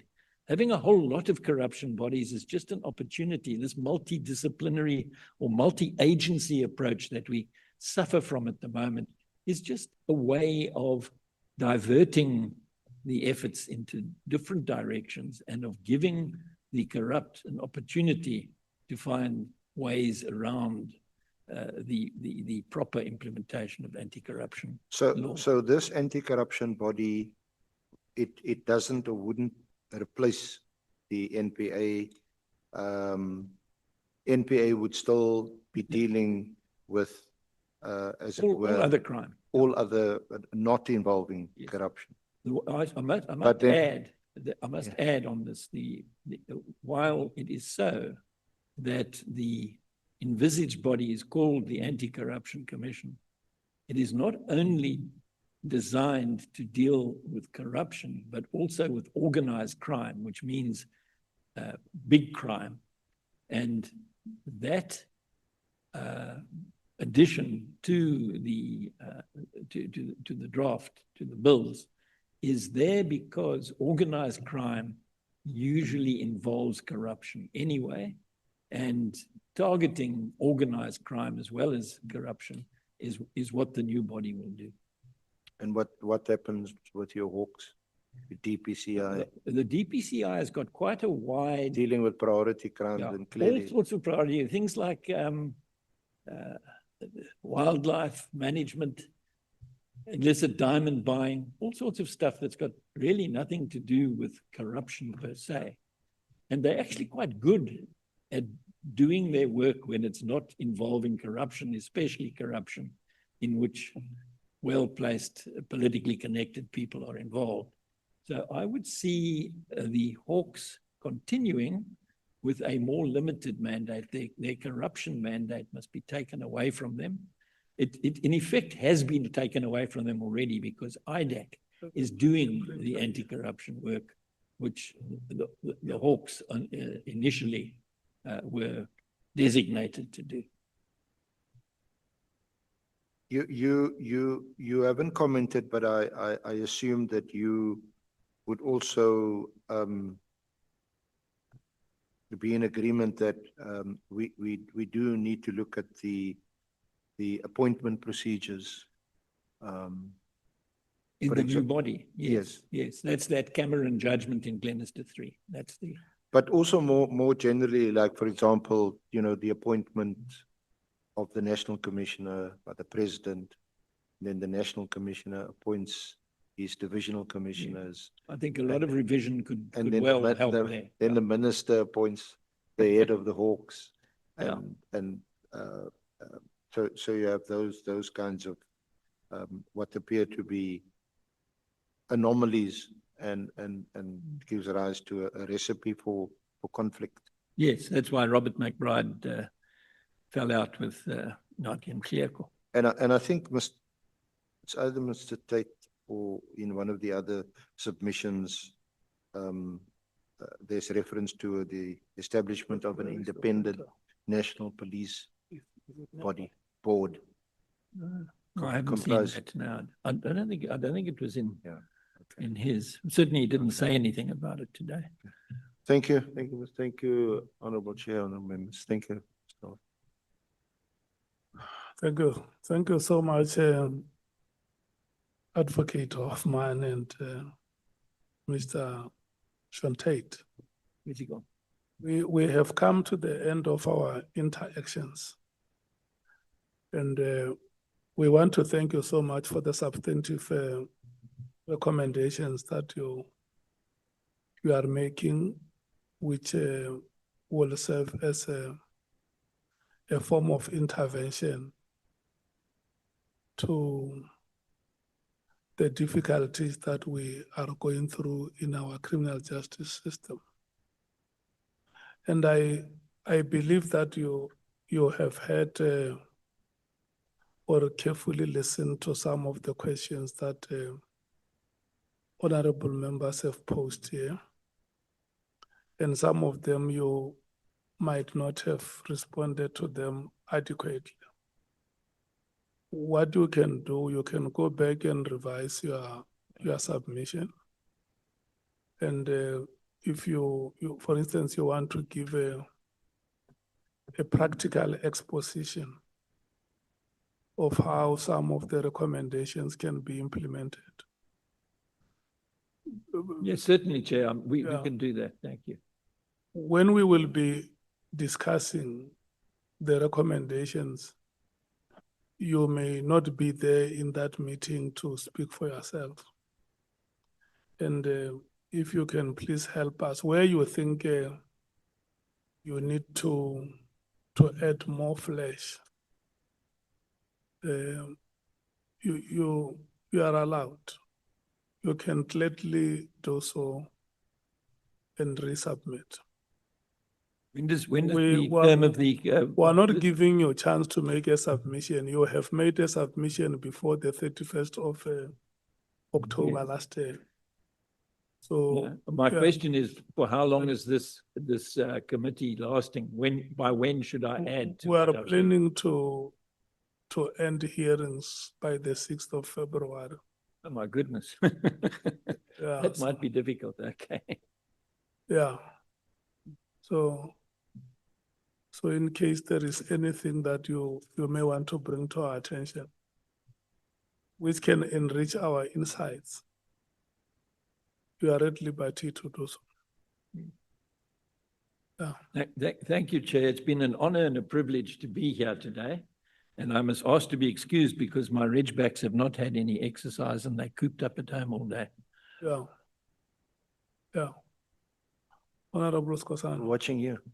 Watch Thank it you, for Chair. me. I just wanted, before he leaves, the issue of tender premier, I wanted a clarity on that because in my view, when you say a tender premier, because law firms, engineers, Honorable member, we are not going to allow. no, that. Chair, listen to me first. No.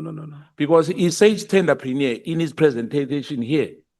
I don't understand unless you know it better than how That's I know it. exactly what I'm saying, that, Yes.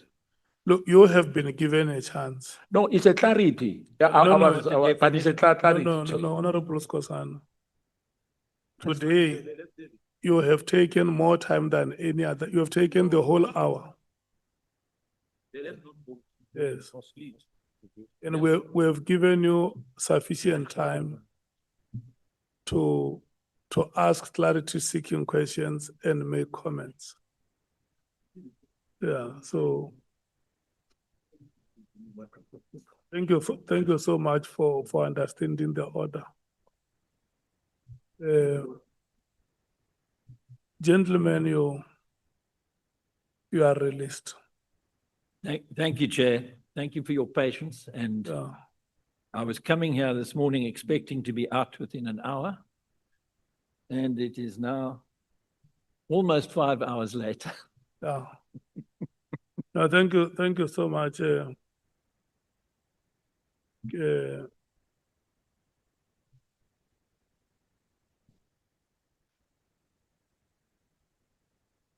Mr.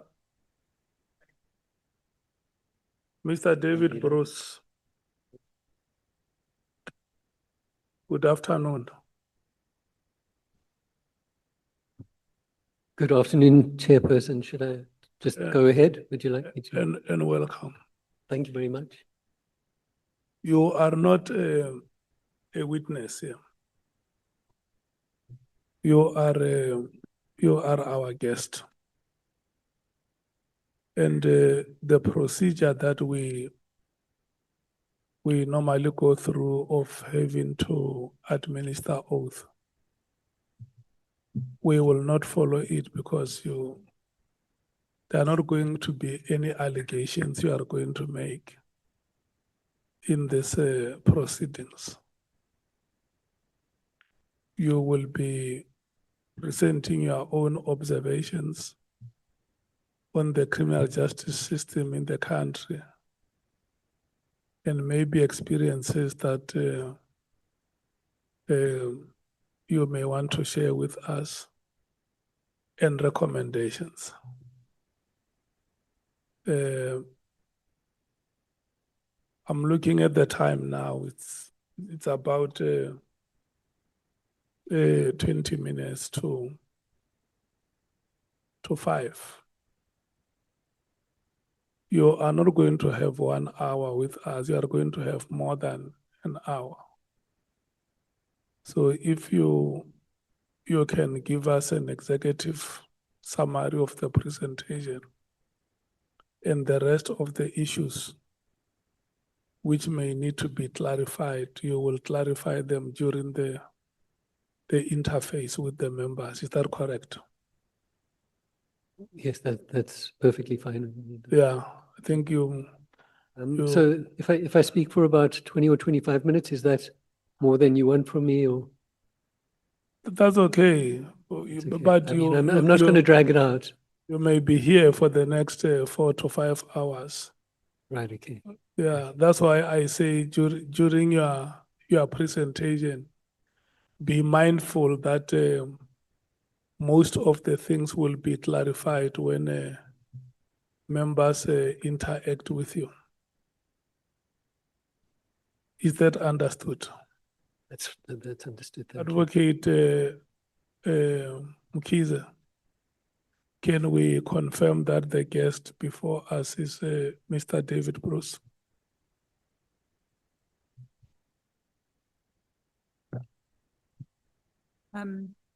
You may state your full names. Okay, well, in fact, my full name is Robert David Bruce, and I'm known as David Bruce. Yes, Chair. And the civil society organization that he represents, is it the ISS? That's right, I'm here on behalf of the Institute for Security Studies. Thank you so much. Thank you, Chair. You can switch that other microphone off next to your Kawaza. Okay, Mr. Bruce, good luck in your presentation.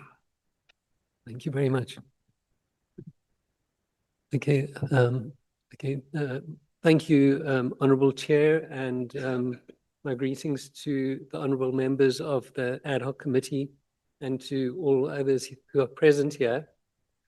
My name is David Bruce. I'm representing the Institute for Security Studies. I've been working as a consultant with the Institute for Security Studies for a few years.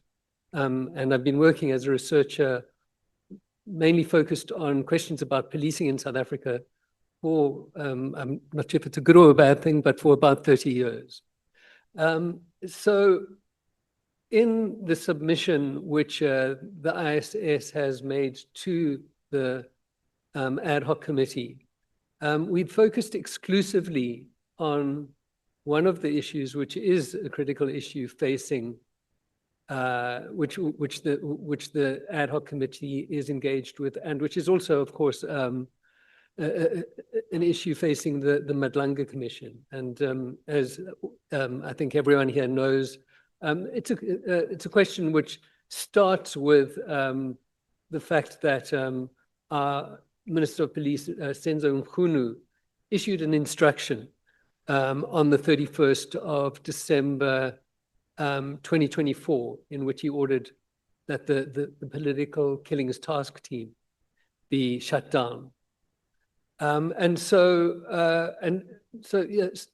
just what I just want to clarify then is just that while we acknowledge that there are other issues before the committee, and I want to refer specifically to the issue which Honorable Sauls raised of this crisis around the deadly danger faced by many whistleblowers. And I would particularly like to support and affirm the issue that you raised about the need to see that issue as an issue of profound urgency. But our submission and all I'm going to be speaking to is the issue of how to prevent inappropriate political interference. And it obviously raises questions about how we conceive of the question of inappropriate political interference. So in discussions about the instruction that Minister Mkhunu issued, there have been questions, for instance, was it, did this constitute inappropriate operational interference? Should there have been another process followed that involved consultation with, for instance, the National Commissioner, questions about the motivation behind the instruction, and also then a related issue, but has been about questions about the political killings task team itself and about its effectiveness. Also, I think Sean Tate then has also emphasized that likely to be on Parliament's agenda in 2026 is the SAPS Act Amendment Bill. And so one of the questions that emerges is does this present an opportunity for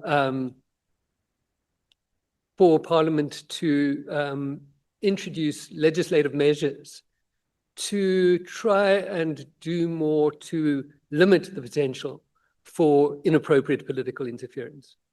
So just to give it to you in a nutshell, what I'm going to be doing is proposing a way of looking at this issue of political interference, focusing on this question of the role of the minister and the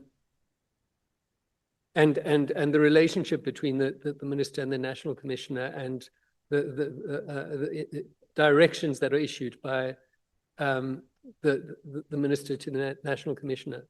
What I just want to also maybe just make clear at this point, and hope it will become clearer as my presentation progresses, is that what I've heard in the meeting that I've attended so far today, and in other discussions and conversations that I've heard about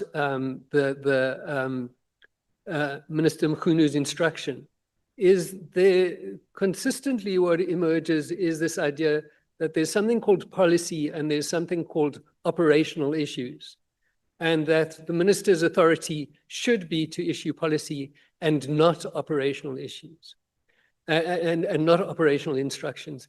And basically, what I'm going to argue is that this is using this distinction, relying on that distinction, is inadequate for trying to regulate how the minister exercises his or her authority over the police. And so I'm going to be suggesting an approach to how the minister, how this can be addressed in legislation that has some correspondence with some of the recommendations that were made by AFCOF. So what I would then just like to refer to is, so what are the powers of the minister? And I think what I'm just going to refer to here is just the powers that are conferred on the minister in terms of legislation. In terms of the Constitution. So there are other powers that are conferred on the minister by legislation. But if one looks exclusively at the Constitution, then, and I'm going to rely on the way in which the Marikana Commission summarized these powers. So the Marikana Commission said that the minister's powers can be understood as having three components as articulated in the Constitution. The one is a political responsibility for policing. That's referred to in Section 2061. The one is that the minister must determine national policing policy, and that's provided for in Section 2061 and 2, and there's references to the role of the provinces in contributing to those provinces. But the third thing is that in Section 2072, Section 2072 says that the National Commissioner must exercise control over and manage the police service in accordance with the national policing policy and the directions of the cabinet member responsible for policing. So this provision, Section 2072, at face value, it seems to be saying that the minister has the authority both to issue national policing policy and to issue directions. And by implication, directions are not synonymous with national policing policy.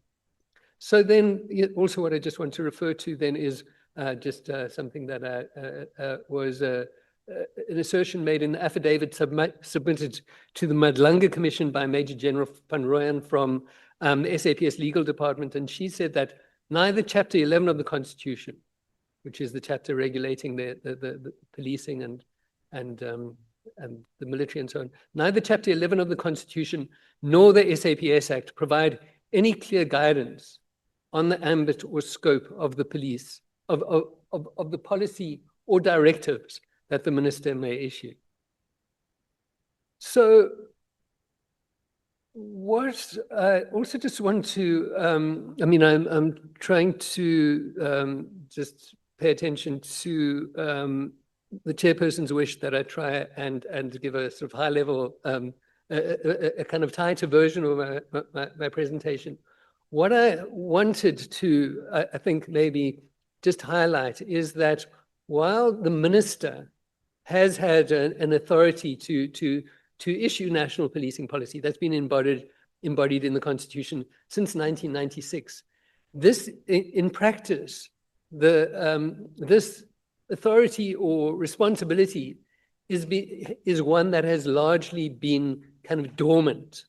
So what we've had is a number of ministers of police since 1996, and what we could say is that if we were to compare them with each other, it's clear that they've had different styles of engagement, different levels of engagement with the police. So for instance, if we look at some of our ministers, some of them have been quite heavily occupied with mediating local level upheavals around crime and policing. And sometimes, as it happens in the process of engaging with communities, they often seem to make commitments which are a type of operational commitments on the part of the police. They quite often seem to make commitments that involve promising that greater police resources will be provided to that specific community. So, what I would suggest then is that up to this point, we haven't really been able to develop a type of mechanism or machinery which is able to effectively assist the minister in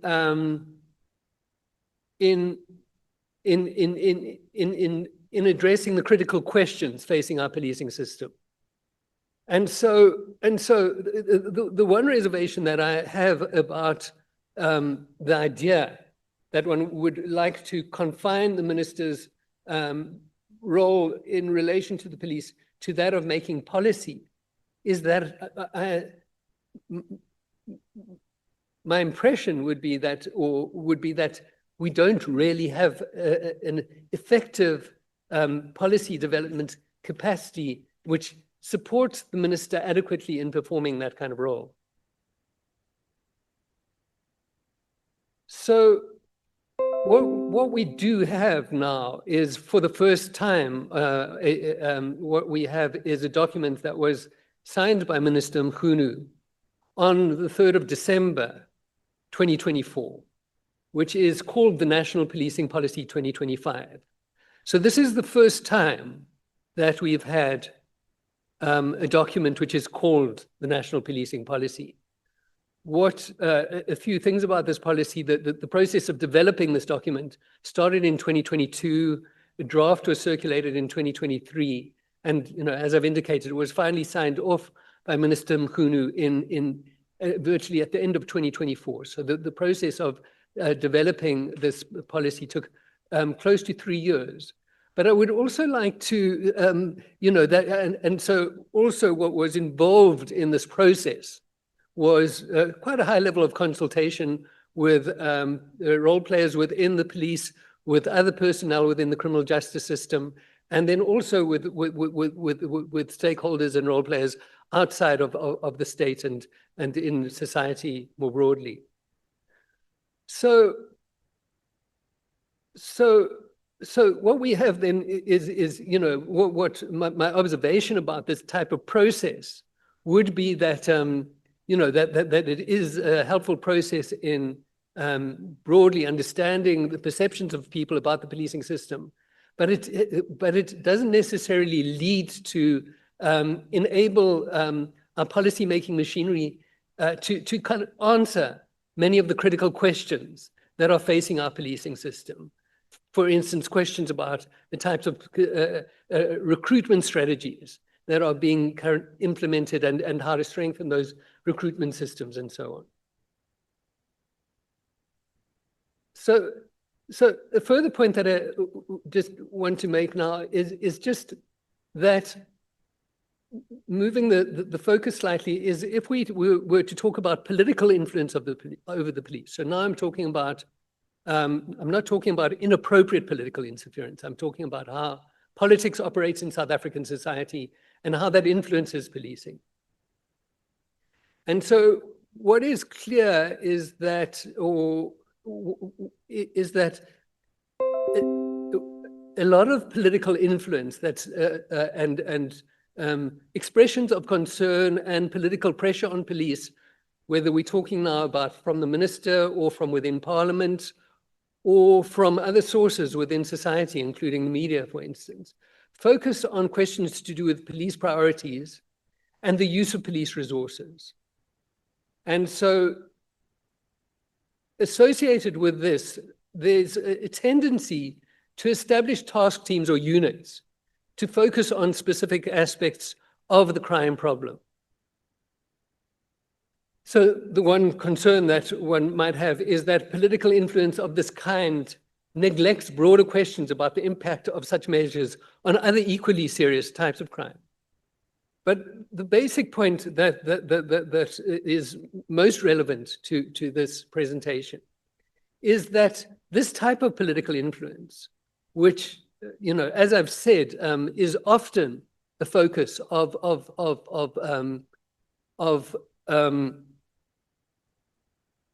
expressions of political concern regarding policing in South Africa, is simultaneously operational and of a policy nature, insofar as it focuses on questions about priorities. It could be seen as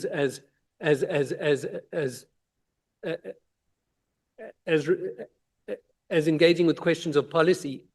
On the other hand, it is also very directly about how police resources are used and deployed. And so the point that I'm making is merely to illustrate that this idea of a clear distinction between policy and operations is not, doesn't necessarily, isn't necessarily easy to apply. And as I've suggested, on its own particularly, it's not adequate as a way of regulating the manner in which the minister exercises his or her authority over the police. So I just also then want to make a few points about inappropriate political influence. So the one point is, and this comes from studies of policing in African countries and also notably in Australia. The first point that comes up is that political leaders often appoint police leaders who are politically aligned with them.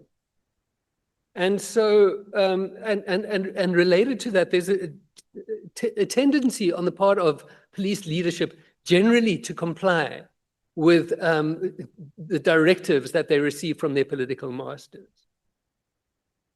So what, for instance, been observed in Australia is that it's frequently only when there's been a change in political power and a new political party has come into office and a new minister is appointed, that these disputes between the minister and the chief of police emerge as a controversy in the public domain. The further point that just is also emerges from analyses that have been conducted of inappropriate political interference is that political interference is generally conducted, the communication through which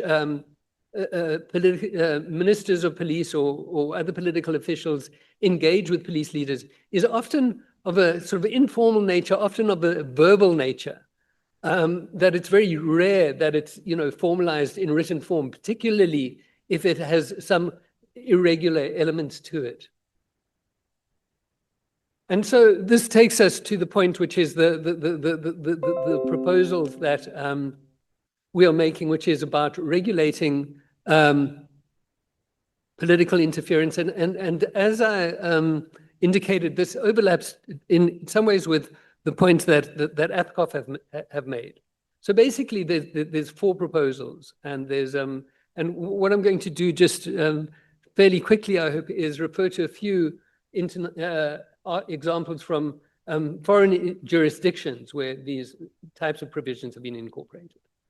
So the first type of legal provision would be a requirement that prior to issuing a direction to the National Commissioner, the minister must consult with him or her. The second one would be that any directions are reduced to writing. The third one, which is overlaps with or resembles proposals made by APCOF, was that copies of all directions must subsequently be provided to Parliament or Committee of Parliament. And then the fourth one is that legislation should specify in some way a minimum set of issues that may not be addressed in ministerial directions. So the examples that I've got are firstly from Kenya. And so what you do have in the Kenyan Police Act is a requirement that directions from the minister be provided in writing. In the state of Victoria in Australia, so Victoria has a federal system and there's different legislative regimes governing the police in each of the different Australian states. In the state of Victoria, there is then this provision that reads, the minister may, after consulting the chief commissioner, so there's firstly the requirement of consultation with the chief of police, give written directions, again, to the chief commissioner in relation to the policy and priorities to be pursued in the performance of the functions of the Victoria Police. And then the following section then lists a set of issues, which it says directions issued under the preceding section cannot address the following types of issues. And I can provide members of the committee with the list of issues that are listed in the Police Act in Victoria. There's a slightly different approach then that is taken in the state of Queensland in Australia, where rather than saying what directions by the minister may not address, the legislation then says they may only address the following types of issues. And so on this point of subsequently or ensuring the transparency of any directions that are issued to the National Commissioner, what we, again, there's examples both from Victoria in Australia and from Queensland, which illustrates slightly different approaches. So in the Police Act in Victoria then says that copy of all directions must be published in the Government Gazette and also published on the website of the Victoria Police. And then the Queensland Police Service Act, similar to the proposals made by APCOF, refers to the requirement of some kind of register and are actually quite complex in terms of different public bodies that this register must be submitted to, but they include the Legislative Assembly. Just one further variation on these types of approaches is in New Zealand, where, so as I've said, the Victoria Police Act says that outlines issues that may not be addressed by the minister in his or her directions to the chief of police. What the New Zealand Police Act says that if the commissioner receives directions dealing with the following types of issues, then the commissioner is not responsible for implementing them, and that the commissioner must act independently in relation to these issues. And these include any action, the investigation of specific people or action against specific groups of people, and also generally these lists of issues then include also things like decisions about, for instance, appointments or promotions of individual employees, and also disciplinary matters within the police. So just by way of conclusion then, some of the points we've, that our presentation speaks to is that policy making is embedded in the Constitution as a responsibility of the minister, that up to this point, our political system has not sustained a responsive capacity for policy development. That also we would caution against almost a heavy-handed approach to dealing with the issues, the issue of the risk of inappropriate political interference. Does not want to prevent the minister from exercising appropriate executive functions in relation to the police. And a further point, which has been, a key focus of this submission, is that many political interventions regarding police have operational impacts as they focus on setting priorities and ensuring that police resources are focused on specific crime problems. And so then what we suggest is that rather than limiting the minister to policy, emphasis should be on requiring consultation with the National Commissioner, written directions, ensuring transparency, and then also delineating a minimum core set of issues that should not, around which the minister has no authority over the police. And there's just one final word, which is because I've, in this presentation and in our submission, we focus on the relationship between the minister and the National Commissioner. But there's a further point, which is just that, and I think it has been, I'm not quite sure which honorable member of the committee made this point a bit earlier, but that in many ways, political influence of the police, including inappropriate influence, emanates from diverse sources. It might emanate from provincial legislatures. It might emanate from, for instance, local government, for instance, related to questions of public order, policing, and so on. And so, there is a question about, insofar as this committee does embrace the idea that,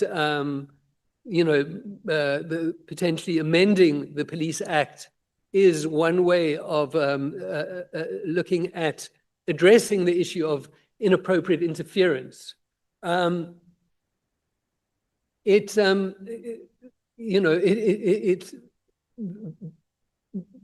The point would be that the problem of inappropriate interference goes beyond, merely a question of the powers and authority of the minister. And so then what I just want to, and this is my final words, is just then flag the fact that there is a report reported, it was submitted to government in 2018 by a body called the Panel of Experts, which was appointed on the recommendations of the Marikana Commission, was appointed by the then Minister of Police, Nathi Nhleko. As it happens, I was a member of that panel, but recommendation 13 in that panel's report then also speaks to this question about the broader issue of political influence of the police and make some suggestions regarding legislative provisions that might be helpful in, let's say, empowering police to resist inappropriate types of political influence. And that's the end of my presentation. So I hope that in some way it will be of help to the members of this committee. Thank you.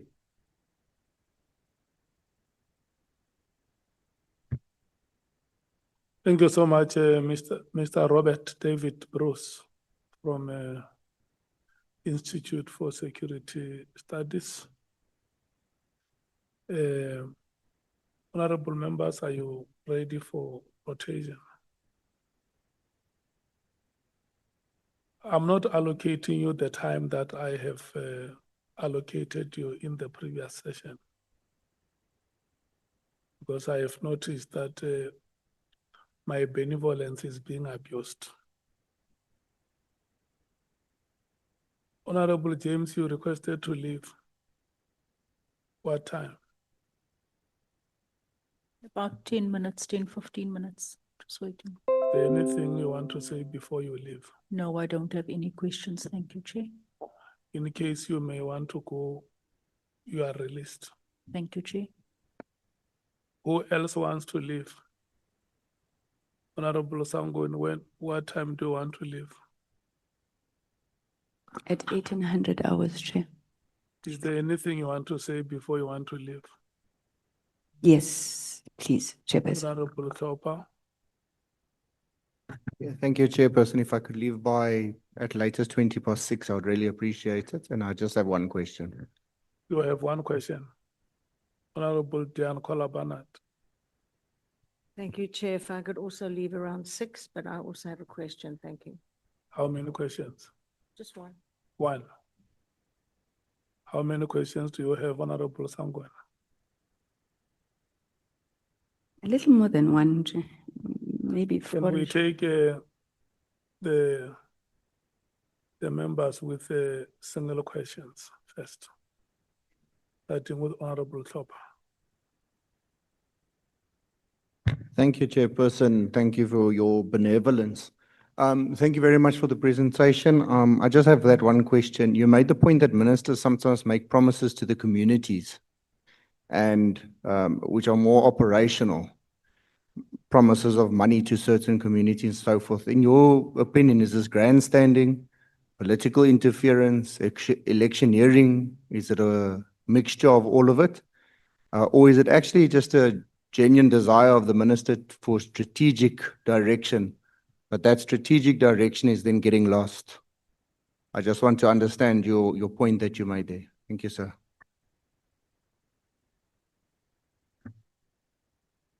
Right, thank you.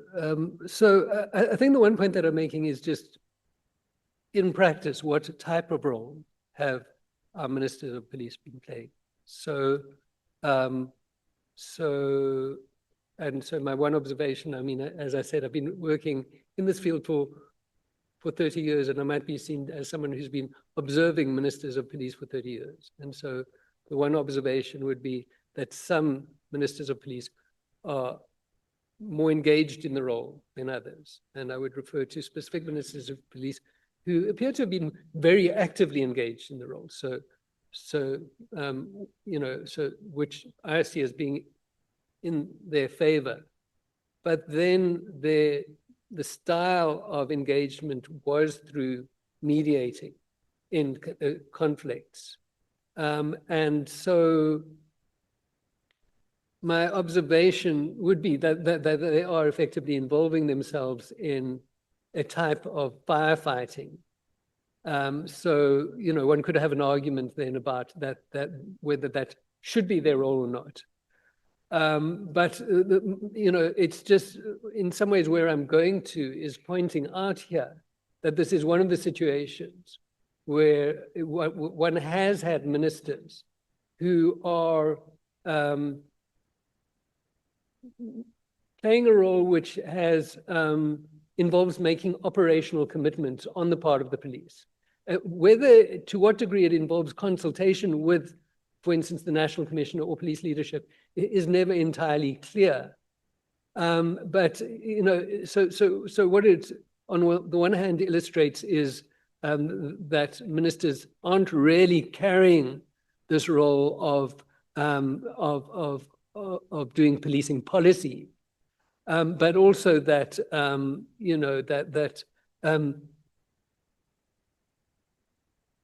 it illustrates this point. You see, I'm not sure.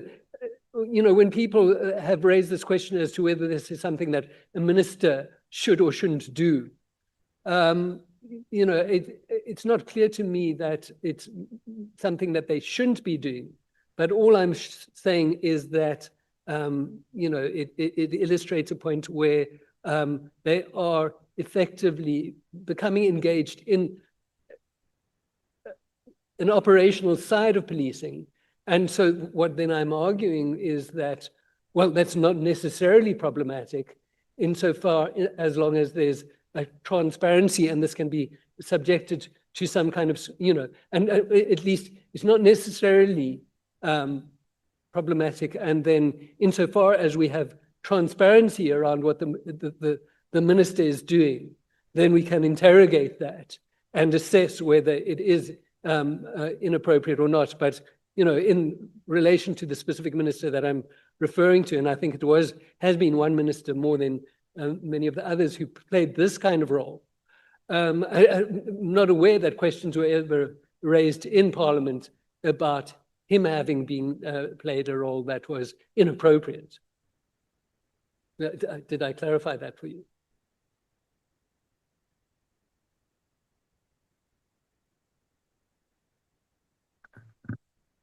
Honorable Diane Kohler-Barnett. Thank you very much, Chair. Mr. Bruce, hello to you. I'm very interested in your point 16 on page 7. Much of what launched this entire episode, the 2 investigations, etc., was based on whether or not the minister had the right legally to shut down the PKTT. That is one of the core elements, and that's from which came so much more. And that's possibly the entire rationale for what has come out. So you say here that the powers of the minister extend beyond the authority to issue national policing policy, but also has the authority referred to in section 207(2) to issue direction. And you say there's a reasonable interpretation of that section, that directions are distinct from policy. So it's quite different.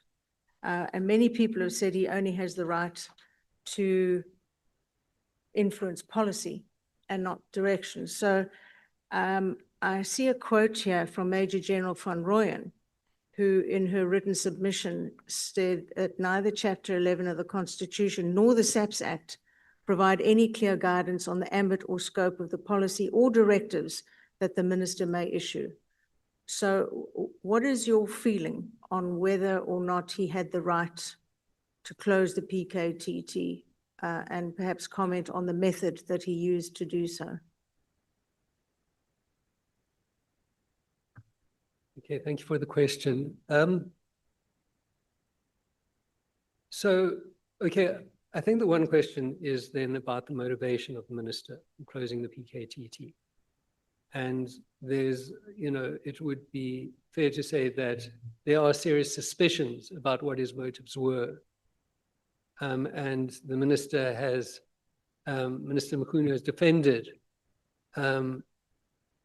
you know, his decision on the basis of, well, I'm not going to try and explain it in any depth, but on the basis of reconstituting supposedly decisions that had been taken about reconstituting the detective capacity of the SAPS, and it's the manner in which its specialized functions were structured. So, you see, I think that, you see, the point that I'm making is that the directive that he did issue then, which was to close down a unit, to me, it's of, you know, of the same, I think the word is sui generis, of the same family, of the same, as many political directives which are issued for specialized units of one kind or another to be established.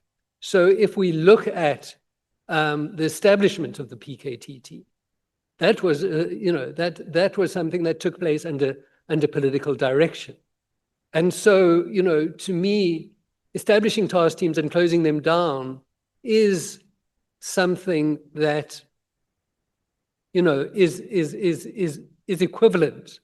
And so insofar as ministers seem to be authorized, or the executive seems to be authorized to play a role in the establishment of task teams, it seems also to me then that similarly it is within its powers to play a role in the dissolution of task teams. That does not mean that underhand motives may not play a role in such decisions. So the further point then, you see that I think that some of the answers to this question is not that the minister violated any formal provision that I'm aware of. There might be protocols of government that, for instance, you see, I mean, people have raised questions about the interministerial committee. And, so there's a question about, were there protocols relating to interministerial committees that were still binding on the minister? I can't answer that question for you, but it's not clear to me that there were. And so, I would say that, my question is that there is not, a clear breach. And my understanding is that the minister did not clearly breach any provision that I know about. And so, but I would, then look to measures such as of the kind that are suggested by ourselves in APCOP as a way of, so for instance, it seems fair to say that even if there wasn't a violation of any existing provision, that the process that he followed was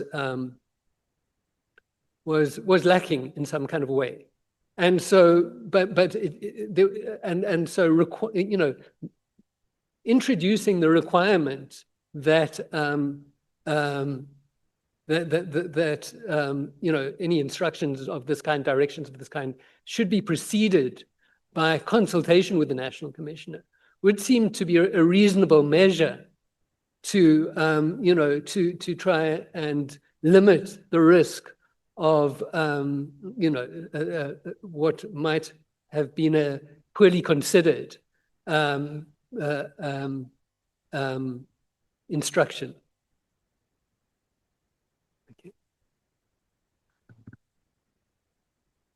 Honorable Sango. At any time, you may want to be recused, honorable members. My benevolence allows you to do so. Thank you very much, Chairperson. Good afternoon, Mr. Bruce. I never thought I would ever agree with the Institute for Security Studies. But let me say, today I feel like Honorable James, I feel vindicated. Not because, and I want to put this on record, not because it's in defense of Minister Mkhunu or anything of that nature. I hold no brief to defend anybody, including Minister Mkhunu. But I've always held a view that there is no way, and I mean, a lot of the time it's been a lone view, including in my party, there's no way a political principal can be given authority over a department, exercise oversight, and then is not able to give a direction, and I think your arguments that speak to some of those matters, I agree with you insofar as we don't know the motive. I agree with you on issues of process, but most importantly, I agree with you on recommendations which say that we must be able to delineate what we regard as strategic, what we regard as operational, and people must not just throw those words around, and then they're not able to explain it. So thank you so much for that submission. I just have a few questions, and maybe let me just start with this one, which was just irritating me a little bit because I couldn't make sense of it also in the context of what we've been dealing with. You said at some point that political leaders, please, I'm paraphrasing, so you'll tell me if I'm wrong. Political leaders tend to appoint as police people who are politically aligned with them. Now, at face value, there's probably nothing wrong with that statement, but I'm keen to find out what you base it on. Whether you're talking generally or you are referring to the South African situation. Over the last couple of months when we've been, engaging with these generals, none of them, for example, as far as I know, are members of the African National Congress, which has been the governing party. They don't come from there. So what do you base that on? What is your thinking around that?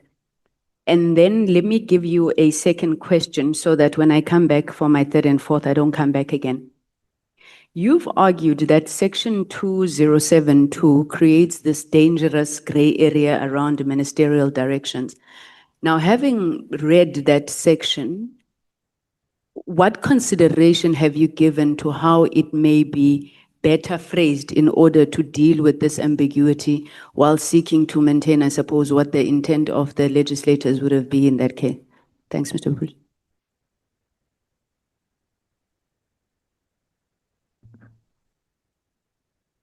Thank you. Right. So in relation to your first question, what I would say, so it's about the assertion that political leaders tend to appoint police leaders who are politically aligned with them. And I wonder if that is entirely correct, but let's say that tends to appoint police leaders who are likely to be willing to do their bidding. So they might not be, of one mind with them politically, but likely to not contest, political type directives which they receive. And, insofar as I have managed to read about the experience with policing in many African countries, I think that the experience is consistently that, police leadership is generally compliant with the executive. And so this, because I believe it was you who referred to the question about inappropriate influence being to some degree anecdotal. And I think that resonates, I think, with the point which I'm making, which emerged from something that I was reading about policing in Australia, which is that you have a pattern where a certain political party is in power, and then the police leaders are generally happy to follow the directions that they receive from the political leaders that they've been appointed by. It's when there's a change in power in those countries, there's a new political party governing that state, and there's now political kind of differences of some kind, not necessarily clear what they are, between the police leadership and the political party in power, that you then have these kind of disputes taking place where the police leadership starts expressing dissatisfaction with some of the directions or instructions that they're receiving. So it's, the absence of, and if we look at this issue in South Africa, does the fact that, in fact, the man whose allegations have been given rise to the creation of this committee is, in my understanding, is that he is extremely exceptional as a police leader in South Africa, insofar as he is virtually the only one, if not the only one, who's been willing to resist political directives. And so it's as a result Sorry, of... Mr. Bruce. I'm also speaking for my colleagues. Let's try and keep the sure. because we're running out of time. Thanks, sir. And the second one was on section 2072. Right. Well, you see, I mean, your phrase that this is a dangerous gray area. You see, I'm not sure that it is a dangerous gray area. That wouldn't be my formulation. My formulation is purely that the Constitution does say these two things, and that up to this point, there hasn't really been engagement with what these provisions mean. So my understanding is that it's, it is, from my understanding of how democracy works and should work, it is not necessarily appropriate to confine the minister's authority to one of making policy. That's my impression, subject to someone persuading me otherwise. And so I think my understanding is that it is not necessarily a bad thing that the minister has the authority to issue policy and to issue directions. What it does do is create the potential for that authority to be used in an inappropriate manner.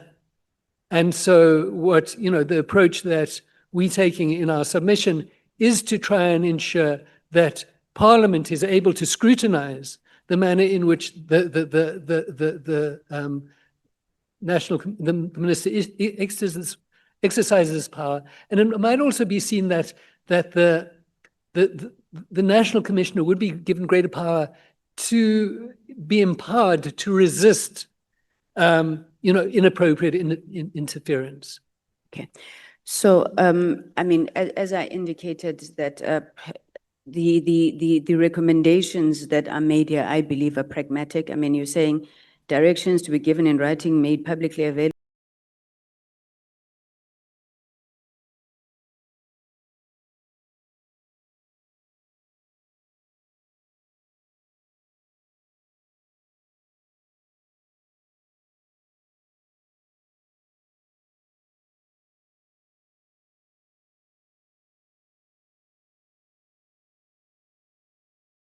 Constitutionally should be insulated,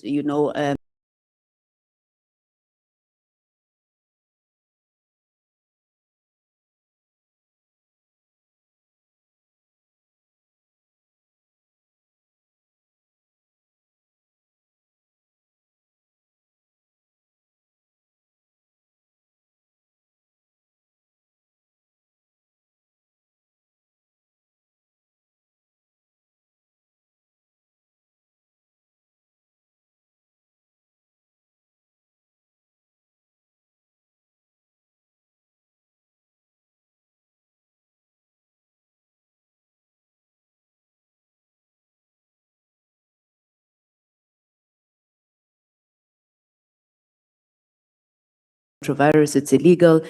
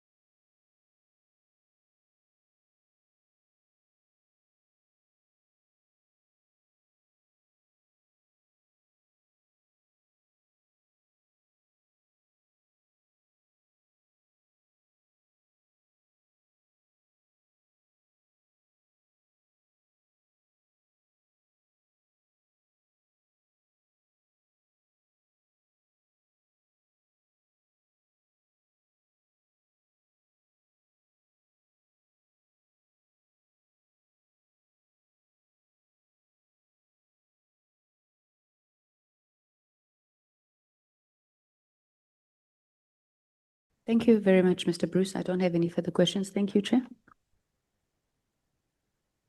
Thank you so much, Honorable Nomvalo.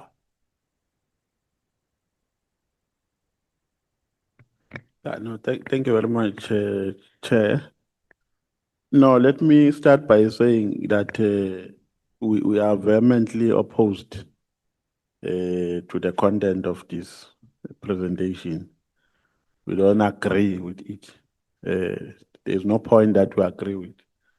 So in its totality, doesn't make sense to us in its totality. One, it doesn't make sense in terms of the legal framework, but secondly, in terms of a problem that we're currently faced with here in this committee, because our firm view is that, one, the minister does not have powers in terms of the current constitution and in terms of the South African Police Service Act to enter into operational issues. And if it does so, he is violating the Constitution. The South African Police Service Act operationalizes Section 207 of the Constitution, and it does not give powers, consciously so, to the minister to enter into operational affairs. Section 11 of the Policy Service Act gives powers to the National Commissioner. And I think the reason behind this is that in most instances, in fact, in all instances, people who are appointed as national commissioners are people who are career policemen, people who have experience in the police. They were constables, detectives, brigadiers, and so on and so forth. That is why they are given powers, because a police institution is not an institution that you can gamble with. It's a very critical institution in governance. And to have a person who's the national commissioner, you require skills and expertise. And the minister is a politician, and there's no requirement for you to be a minister of police. If I love Honorable Skosana and I'm the president, and if I want him to protect me for my future shenanigans, I can simply appoint him because I know that he's my puppet. He will take all instructions that I'm giving to him. Whereas a commissioner is a well-qualified person in terms of experience, who understands better how to run an institution or a department called SAPS. So I think there is no issue here with the current legal framework. There's absolutely no issue. And if anything, the current legal framework was violated on the 30th of December 2024, when we were busy at home celebrating New Year. So to suggest that more powers must be given to the minister and the minister must be protected and so on and so forth is to want to exacerbate the situation. That is my comment. We don't agree with what you have said, and we think that your proposition can exacerbate the current quagmires that we are faced with. Number two, you have also spoken about a tendency to establish task teams. And my reading of your tone is that you seem to be against that.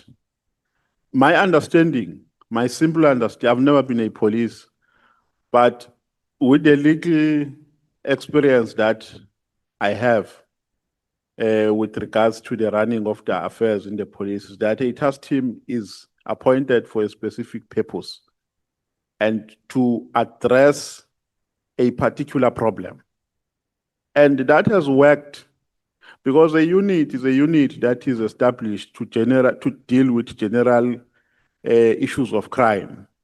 And then when there is a specific problem which is rife, or when there is a specific scourge which is growing uninterrupted, and the police can't in their current form address that issue, there is a need to establish a task team. And practically, that has worked for the people of South Africa. It has worked in KZN.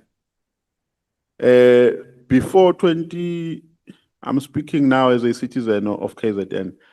Before 2018, there was no task team in KZN, and people were dying like flies. And evidence is tendered here that there was a collaboration of criminals and people who are in the police. Because what criminals do, they identify role players in the current setup of the police and want to capture them and use them for their criminal activities. And when there's a task team, it's not easy to do that because various people are deployed in terms of their expertise and experience to deal with a particular problem. So, in terms of the practical records, task teams have worked for the people of South Africa. That is why today there's peace in KZN. People are not dying. We're going to elections this year.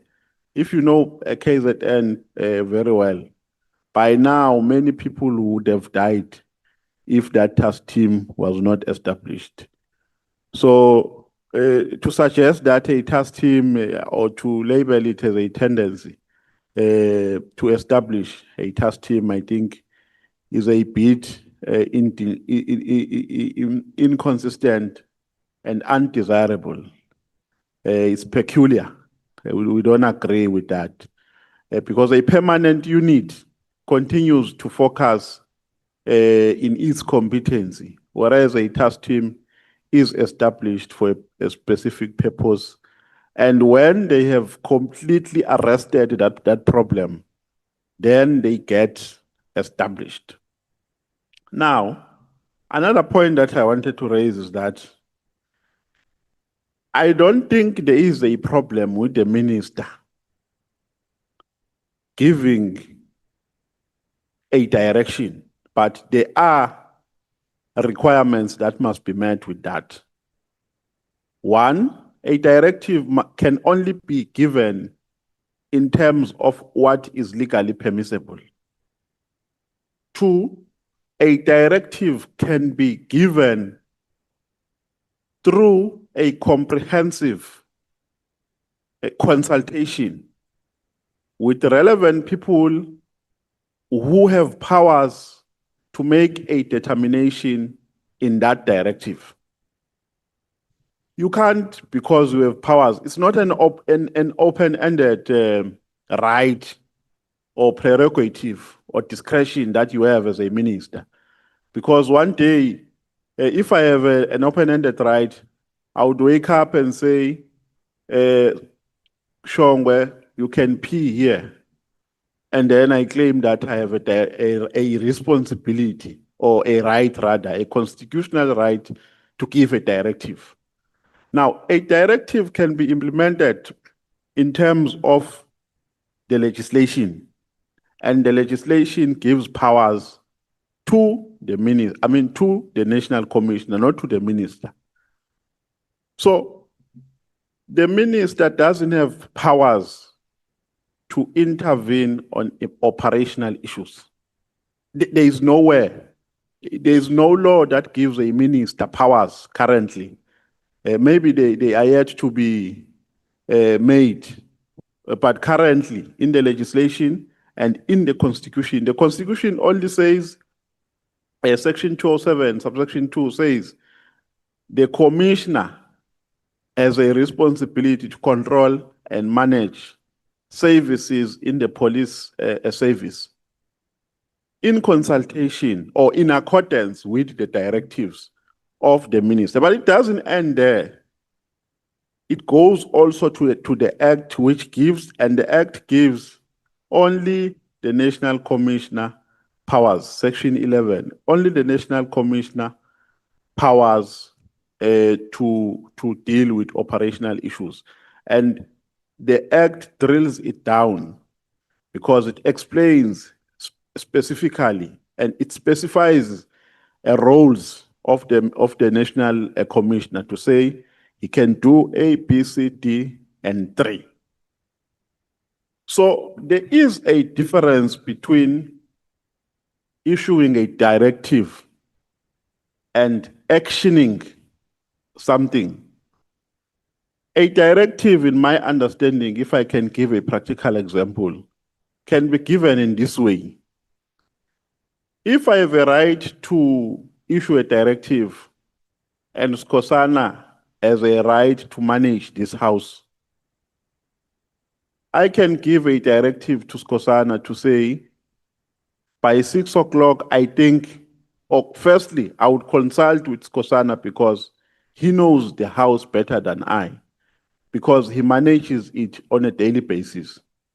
And ask him if it is appropriate for him to change that door. And if he says, as a person who has experience and as a person who manages this house, I think it is appropriate to change that door. And then I can say, you can, having made all such considerations, you can change the door. And not come with a date to Skosana. That is dictatorship from a general perspective. It's dictatorship and it's ultra virus. I can't come to Skosana and say, Skosana, tomorrow at 10 o'clock, who manages this house? At 10 o'clock, that door must have been changed. What kind of a directive is that? That's dictatorship. I can't give that instruction to a person who has statutory responsibilities which have been explained thorough in a legislation, and just give an instruction to say do A, B, C, and D. Whereas I am not in charge of day-to-day responsibilities of doing what he does. So I don't have any question on your presentation. I'm crushing it from point one to the last point. We don't agree with it. Doesn't make sense to us. It appears to be more defensive than anything. It appears as a mouthpiece of Senzo Mchunu. That is, it has been presented to paint a particular picture or to establish a particular defense. So there's no question. I was just engaging. Thank you very much. It's a comment. Okay, thank you very much for the comment and taken note of the points that you've made. I think just my responsibility would be just to obviously reply to the last, was it a dig or a jibe or what? I'm not quite sure what you would call it, but that the submission was made in some ways in a way which was intended to favor one person or another person. And, you know, I can state very clearly and without any hesitation that, you know, that's just entirely not true. And the work forms part of work which is intended to support Parliament and support the government of South Africa in building an effective and sustainable democratic system. And that, yeah, and that is the spirit and the motivation behind it. But thank you.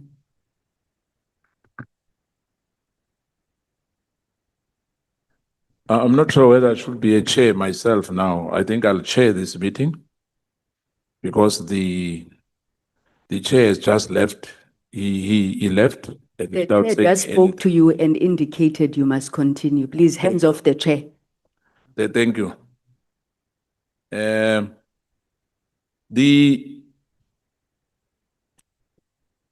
Good afternoon, Mr. Bruce. Good afternoon. Good afternoon. One, this security studies, this Institute of Security Studies is the one which was being led by then George Fivers, am I right? Or it's another one? The security study, or is it Jack Siller? I think it says. Established by Yaki Siliers. Okay. Who's funding it?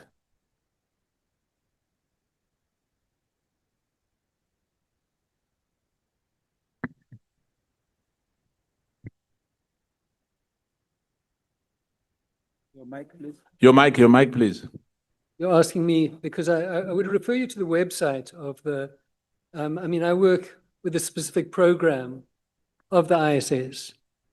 So you don't know who's funding it? No, I do know him by name. As it happened, there was just an announcement that was issued by the ISS, I think yesterday or today, regarding the resignation of the current director. So the director's post is currently in No, trial. I'm aware of that, Mr. Bruce. My question again, it's who's funding the Institute for running it? Security Studies? Okay, well, can I refer you to a specific section of the website which deals with the governance system of the Institute for Security Studies, because I would have to consult that if I was to be able to provide you with a comprehensive answer to your question. Oh, well, I'm not answered, but I thought that you are here, you know exactly who are the funders of this Institute No, for Security I work with Studies. the ISS as a research on policing, and my work is very much focused on. So if it's funded by drug dealers, you'll never know. You'll just say you are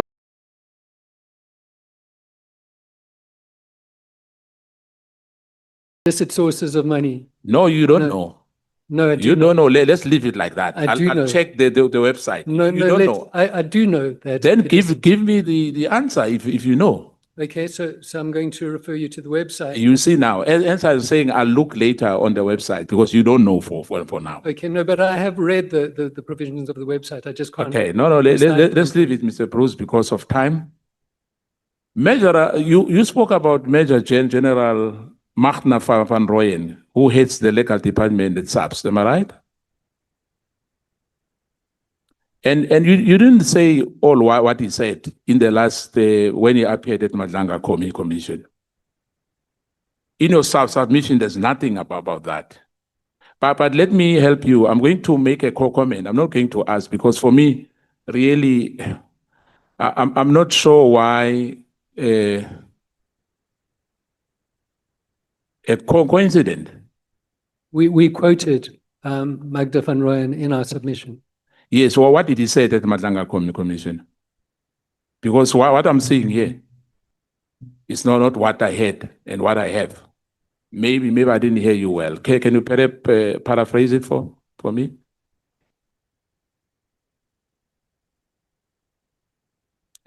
Mike, please say. The quote is that neither Chapter 11 of the Constitution nor the SAPS Act provide any clear guidance on the ambit or scope of the policy or directives that the minister may issue. So Major General van Rooyen was referring to particularly to Section 207(2) of the Constitution, as far as I understand, but also to 206(1) and 2, which authorize the minister to, on the one hand, issue national policing policy, and on the other hand, issue directives to the police. And her observation was that there's broadly a lack of clarity as to what the scope of these powers is. Let me just contextualize it for you and with my comment now. Major General Petronel Magna van Rooyen, SAPS head of legal service, testified that the police minister Senzo Mchunu acted outside the authority and the legal mandate by ordering the political killing of a task team to be disbanded. She was very clear on that. I'm not sure how did you miss that in your submission. She argued it was an operational matter, not a political decision, and that the action severely hindered the investigation, suppressed cases, and ignored proper legal process. Do you remember that? Key points from her testimony at the Madlanga Commission of Inquiry. Overreaching of power. Van Rooyen stated clearly that the minister lacked the authority to disband the specialized unit, which are operational functions. Now, she testified that the rapid disbanding of the case based PKTT had a negative consequences for the police work.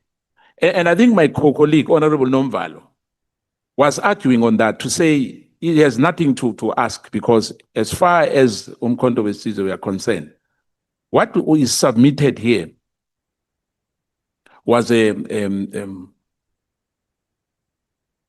tick box exercise, in our view. And I'm saying this to you, Mr. Bruce. Someone who reads this will say that we are defending something here, because hence I'm saying to you, in your submission, what I've read to you, you haven't said anything about that. And Magna, the legal head, was very, very clear on that. I'm not going to quote sections you've been, the section 207, I serve in the police portfolio committee, by the way. The section which you being emphasizing on here might be misleading, and I'm saying this to you with due respect. Magna said it all. We don't have to revisit that. By the way, he's the head of legal service in that department, and highly qualified for that matter. He's a PhD holder. And I read about the issue of New Zealand, you know, Queensland, what they do, in Kenya, what they do. You know, our history in this country, as you know, if you've been here for a very long time, because some of Europeans arrived not earlier, you know, some are born here, some they've got dual citizenship, some, you know, but our historical background, it's of such a nature that it's not easy to forget what happened in the past. Hence, my colleague gave you an example of KwaZulu-Natal, that the PKTT work wonders. If it was not the PKTT, hence we are saying it was really premature to have disbanded that PKTT. And others, which are, some of them are not disbanded. In particular, we're worried about this PKTT. Hence, we are sitting here today at the ad hoc committee. This could have been prevented, you know, if there was no interference at all. We will find ourselves in here. So we know we've got dynamics as compared to these other countries. Other countries, they might not have what we have here. There's a lot of issues in this country which we need to be attended to. And we think that in terms of the constitution which earlier when Advocate Hoffman was here, the Roman Dutch law, as far as we are concerned as well, we still have to, as lawmakers, you know, you need a majority to amend this constitution. We are not happy. There's a lot of gaps which have to be closed in this so-called the best constitution, which is misleading, by the way, you know, but that's politically, that's not for you. But indeed, there's a lot to be done. But in terms of what I was saying to you, that I'm making a comment, I think you left what I've said deliberately about what Magna said about the issue of interference, you know, and the issue of the PKTT. I thank you, Chair. Thank you so much, Mr. Bruce. Thank Can you. Can you comment? Yeah, well, just a couple of points. One thing is that obviously you and Honorable Nomvalo have raised a question about the utility of task teams. You know, I don't agree with you that it's clear or straightforward that they have played a particularly useful role. I think that we're living in a country that has got a murder rate of something like 25,000 people a year, has enormously high levels of violent crime. KwaZulu-Natal itself also has very high levels of violent crime. the PKTT itself has, I have looked at discussions of the effectiveness of the PKTT. And, I think that's a complex question. I think that it's never straightforward to evaluate investigative units. Now, are you saying Sorry, can I Mahda is wrong? Because I don't want to waste some people's time. Okay. Are you saying Mahda is wrong? And yeah, I would also just say that I wasn't sure, I wasn't clear. I was, I had read the report that you were, I think the same one that you were reading from. Yes. And had been through parts of her testimony, but I didn't see any clear reference to an explicit provision that had been violated by the minister. And as I indicated in my response to Honorable Kola Barnard, what's never been controversial is where there has been political influence that has led to the establishment of task teams or units of one kind or another. So to me, it's not entirely clear, or not at all clear, let's put it that way. What is the difference if there's political influence, political directive calling for a unit to be shut down? In what way is that more or less operational than directions or directives for unit or task teams to be established? So to me, I remain unconvinced. I don't know what the evidence is that there was any clear provision that that the minister violated. There might be protocols, informal or formal protocols that I'm not aware of that have been violated. But as I said, I'm not aware of them. But as far as I can know of, purely looking at the Constitution and the SAPS Act, there isn't a clear violation that I'm aware of on the part of the minister. Whether his actions were well considered, whether he was exercising good political or judgment, or whether he was exercising his authority in a responsible way is another question. But I'm not aware that he clearly violated or was in breach of his powers. Through you, Chair, I think Mr. Bruce came with a mandate. I'm going to put it clear to you. He's not convinced about anything. We are talking about something in KwaZulu-Natal, where our honorable member comes from. He says the killings have subsided because of the PKTT. PKTT. You said no, you are not convinced. I'm saying to you, Mahda, the head of legal department, she said that in the Madlanga Commission, that the minister was wrong to disband that. We are saying there's nothing wrong with that. In fact, we are the first person who ever said that here. I'm even shocked. I don't think you're accurately representing what I've said. What I've said is that he wasn't in clear breach of any legal provision.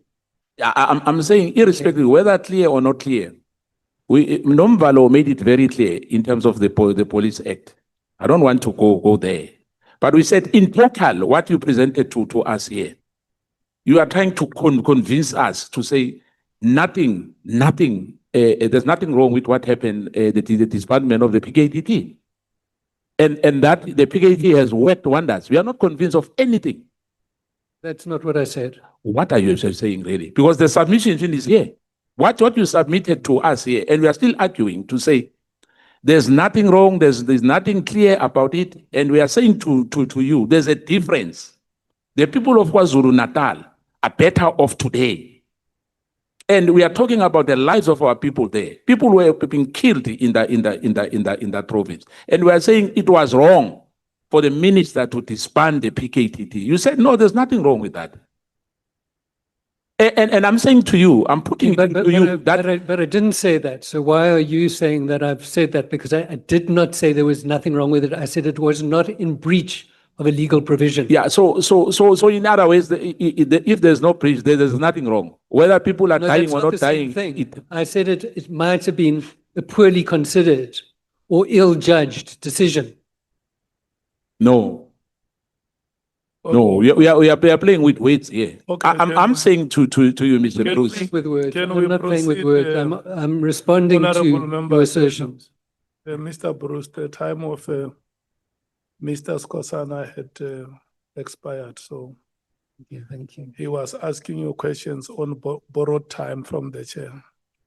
Can we afford Honorable Cameron? Chair, I actually don't have many questions rather than a comment on the submission process. We're not here to oppose people that come and submit something. We listen to their opinion. We invited them. They are our guests. If we don't like what they say, that's fair enough. We can debate that later on when it comes to the report. Mr. Bruce is not a witness. He is an absolute expert in his field. If anyone did their own research, they would know that.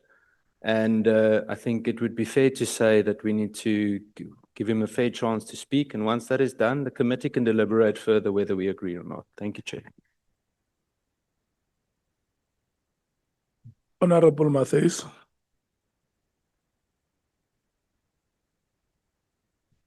Thank you, Chair. Mr. Bruce, good afternoon. I don't have many questions. I just wanted. Chair, my hand is up. Honorable Matthews. Okay. Yeah, but Chair, are you going to recognize me?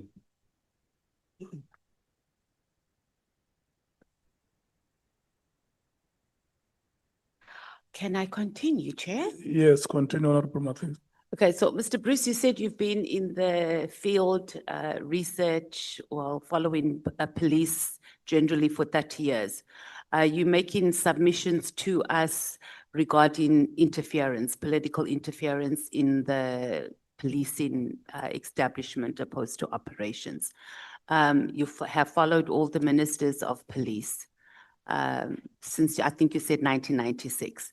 So stuff might be getting lost in translation here. So I would like you to give us some practical examples of any of the ministers who you think or who you would categorize rather as overstepped. There was political interference, the name of the minister and something that they did that supports what are you talking about in terms of political interference or whether it was political directives. So I think that will help us get clarity on your submissions because I think now stuff is getting lost in translation.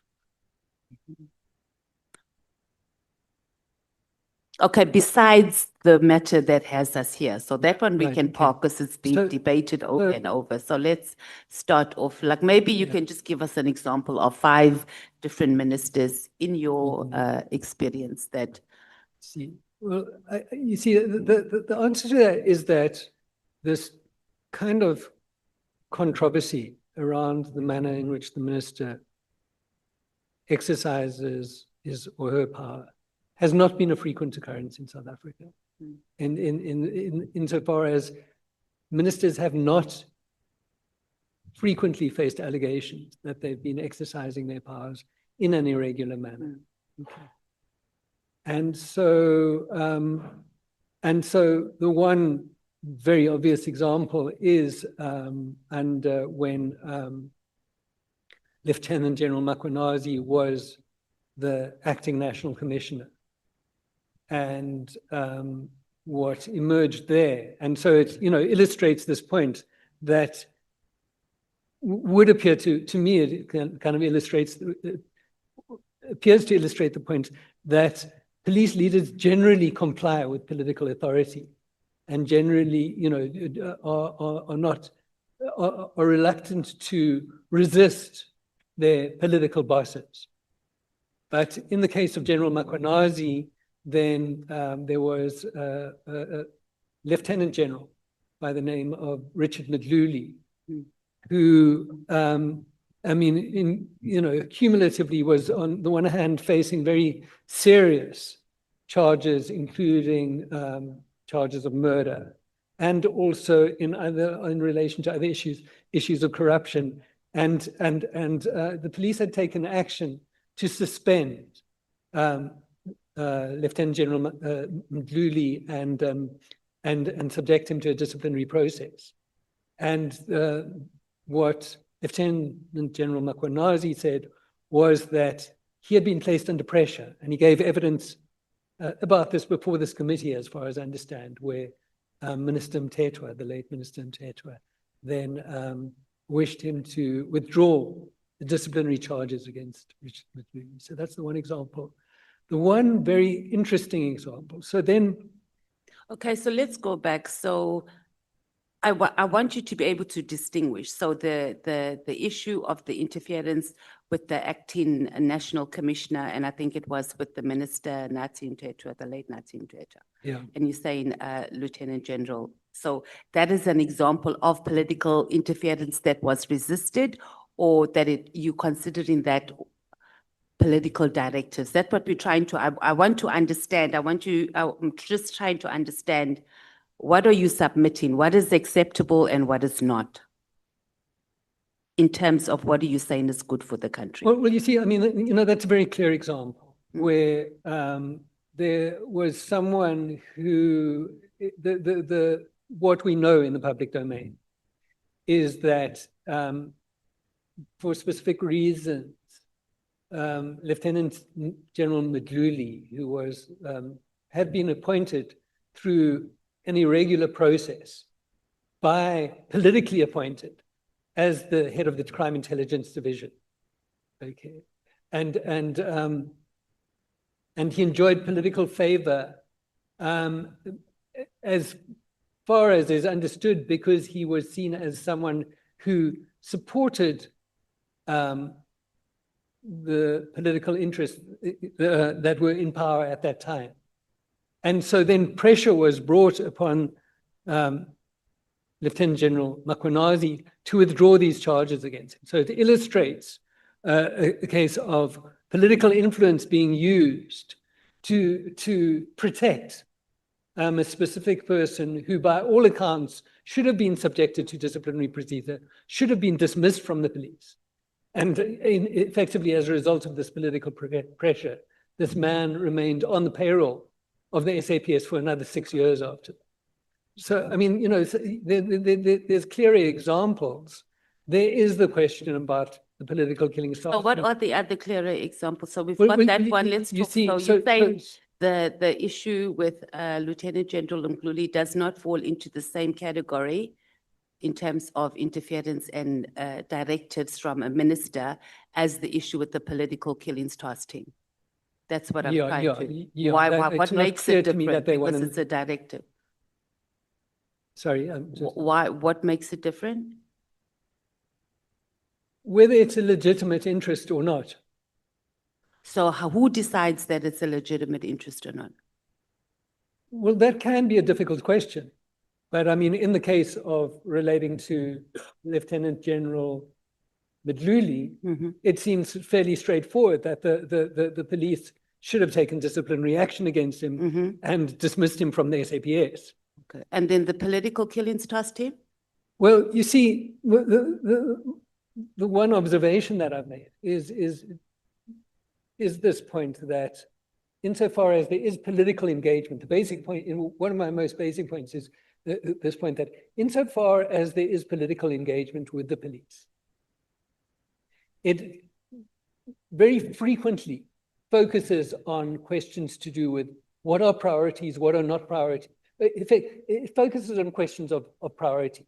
And so if one looks at the economic infrastructure task teams, if one looks at the political killings task team, if one looks at other types of task teams that have been established, Mr. Bruce, I they think are we're often getting established off. under political influence. So to me, it's not clear what is the difference between a directive for a task team to be shut down and another political directive. To me, they seem to be equivalent. And so if the one is acceptable, then it seems to me that, by implication, the other type of directive is also, it's not self-evidently something that the minister shouldn't be doing. So you don't think the directive in the first place to establish it was a problem either? It isn't seen as a problem, and I'm not saying that it is a problem. No, but you making presentations here, so we're asking you on how you would characterize it. And you can justify it. No, you see, That's what we I have a reservation about this Mm. because you see, for instance, there's 27,000, there's 25,000 murders in the country. Political Killings Task Team is concerned with, I don't know. I mean, the total caseload over about 6 years was something like 612 cases. I'm not quite sure how many of those were murders, but that's one small fraction of the overall problem of violent crime. So, Okay, there's but we're a going question off, yeah, about. my question, Mr. Bruce, was perhaps the initial instruction to establish it, because it was given by the president to deal, the president of the ANC was the president of the country at that time, because the ANC members and some other political parties were killing each other. Was that probably the problem? You see, I mean, Because it's given an operational in issue. 2013, I wrote an article motivating for task teams or dedicated units to be established to address political. But I'm not talking about, we're not talking about the why, right? We are talking about the instruction, right? Not the why, etc. The actual instruction for the president to say, tell them, go and establish, and then the minister to say, the instruction to the acting minister that they must make those corruption charges of the Lieutenant General Mhluli to go. I'm talking about the instruction. Is it political interference or not? Forget the part of the the backstory of it. We're talking about the instruction. When is it a directive, or and directive that is interfering with operations? Because that's what you need to tell us here. Well, Because you are arguing the point on the substance, on whether the point is that political killings it is task team. operational in nature. It is operational. So we can even argue that the initial instruction to establish it was political interference. That's, you see, well, it was political influence, certainly. Oh, that's different. Okay. It's not, I wouldn't say it was inappropriate interference. But, and as a result of that, it isn't clear to me that by its nature, the instruction to close down the task team was irregular. But I think the critical question is in some ways what the motives were.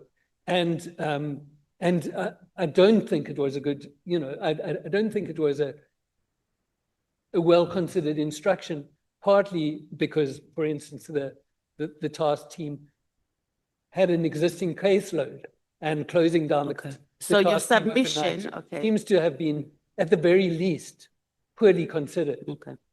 So your submission here, if I need to sum it up, the directive of political influence, right, is based on what the motive is. In summary, that's what you're saying. Then if the motive is considered acceptable for whoever, according to, let's say you for an example, then it's not considered political interference. Well, you see, I mean, I think it's also then clear that it would be appropriate. There's elements of this issue that are much clearer. So, for instance, for directives to be given regarding the investigation or prosecution, the investigation of a specific individual, or how the police should deal with a specific case, anything like that. It's I about think that would be merits. clearly irregular. Okay, and would clearly be, would clearly cross the line. But if we're just talking, sorry, I thought this was on silent. It is, I don't know what's going on.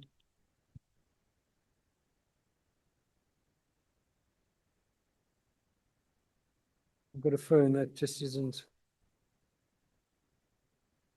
Can I throw it at the wall or something? Sorry. Okay, I think we understand the submission that we should look at what the motive is. on the directives. And then just my last question, well, maybe you're not going to be able to answer it as you were not sure about, or you weren't able to tell us about your funders and whether there's been any investigation into the people who actually funded the organization. But as far as you know, does the ISS get lobbied by political parties to present particular positions? Or are they aligned with a particular political party? No, as far as my understanding is that the ISS has a kind of open approach where it would offer advice to any political party. But it wouldn't, you know, then, yeah, insofar lobbied by, no, I don't think that the ISS does So that. you're immune to being lobbied by a political party for a particular position? Well, I mean, my understanding is that what the ISS tries to do is be open to role players in the policing field in South Africa, for one thing, and that those would include political parties. So the ISS is certainly open to engaging with all political parties. How many political parties, to your knowledge, has the ICC engaged with? ISS, it is, yeah? ISS, do you know? I can't answer that. So maybe you know. if you can speak to those who would know, and we can get a submission on political parties that you'll have engaged on, or engaged in, or engaged with, rather, just so that would be able to. Yeah, in my experience, it's primarily been the governing party and the official opposition. But, you know, and, yeah.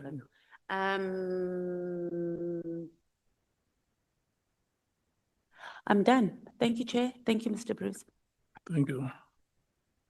Honorable Nomvalo. Yeah, no, thanks, Chair. I almost forgot what I wanted to say, but I have not forgotten. Chair, we must not live with a wrong impression and a wrong information here. Our understanding is that when presentations have been made before us as members of this committee, we are duty bound to engage them. We've not come here to peruse or listen and go home.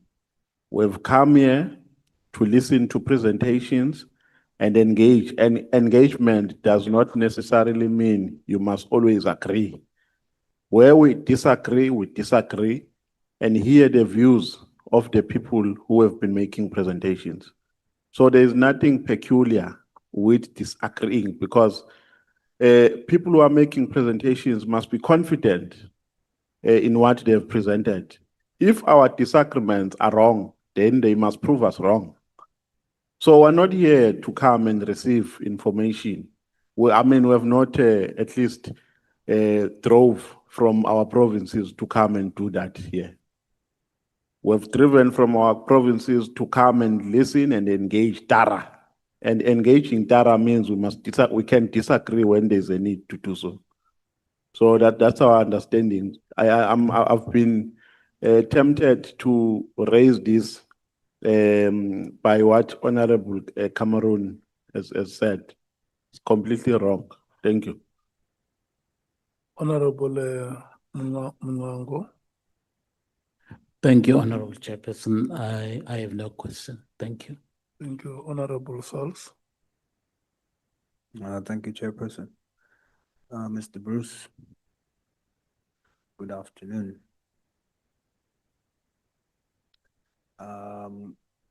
Your submission cites a large gray area between policy and operations.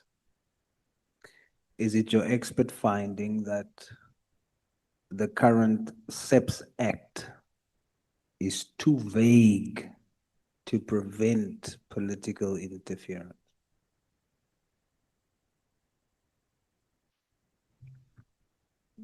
Thanks for the question. I would say it's not a question of vagueness. I would say it simply doesn't address the issue.